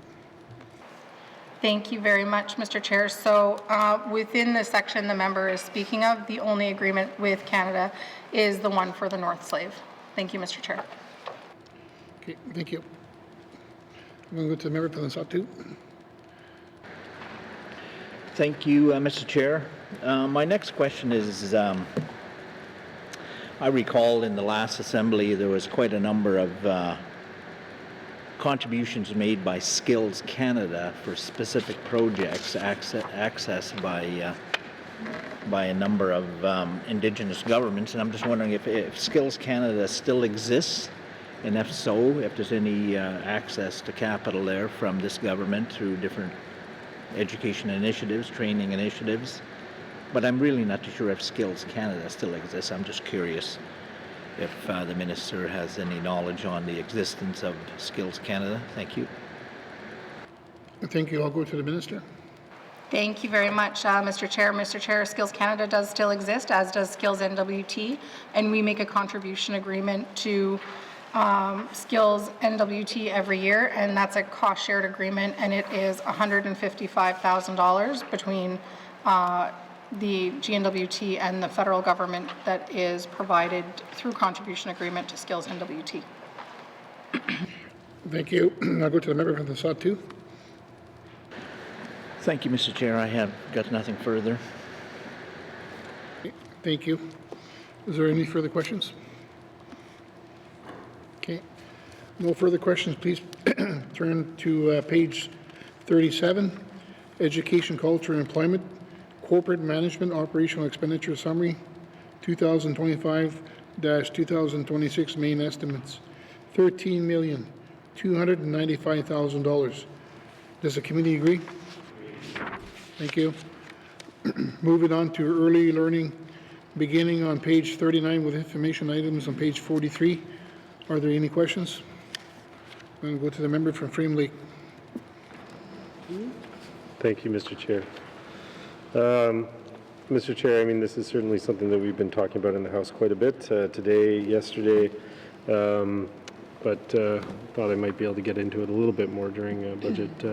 So although there was an increase in the 24-25 mains, clearly we're still hearing a lot of concerns from operators about the ELCC funding, the certification processes involved, the proposed wage grid. Does the Minister have confidence that they can sufficiently support this sector and indeed achieve their goal of growing the sector with the current funding models given these challenges? Thank you. Thank you. I'll go to the Minister. Thank you very much. Mr. Chair, I'm going to be very honest with you. I know the member knows that, you know, there was asks today on the floor of the House for talks and conversations.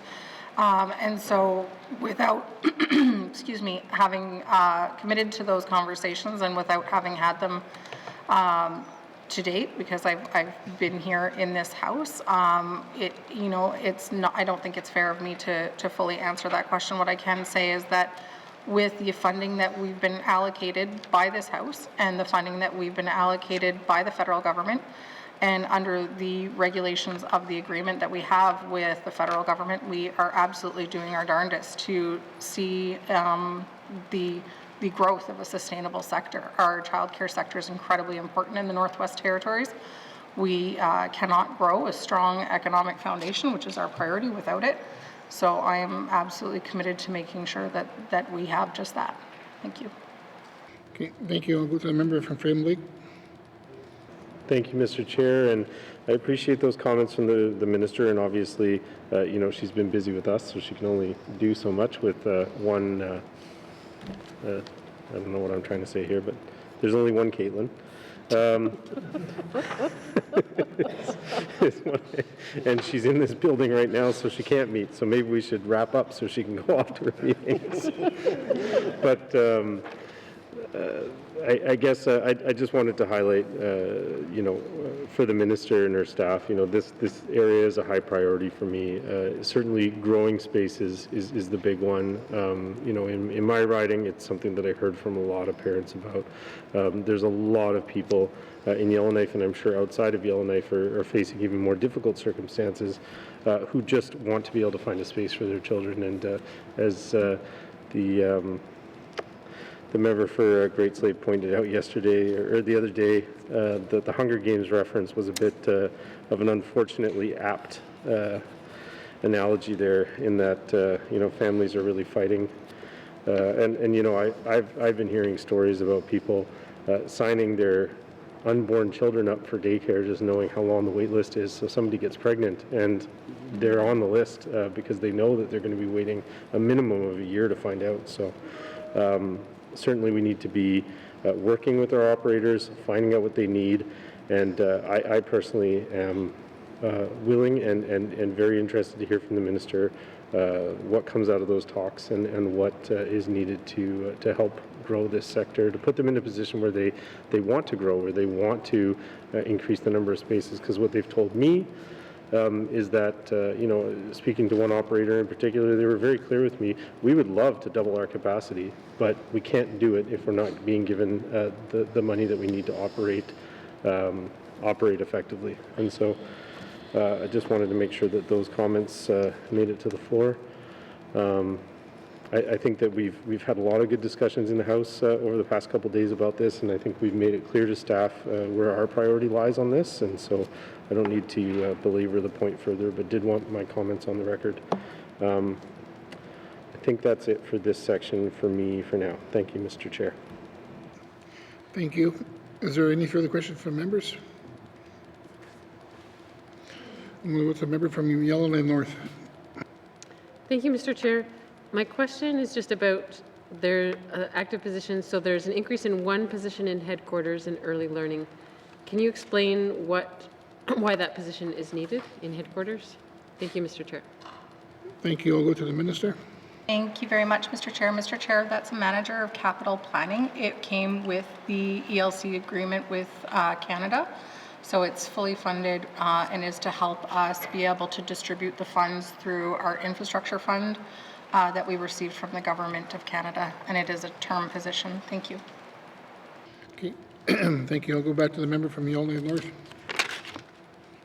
Okay, thank you for that explanation. That is helpful. That's all I have for this item. Thank you, Mr. Chair. Thank you. I'll go to the member from the Sawtooth. Thank you, Mr. Chair. I'm looking at the active positions page there. When I look at the Sawtooth and the Deschaux, together these two regions make up 1/3 of the territorial communities. And we've only allowed for the last couple of years one position. So I'm just wondering, with the amount of schools in these two regions, is there any future plans to expand on the personnel or staff in those two areas? Thank you. Thank you. I'll go to the minister. Thank you very much, Mr. Speaker. Mr. Speaker, so this section here is the early learning section.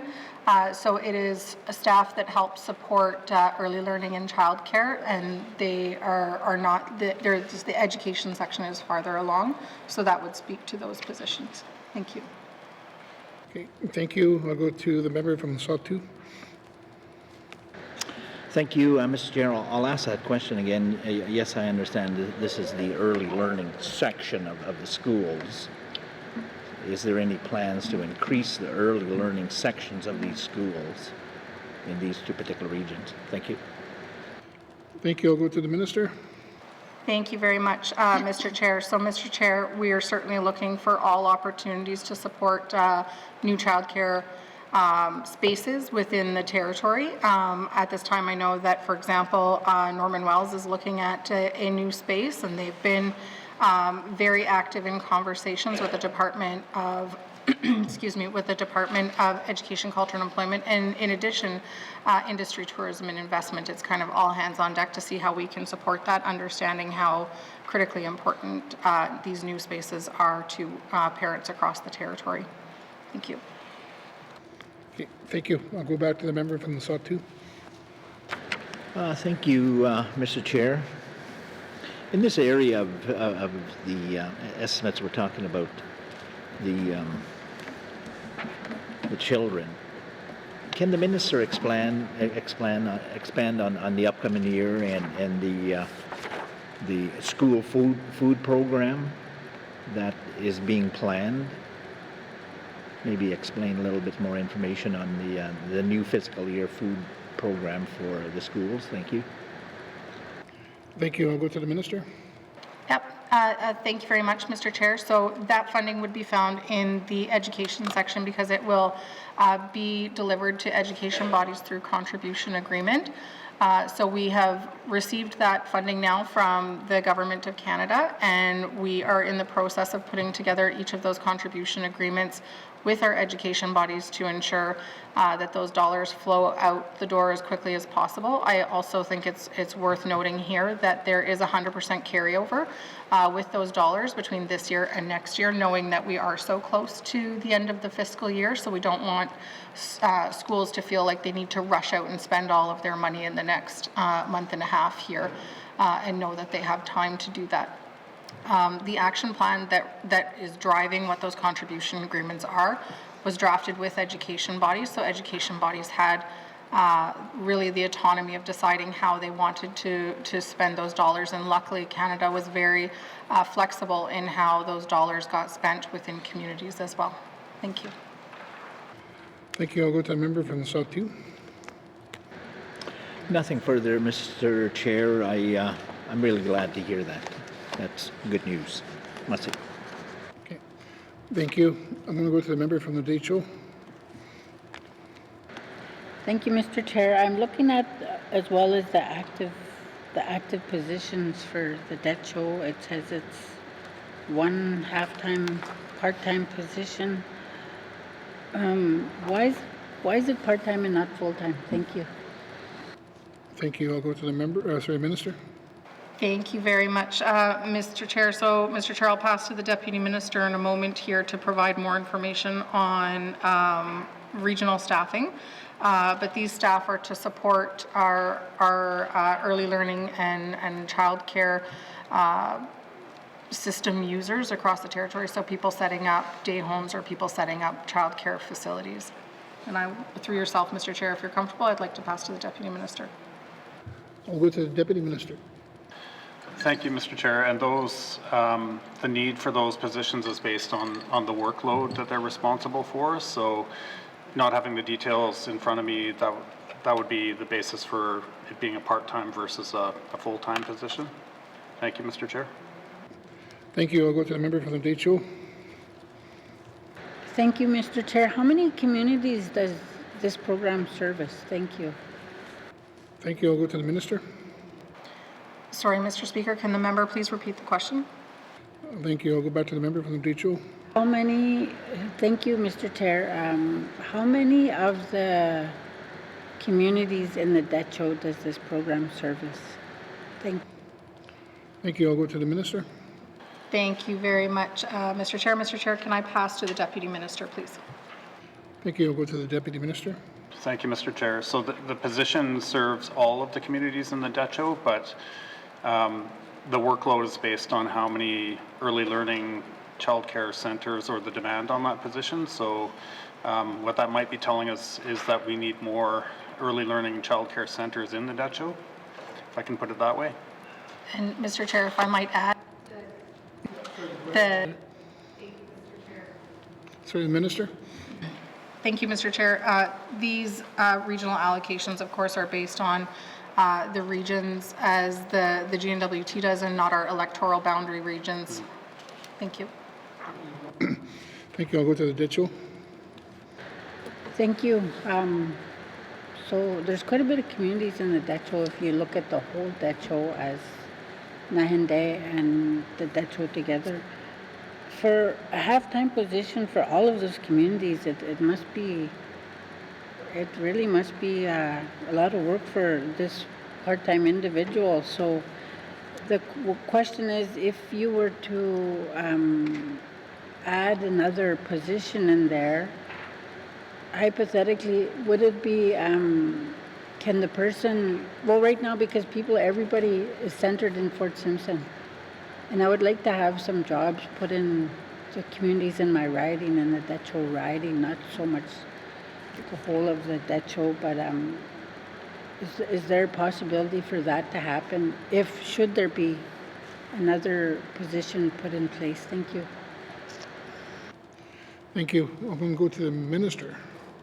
Thank you very much, Mr. Chair. Mr. Chair, as like with every department, the Department of Education, Culture and Employment also adheres to the remote work policy, and if there was an opportunity to staff a position and it could be done from another place, then the department would certainly consider. Thank you. I'll go to the member from the Deschutes. Nothing further, Mr. Chair. Thank you. Okay. Thank you. Any questions from members? I'm going to go with the member from Montfrey. We know that early learning is very important, especially in small communities, because the education outcome is really poor. It's not good. It's not good compared to the larger regional center. So I see here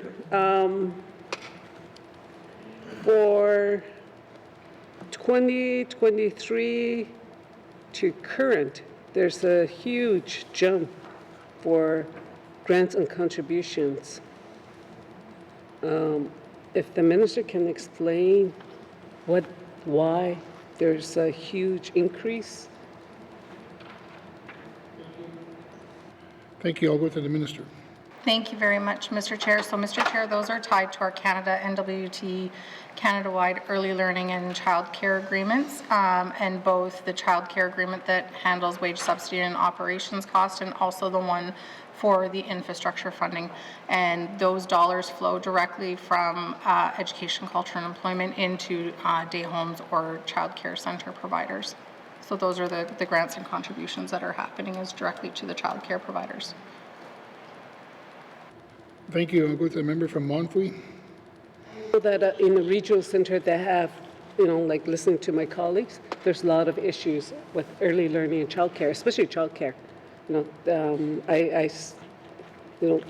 Listening to them, there's a major issue. So, so how much of this are being spent in the regions? Like, for example, the region I represent, and there's a Deschutes, Satu, and Delta, because we've all been saying that, education outcome is not really that good, and then early learning is really important.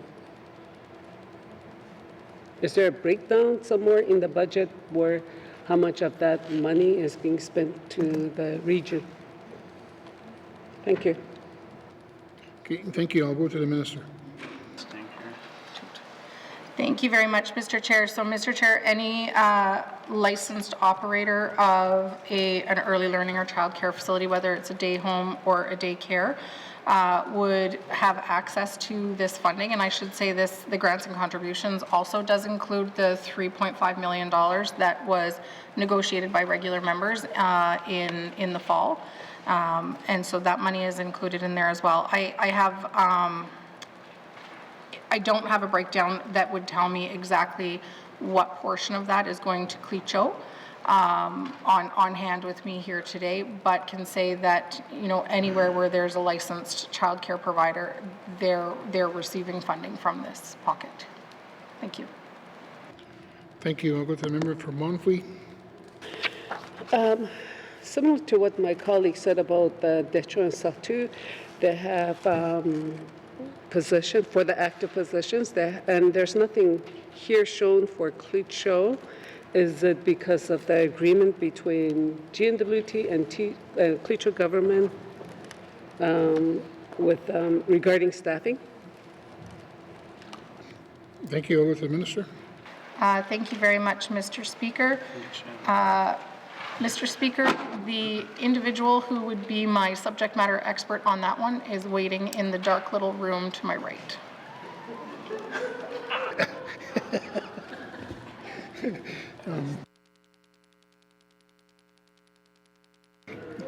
Can I ask the Sergeant at Arms to switch the witnesses from the dark room?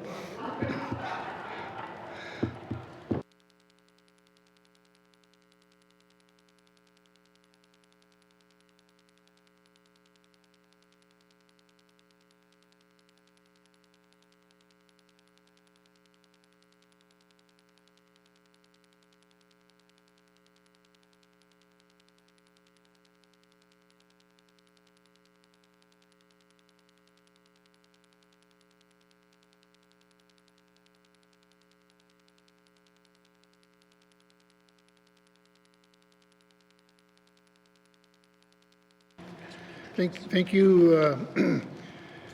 Thank you for switching out the witness, and I'm sorry for keeping you in the dark. I'd like to go to the ADM. Thank you very much, Mr. Speaker. Mr. Speaker, as the ADM was coming into the room, she did mention to me that those staff are housed in the North Slave office. So that would be here in Yellowknife. Okay, thank you. I'll go to the member from Montfrey. Is there any plan in the future, maybe within this, to transfer any of those positions to Cleacho region? Thank you. Thank you. I'll go to the minister. Thank you very much, Mr. Speaker. Mr. Speaker, at this point, there's no specific plan to move staff around to regions. Thank you. Thank you. I'll go to the member from Montfrey. Well, thank you. That's good to know. But you know, and I know, and the ADM does know about the education outcome in small communities, and especially in Cleacho region. You know, and we've been saying that, and early learning is very important. So it would be nice in the future to see if we can have one of or the position from North Slave region be transferred to Cleacho region, and yeah, but here you identify regional allocations, and Cleacho region, you identify Cleacho region, so it would be nice if we can have one of this position transferred to Cleacho region, or if not, give the position to Cleacho government, because they are dealing with early learning and childcare too as well. So that's more of a comment, so it's up to her. Okay, thank you. I'll go to the minister to her comment. I absolutely heard the member and very much appreciate her comment. Okay, thank you. Any further questions? Okay, I'm going to go back to the member from Montfrey. Okay, so if you agree with me, then hopefully next fiscal year we will see one of this North Slave position transferred to Cleacho region then in the near future, within the lifetime of this 20th Assembly. Thank you. Thank you. I'll go to the minister. Thank you very much, Mr. Chair. Mr. Chair, as I said, appreciate the member's comment as far as staffing. That's not something that we as ministers, ask for that to be moved around, but certainly the Deputy Minister and the Assistant Deputy Minister are here as well. The positions do work to serve multiple communities. There are 3 early childhood consultants in Yellowknife, and they are responsible for visiting Cleacho communities, and my understanding is they do visit frequently. And these are staff who help set up daycares, help set up day homes, and I understand through conversations with the member, even in our last assembly, about the child care facility that is in Bechico that is very well used by members of the community, and the member does speak very highly of that facility. Okay, thank you. Is there any further questions from Montfrey? I'm sure my colleague over here from Tuladewa would probably like to see one of those positions in his writing, and I would like to see one in my writing, and then I think there's only like Yellowknife. Yellowknife is supposed to be a headquarter. But I would like to see one of those positions, and I'm sure he would like to see one in his writing as well. So, and this is a really important for early learning, especially for children in JK. We will benefit, our students will benefit from it. So that's why I'm just asking that. I think I would like to see those positions transferred to the outside of Yellowknife. Thank you. Okay, we'll go to the minister. Thank you, Mr. Chair. Mr. Chair, I've certainly heard the member. Thank you. Okay, thank you. Any further comments from the member from Montfrey?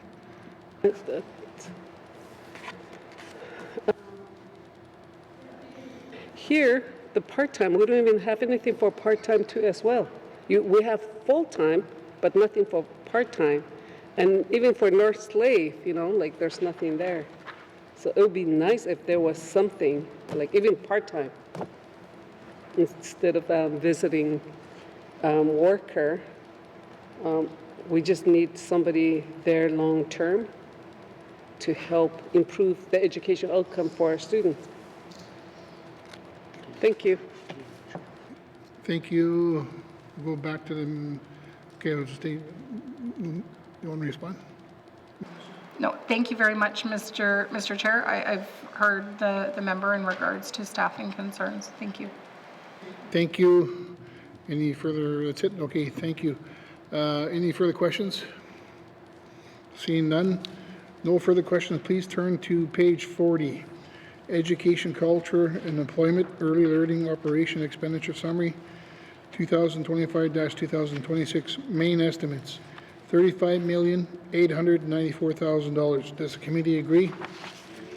Thank you. Moving on to education, beginning on page 44. With information items on page 48, are there any questions? I'm going to go to the member from Frame Lake. Thank you, Mr. Chair. Mr. Chair, my first question is for the first line item on page 45 here, junior kindergarten to grade 12 education system services. I note that it's declined in the past 3 years from 10 million all the way down to 4 million. So can the department explain to us what is the story with these cuts over subsequent years? Thank you. I'll go to the minister. Thank you very much, Mr. Chair. So, Mr. Chair, you see quite a large difference here. And what it is there's a sunset of the Education Renewal and Innovation ERI funding. There's also, we used to do training where we would fly classroom assistants from small communities into Yellowknife to do training together. And what we learned from education bodies is that was very disruptive to the students that they were in fact supporting in the classroom. So we switched to a virtual model. We also have, sorry, just quickly looking here. We also, we also do have the mental health and wellness, the school-based mental health and wellness that used to be found in here and has subsequently been moved to another line item. Okay, thank you. We'll go to the member from Frame Lake. Thank you, Mr. Chair. My next question is related to the next page on page 46 here, Aurora College transformation. I noticed we've also subsequently declined that item, and as we knew, MLA's kind of negotiated extra money into there, and now it is gone. So, first question is not actually about the cut. Mr. Chair, when is transformation of Aurora College to a polytechnic expected to be complete? Thank you. Thank you. I'm going to the minister. Thank you very much, Mr. Speaker. So, Mr. Speaker, the Aurora College mandate, I believe has now gone out. I believe it's all in our inboxes. Thank you very much. And so that mandate agreement commits Aurora College to 2027. Thank you. Just a reminder, I'm just a chairman. Sorry. So anyway, thank you. I'll go back to the member from Frame Lake. No one thinks any less of you for it, Mr. Chair. So knowing that we've got a number of years left, I feel like it's very obvious to point out that we're in 2025, and yet the funding has been completely cut. And so if the transformation is not scheduled to be complete for another 2 years, what is going to be funding the transformation, and how are we going to be successful? How is the minister ensuring that we are setting this institution up to succeed this time, knowing that we already missed the rollout date of 2025 that was supposed to happen? Thank you. Thank you. I'll go to the minister. Thank you very much, Mr. Chair. So, Mr. Chair, the funding was not cut. There's still very much a line item in there for post-secondary. In regards to what was cut, there was a sunset of the Aurora College Transformation Initiative, and that was funding from CERNAC. There was also funding that then through budget negotiations that members did put back in, so it nearly matched the sunset of funding from CERNAC. So CERNAC sunset was $581,000, and then members negotiated $500,000 for it. In that line item, there's also a carry forward of building skills for success of $100,000. There's also some amortization adjustments, and there is, in addition to that, some reductions in adult literacy as well. Okay, thank you. I'm going to go to the member from Frame Lake. Thank you, Mr. Chair, and I think, I could go on and on about the Aurora College, but maybe we'll save that for some member statements in the next couple of weeks. Because I am genuinely curious, knowing that the mandate's out, to question the minister about how they plan for that to be successful this time, considering the previous mandate did not succeed. The literacy funding item, I noticed there's a fairly significant cut, and that seems to be over and above the closure of the community learning centers. So overall, adult literacy has taken some big hits in this budget. Can the minister explain to us the rationale for this? Is this a program that wasn't succeeding? Has the minister's department simply given up on adult literacy? What are we trying to achieve with this cut here? Thank you. Thank you. I'll go to the minister. Mr. Chair, adult literacy is very much still within the mandate of the Department of Education, Culture and Employment. This cut was due to fiscal sustainability, but this is an opportunity that we are taking to review adult literacy and basic education across the territory and how that funding was being used. We still have contribution agreements, like I've spoken about on the floor of the House in the life of this sitting here, to NWT literacy, and then we also do have our literacy fund that are still available to communities and to community organizations. But we will be conducting a review of adult literacy and basic education in the life of this Assembly. Okay, thank you. I'm going to go back to the member from Frame Lake. Thank you, Mr. Chair. And the way it's described in this in the budget is funding to organizations to deliver literacy programs. So what organizations specifically are losing out with this cut? Thank you. I'll go to the minister.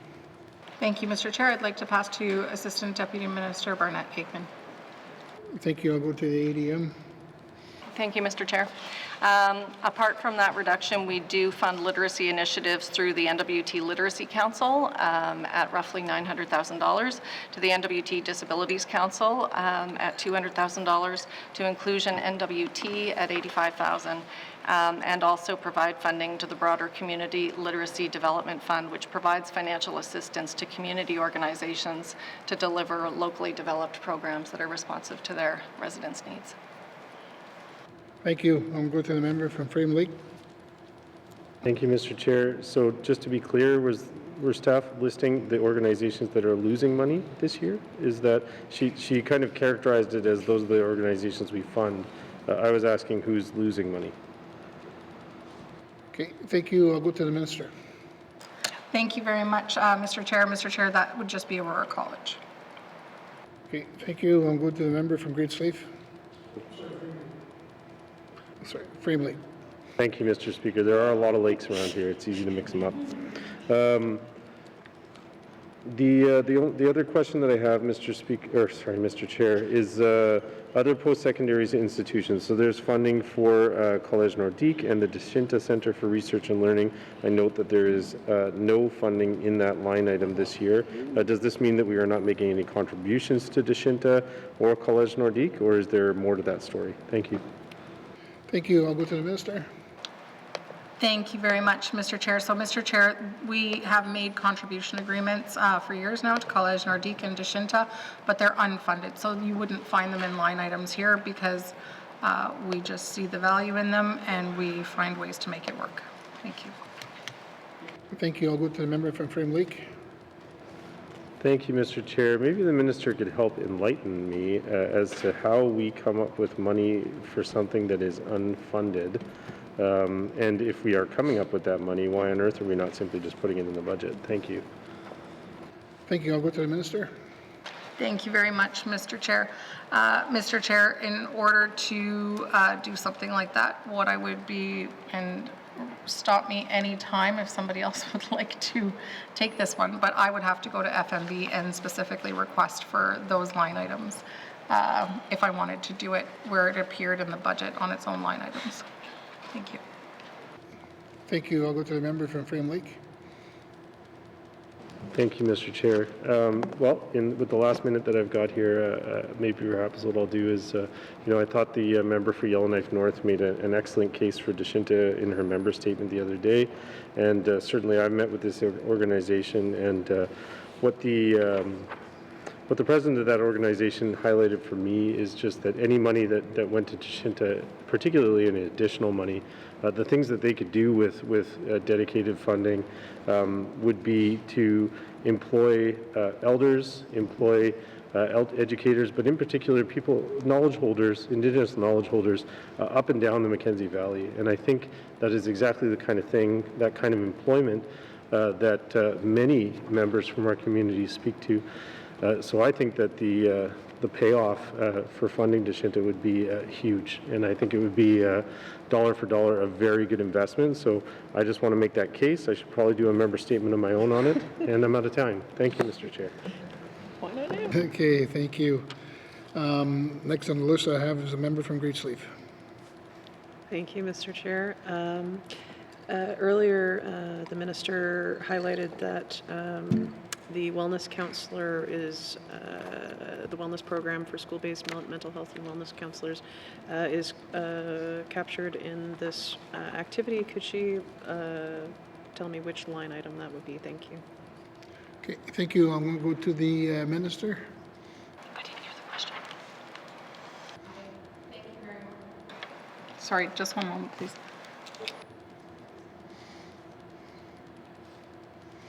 I'll go back to the. Thank you very much, Mr. Chair. Just wanted to make sure that I was telling truths over here. It's found in the inclusive schooling line item. Okay, thank you. I'll go back to the member from Great Sleeve. Great, thank you. That's what I anticipated, but I just wanted to make sure. Thank you, Mr. Chair. So, as the minister knows, as all Yellowknife MLAs know, there is great interest in our community's schools around this program and its success. So, can the minister tell me how many schools in the NWT have these programs and what the uptake is? Thank you, Mr. Chair. Thank you. I'll go to the minister. Thank you very much, Mr. Chair. So, Mr. Chair, every single school in the Northwest Territories participates in this program in one form or another. So if the member wants further details, I'd be more than happy to share them. Okay, thank you. I'll go to the member from Great Sleeve. Yes, thank you. If the minister has maybe high-level data around the percentage of students that are accessing this program, that would be great. Thank you, Mr. Chair. Okay, thank you. I'll go to the minister. Thank you very much, Mr. Chair. So, Mr. Chair, the way that it was restructured was that 55% of the funding would come from education, culture, and employment, and that funding was focused on things like wellness support workers or personal support workers, or it could be through Indigenous counselors within schools.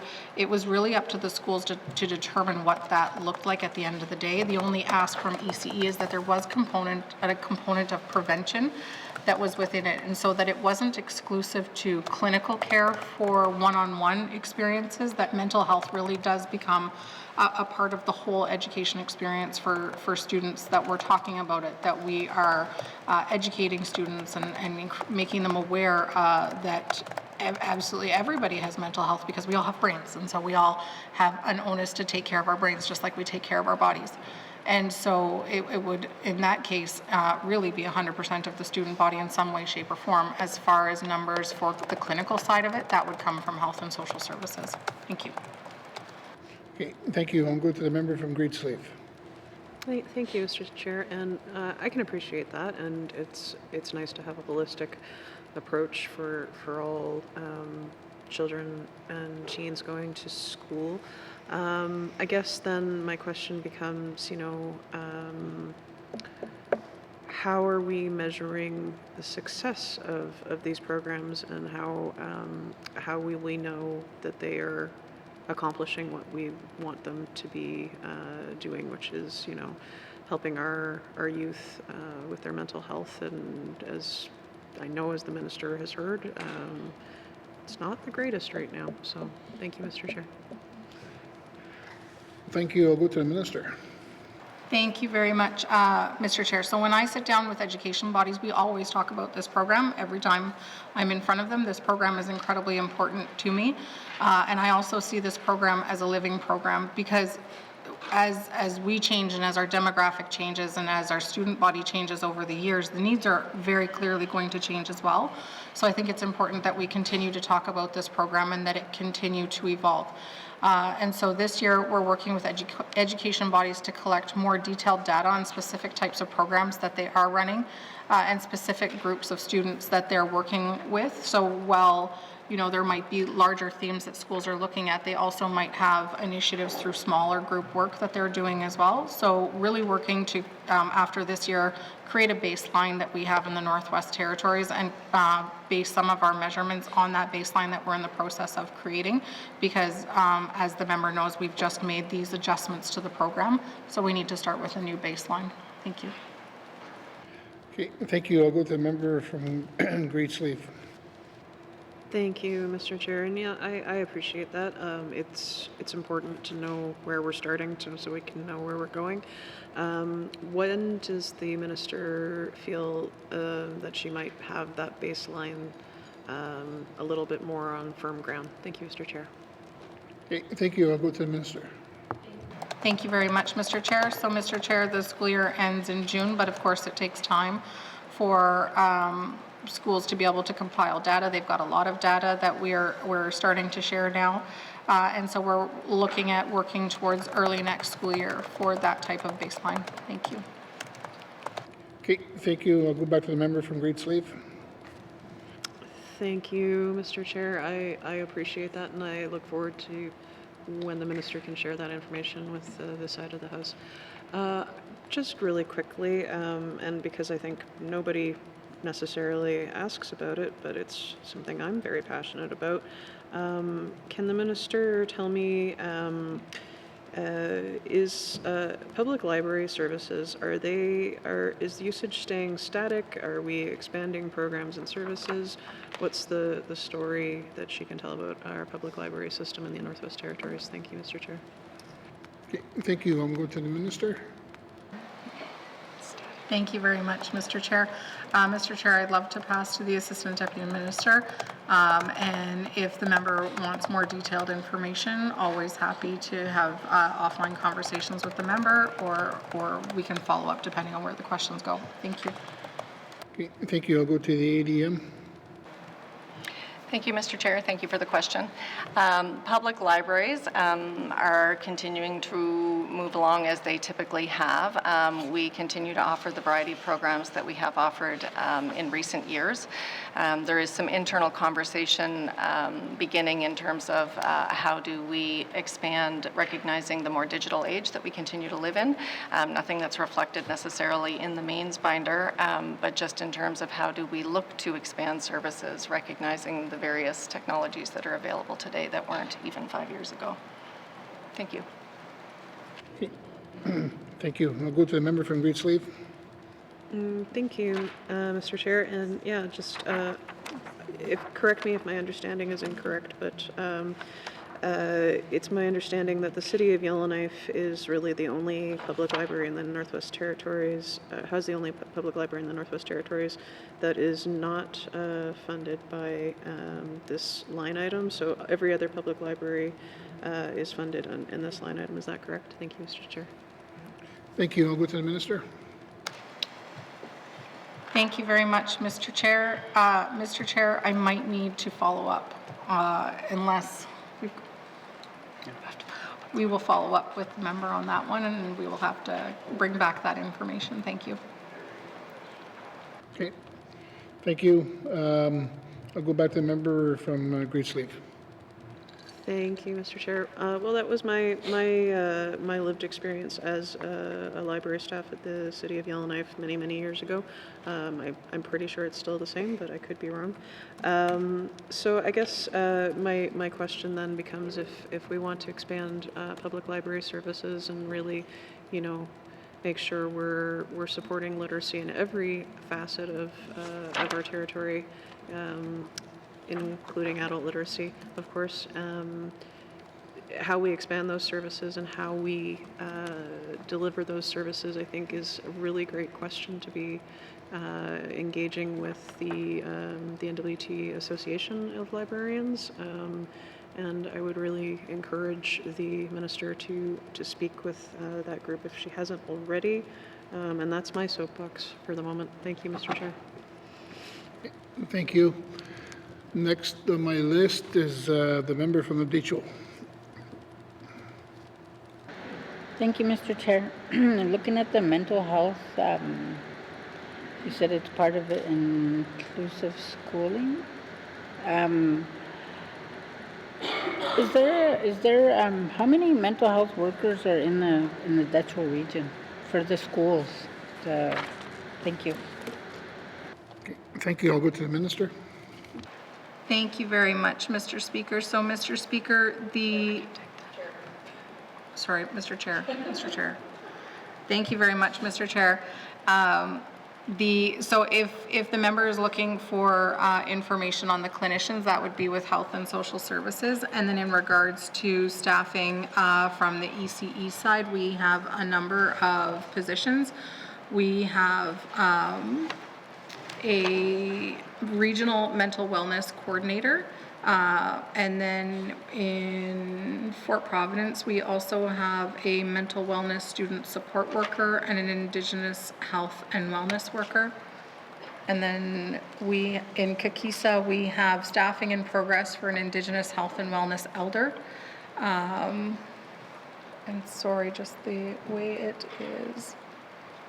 In Katladiche, there is a contracted counseling services in place, but there's also staffing in progress for a wellness worker. And then I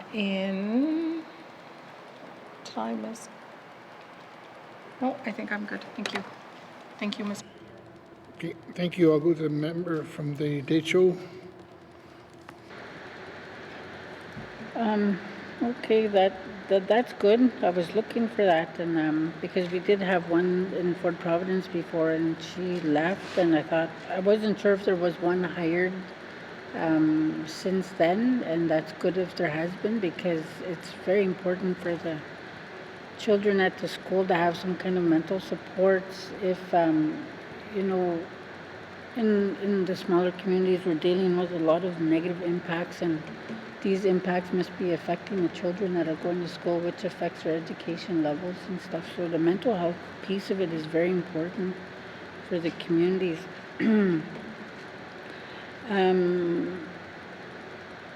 I guess I wanted to know, but as long as there's one there. So the other question I had was for, I don't know if we're on that one yet, but the treaty simulation.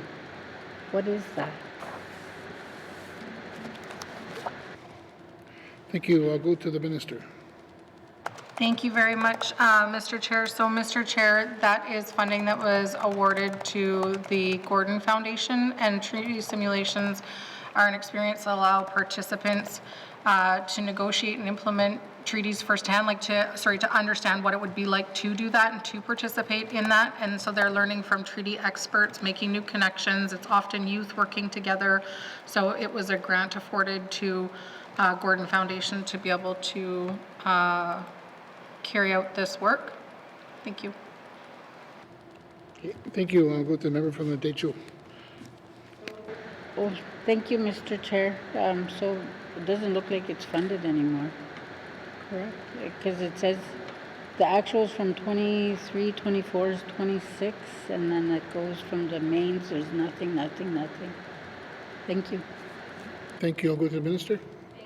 Thank you very much, Mr. Chair. So it was a one-off grant that was awarded to the Gordon Foundation to help support work that they did, and they participated in they supported youth to participate in that program, and they had experts from the territory as well that had experience in treaty negotiations, sit at the table with these youth, and were able to do this. It was done in 2023, and pretty remarkable experience for these youth. Thank you. Okay, thank you. I'm going to go to the member from the Deschutes. Thank you, Mr. Chair. Like you said, it was a really remarkable thing to do, and it would be good for the kids to know in the north what the treaties are and how they work. So is there future plans to have it, to do something like that again, to get some more funding for that? Thank you. Thank you. I'm going to go to the member minister. Thank you very much, Mr. Chair. So, Mr. Chair, it wasn't ECE that organized it. It was the Gordon Foundation that organized this work. Thank you. Okay, thank you. I'll go back to the member from the Deschutes. Thank you. I don't have any more questions. Thank you.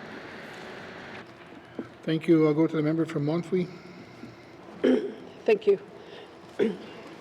Inclusive schooling. There's a change from previous to upcoming budget. If the minister can explain why there's an increase. I mean, it is good, but I think I would like to know why. If the minister can explain why there's a change within the budget. Okay, thank you. I'm going to go to the minister. Thank you very much, Mr. Chair. So, Mr. Chair, within that line item, we had the movement of our school-based mental health and wellness over that was previously in our junior kindergarten to grade 12 education system services, and it was moved down into the inclusive schooling section. And then in addition to that, we also have adjustments due to the UNW and the NWTTA collective agreements. Thank you. Okay, thank you. I'm going to the member from Montfouille. Section. Thank you. Yeah. You're good? Okay. Thank you. Is there any other members? I'm going to go to the member from Yellowknife North. Thank you, Mr. Chair. I wanted to start by just following up on my colleague's line of questioning from Great Slave on the school-based mental health counselors. So can the minister confirm, is the program now set? I know there was a lot of changes, a lot of flux happening for a while because it was changed rather suddenly at the beginning of a school year. I guess it was probably the beginning of the school year for 2023-24. And so there was a lot of kind of not knowing what it was going to look like next, how it was all going to shake out. Is it fully shaken out now? Is it like what we see now is what we're going to get for school-based mental health counselors, or is it still a work in progress? Thank you, Mr. Chair. Okay, thank you. Go to the minister. Thank you very much, Mr. Chair. So, Mr. Chair, the program is settling into where it's at right now. But as I explained as well to the member for Great Slave, I think it's important that we always have a dialogue with education bodies to understand how the program is rolling out. Thank you. Okay, thank you. Go back to the member from Yellowknife North. Okay, thank you for that. And we can follow up further at a later time about that program. But I also wanted to talk about the line item for the Teachers Association, the NWTTA professional improvement. It looks like there's a tiny decrease in that. And I wondered if the minister can explain whether there have been any reductions related to NWTTA professional development or improvement. Thank you, Mr. Chair. Thank you. I'll go to the minister. Thank you very much, Mr. Chair. So this line item here, there's no reductions. It's related to, student enrollment, I believe, but there's no reductions in it.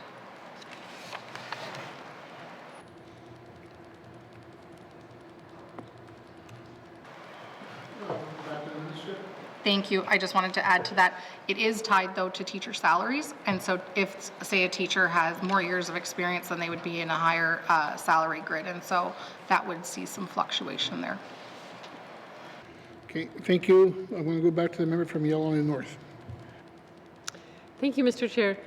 Now, I'd heard directly from the Teachers Association that they were concerned about ECE kind of whittling away at professional development and mentorship opportunities for teachers. And I'm not sure exactly where that might show up in this budget, but they mentioned, for example, the New to the North orientation. So teachers that are coming up here and new to the North, they got a more sort of in-depth orientation to the North and help them get settled in, which would be good for the teachers themselves to have a welcome, a warm welcome, and also really good for communities that they might become based in for them to have a better orientation and sense of the North and its history and its people. Another one mentioned was the Education Leadership Program. Specifically, that's for principals, and that being whittled down. And they also mentioned that the mentorship program for new teachers or teachers who are just starting out in their careers is being whittled away so that the program no longer pays for substitute teachers, so they have to kind of do it on their own time.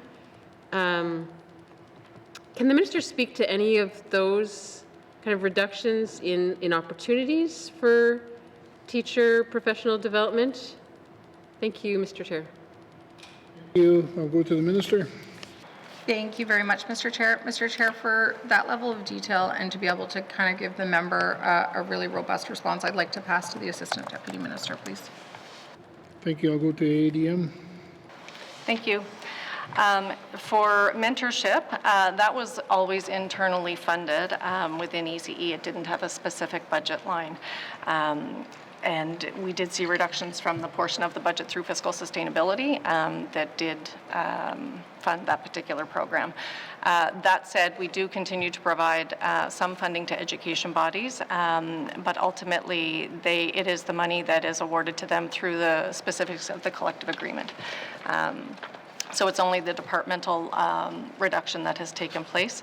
What that means, though, is that education bodies then have a bit more autonomy in how they are supporting new teachers in that mentorship approach, in line with the budgets that they have available at their regional level. They can still use various professional development days for closures, strengthening teacher instructional practice, school close days for students as well. Those are all available options that education bodies are sometimes accessing to ensure that there's non-contact or non-instructional time when new teachers are able to work with their mentoring or experienced teacher. The New to the North Educators Conference is the conference that typically was done in person to support new hires who were typically coming into the NWT from outside of our jurisdiction. The budget for that did sunset due to the particular education renewal initiative is where that was funded through, and that money did sunset. However, we do acknowledge that that is a fairly valuable experience and are currently looking at how to possibly pivot to provide that through a virtual mechanism in some way that is meaningful. That is also true of the Education Leadership Program, which is a requirement in our Act for NWT principals, and that program continues to be offered through a hybrid approach of in-person and online. Thank you. Okay, thank you. I'm going to go to the member from Yellowknife North. Okay, thank you, Mr. Chair. It does seem like this is a common theme of switching where possible in-person programs and opportunities to online. And, you know, there's a bigger debate to be had there. I know that we do need to save on travel costs, which are getting increasingly expensive, but that some things it's hard to replace the value of face-to-face interactions, especially when people are just meeting each other for the first time. So thanks for that information, though. I wanted to ask about the Northern Distance Learning under grants and contributions. It looks like this has been implemented in partnership with the Beaufort Delta Division Educational Council. And I know the amount of money being offered is the same as last year, but looks like there was a significant cut from the year before, from 2023-24. Can the minister explain whether, like, what happened between 2023 and 2024 to lead to that reduction, and whether and why that's sort of being maintained? Was something exceptional happening in 2023 that required the increase in funding, or are we just doing the program at a lower scale now, indefinitely? Thank you, Mr. Chair. Thank you. I'll go to the minister. Thank you very much, Mr. Chair. So, Mr. Chair, there's a few things within that line item. The first is a sunset of funding through the Education Renewal and Innovation funding. And then there is also, cost savings that we realized through a change in the technology platform that we're using. And then we also, just in similar to the conversation we've just had about teachers, there was a bridging experience program that was part of this, and that there was also rolled back to a virtual experience in order to try and really extend our dollars as far as possible. Thank you. We'll go back to the member from Yellowknife North. Okay, thanks to the minister for that explanation. Next, I'm wondering what is happening, if she can similarly explain what's happened with minority language education and instruction. Again, I understand that the amount for this year is the same as last year, but again, there was a reduction from the previous year, so I'm just wondering where that program is at. Thank you, Mr. Chair. Okay, thank you. I'm going to go to the minister. Thank you very much, Mr. Chair. Mr. Chair, I'm just pulling this up here. So, Mr. Chair, the actuals were higher because of the sunset of complementary funding from the Canada NWT Cooperation Agreement on Minority Language Education and Second Official Language Instruction. Thank you, Mr. Chair. Thank you. I'm going to go to the member from Yellowknife North. Okay, I can leave that for now. And just finally, under the JK to 12 education system services, it's still hard to understand why there's such big fluctuations in that number. Like 2023-24 was over 10 million. Now we're looking at 4.8 million. It was 6.5 million last year. Is this due to changes in enrollments, like school funding formula, or can the minister try to explain better why there's such big fluctuations in that line item? Thank you, Mr. Chair. Okay, thank you. I'm going to go to the minister. Thank you very much, Mr. Chair. So, Mr. Chair, there is quite a significant number that's under the actuals that's not reflected in the following years. And so what we're seeing there, and the reason that the subsequent numbers are so different, is there is lower by $2 million due to sunset of education renewal and innovation funding. And then there's also fiscal sustainability reductions, and those fiscal sustainability reductions were what I was referring to with that switch to virtual training. And then there was also a significant overspend in that year due to unfunded litigation costs. So we do once in a while within the Department of Education, Culture and Employment go to court. There's also some teacher certification rulings, as well as unfunded position costs as well associated and involved in that actual figure. Thank you. Okay, thank you. I'm going to go to the member from Nunavut-Boot Lake. Thank you, Mr. Chair. Mr. Chair, I move that the chair rise and report progress. Sorry, Mr. Chair. I will just want to read out the section, and I'll come back to you in a second. No further questions. Please turn to page 45, Education, Culture and Employment, Education Operational Expenditure Summary, 2025-2026, main estimates, $250,985,000. Does the committee agree? Okay, thank you. I'm going to go to the member of Nunavut-Boot Lake. Thank you again, Mr. Chair. I move that the chair rise and report progress. Thank you. Okay, there is a motion on the floor to report progress. The motion is in order and not debatable. All those in favor? All those opposed? Motion carried. I'm going to ask the Sergeant at Arms to escort the witnesses out of the chambers. Thank you.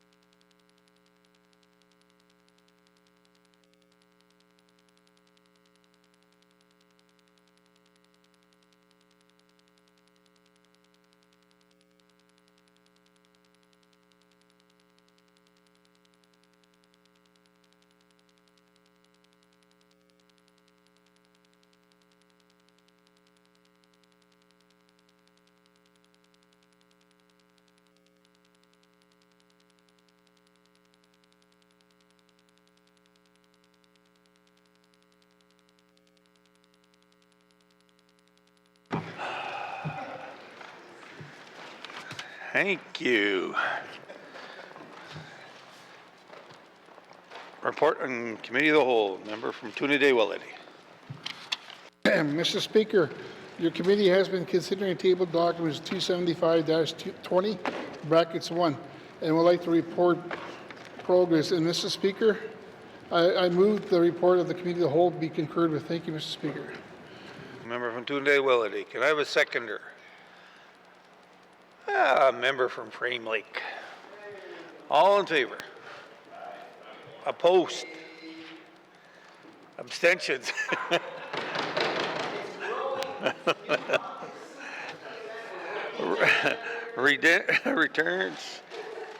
Returns to Committee of the reports on the Committee of the Whole, reports on Committee of the Whole, third reading of bill, third reading of bills. Orders of the day, Mr. Clerk. Orders of the day for Tuesday, February 25th, 2025 at 1:30 p.m. Prayer or reflection, minister statements, member statements, recognition of visitors in the gallery, replies to the budget address, day 7 of 7, report of committees on the review of bills, reports of standing and special committees, returns to oral questions. Oral question 475-20 bracket 1, acknowledgements, oral questions, returns to written questions, replies to the Commissioner's address, petitions, tabling of documents, notice of motions, notice of motion for first reading of bills, second reading of bills, consideration in Committee of the Whole of bills and other matters, Bill 12 and table document 275-20 bracket 1, report of Committee of the Whole, third reading of bills, orders of the day. Thank you, Mr. Clerk. This House stands adjourned until Tuesday, February 25, 2025 at 1:30 p.m.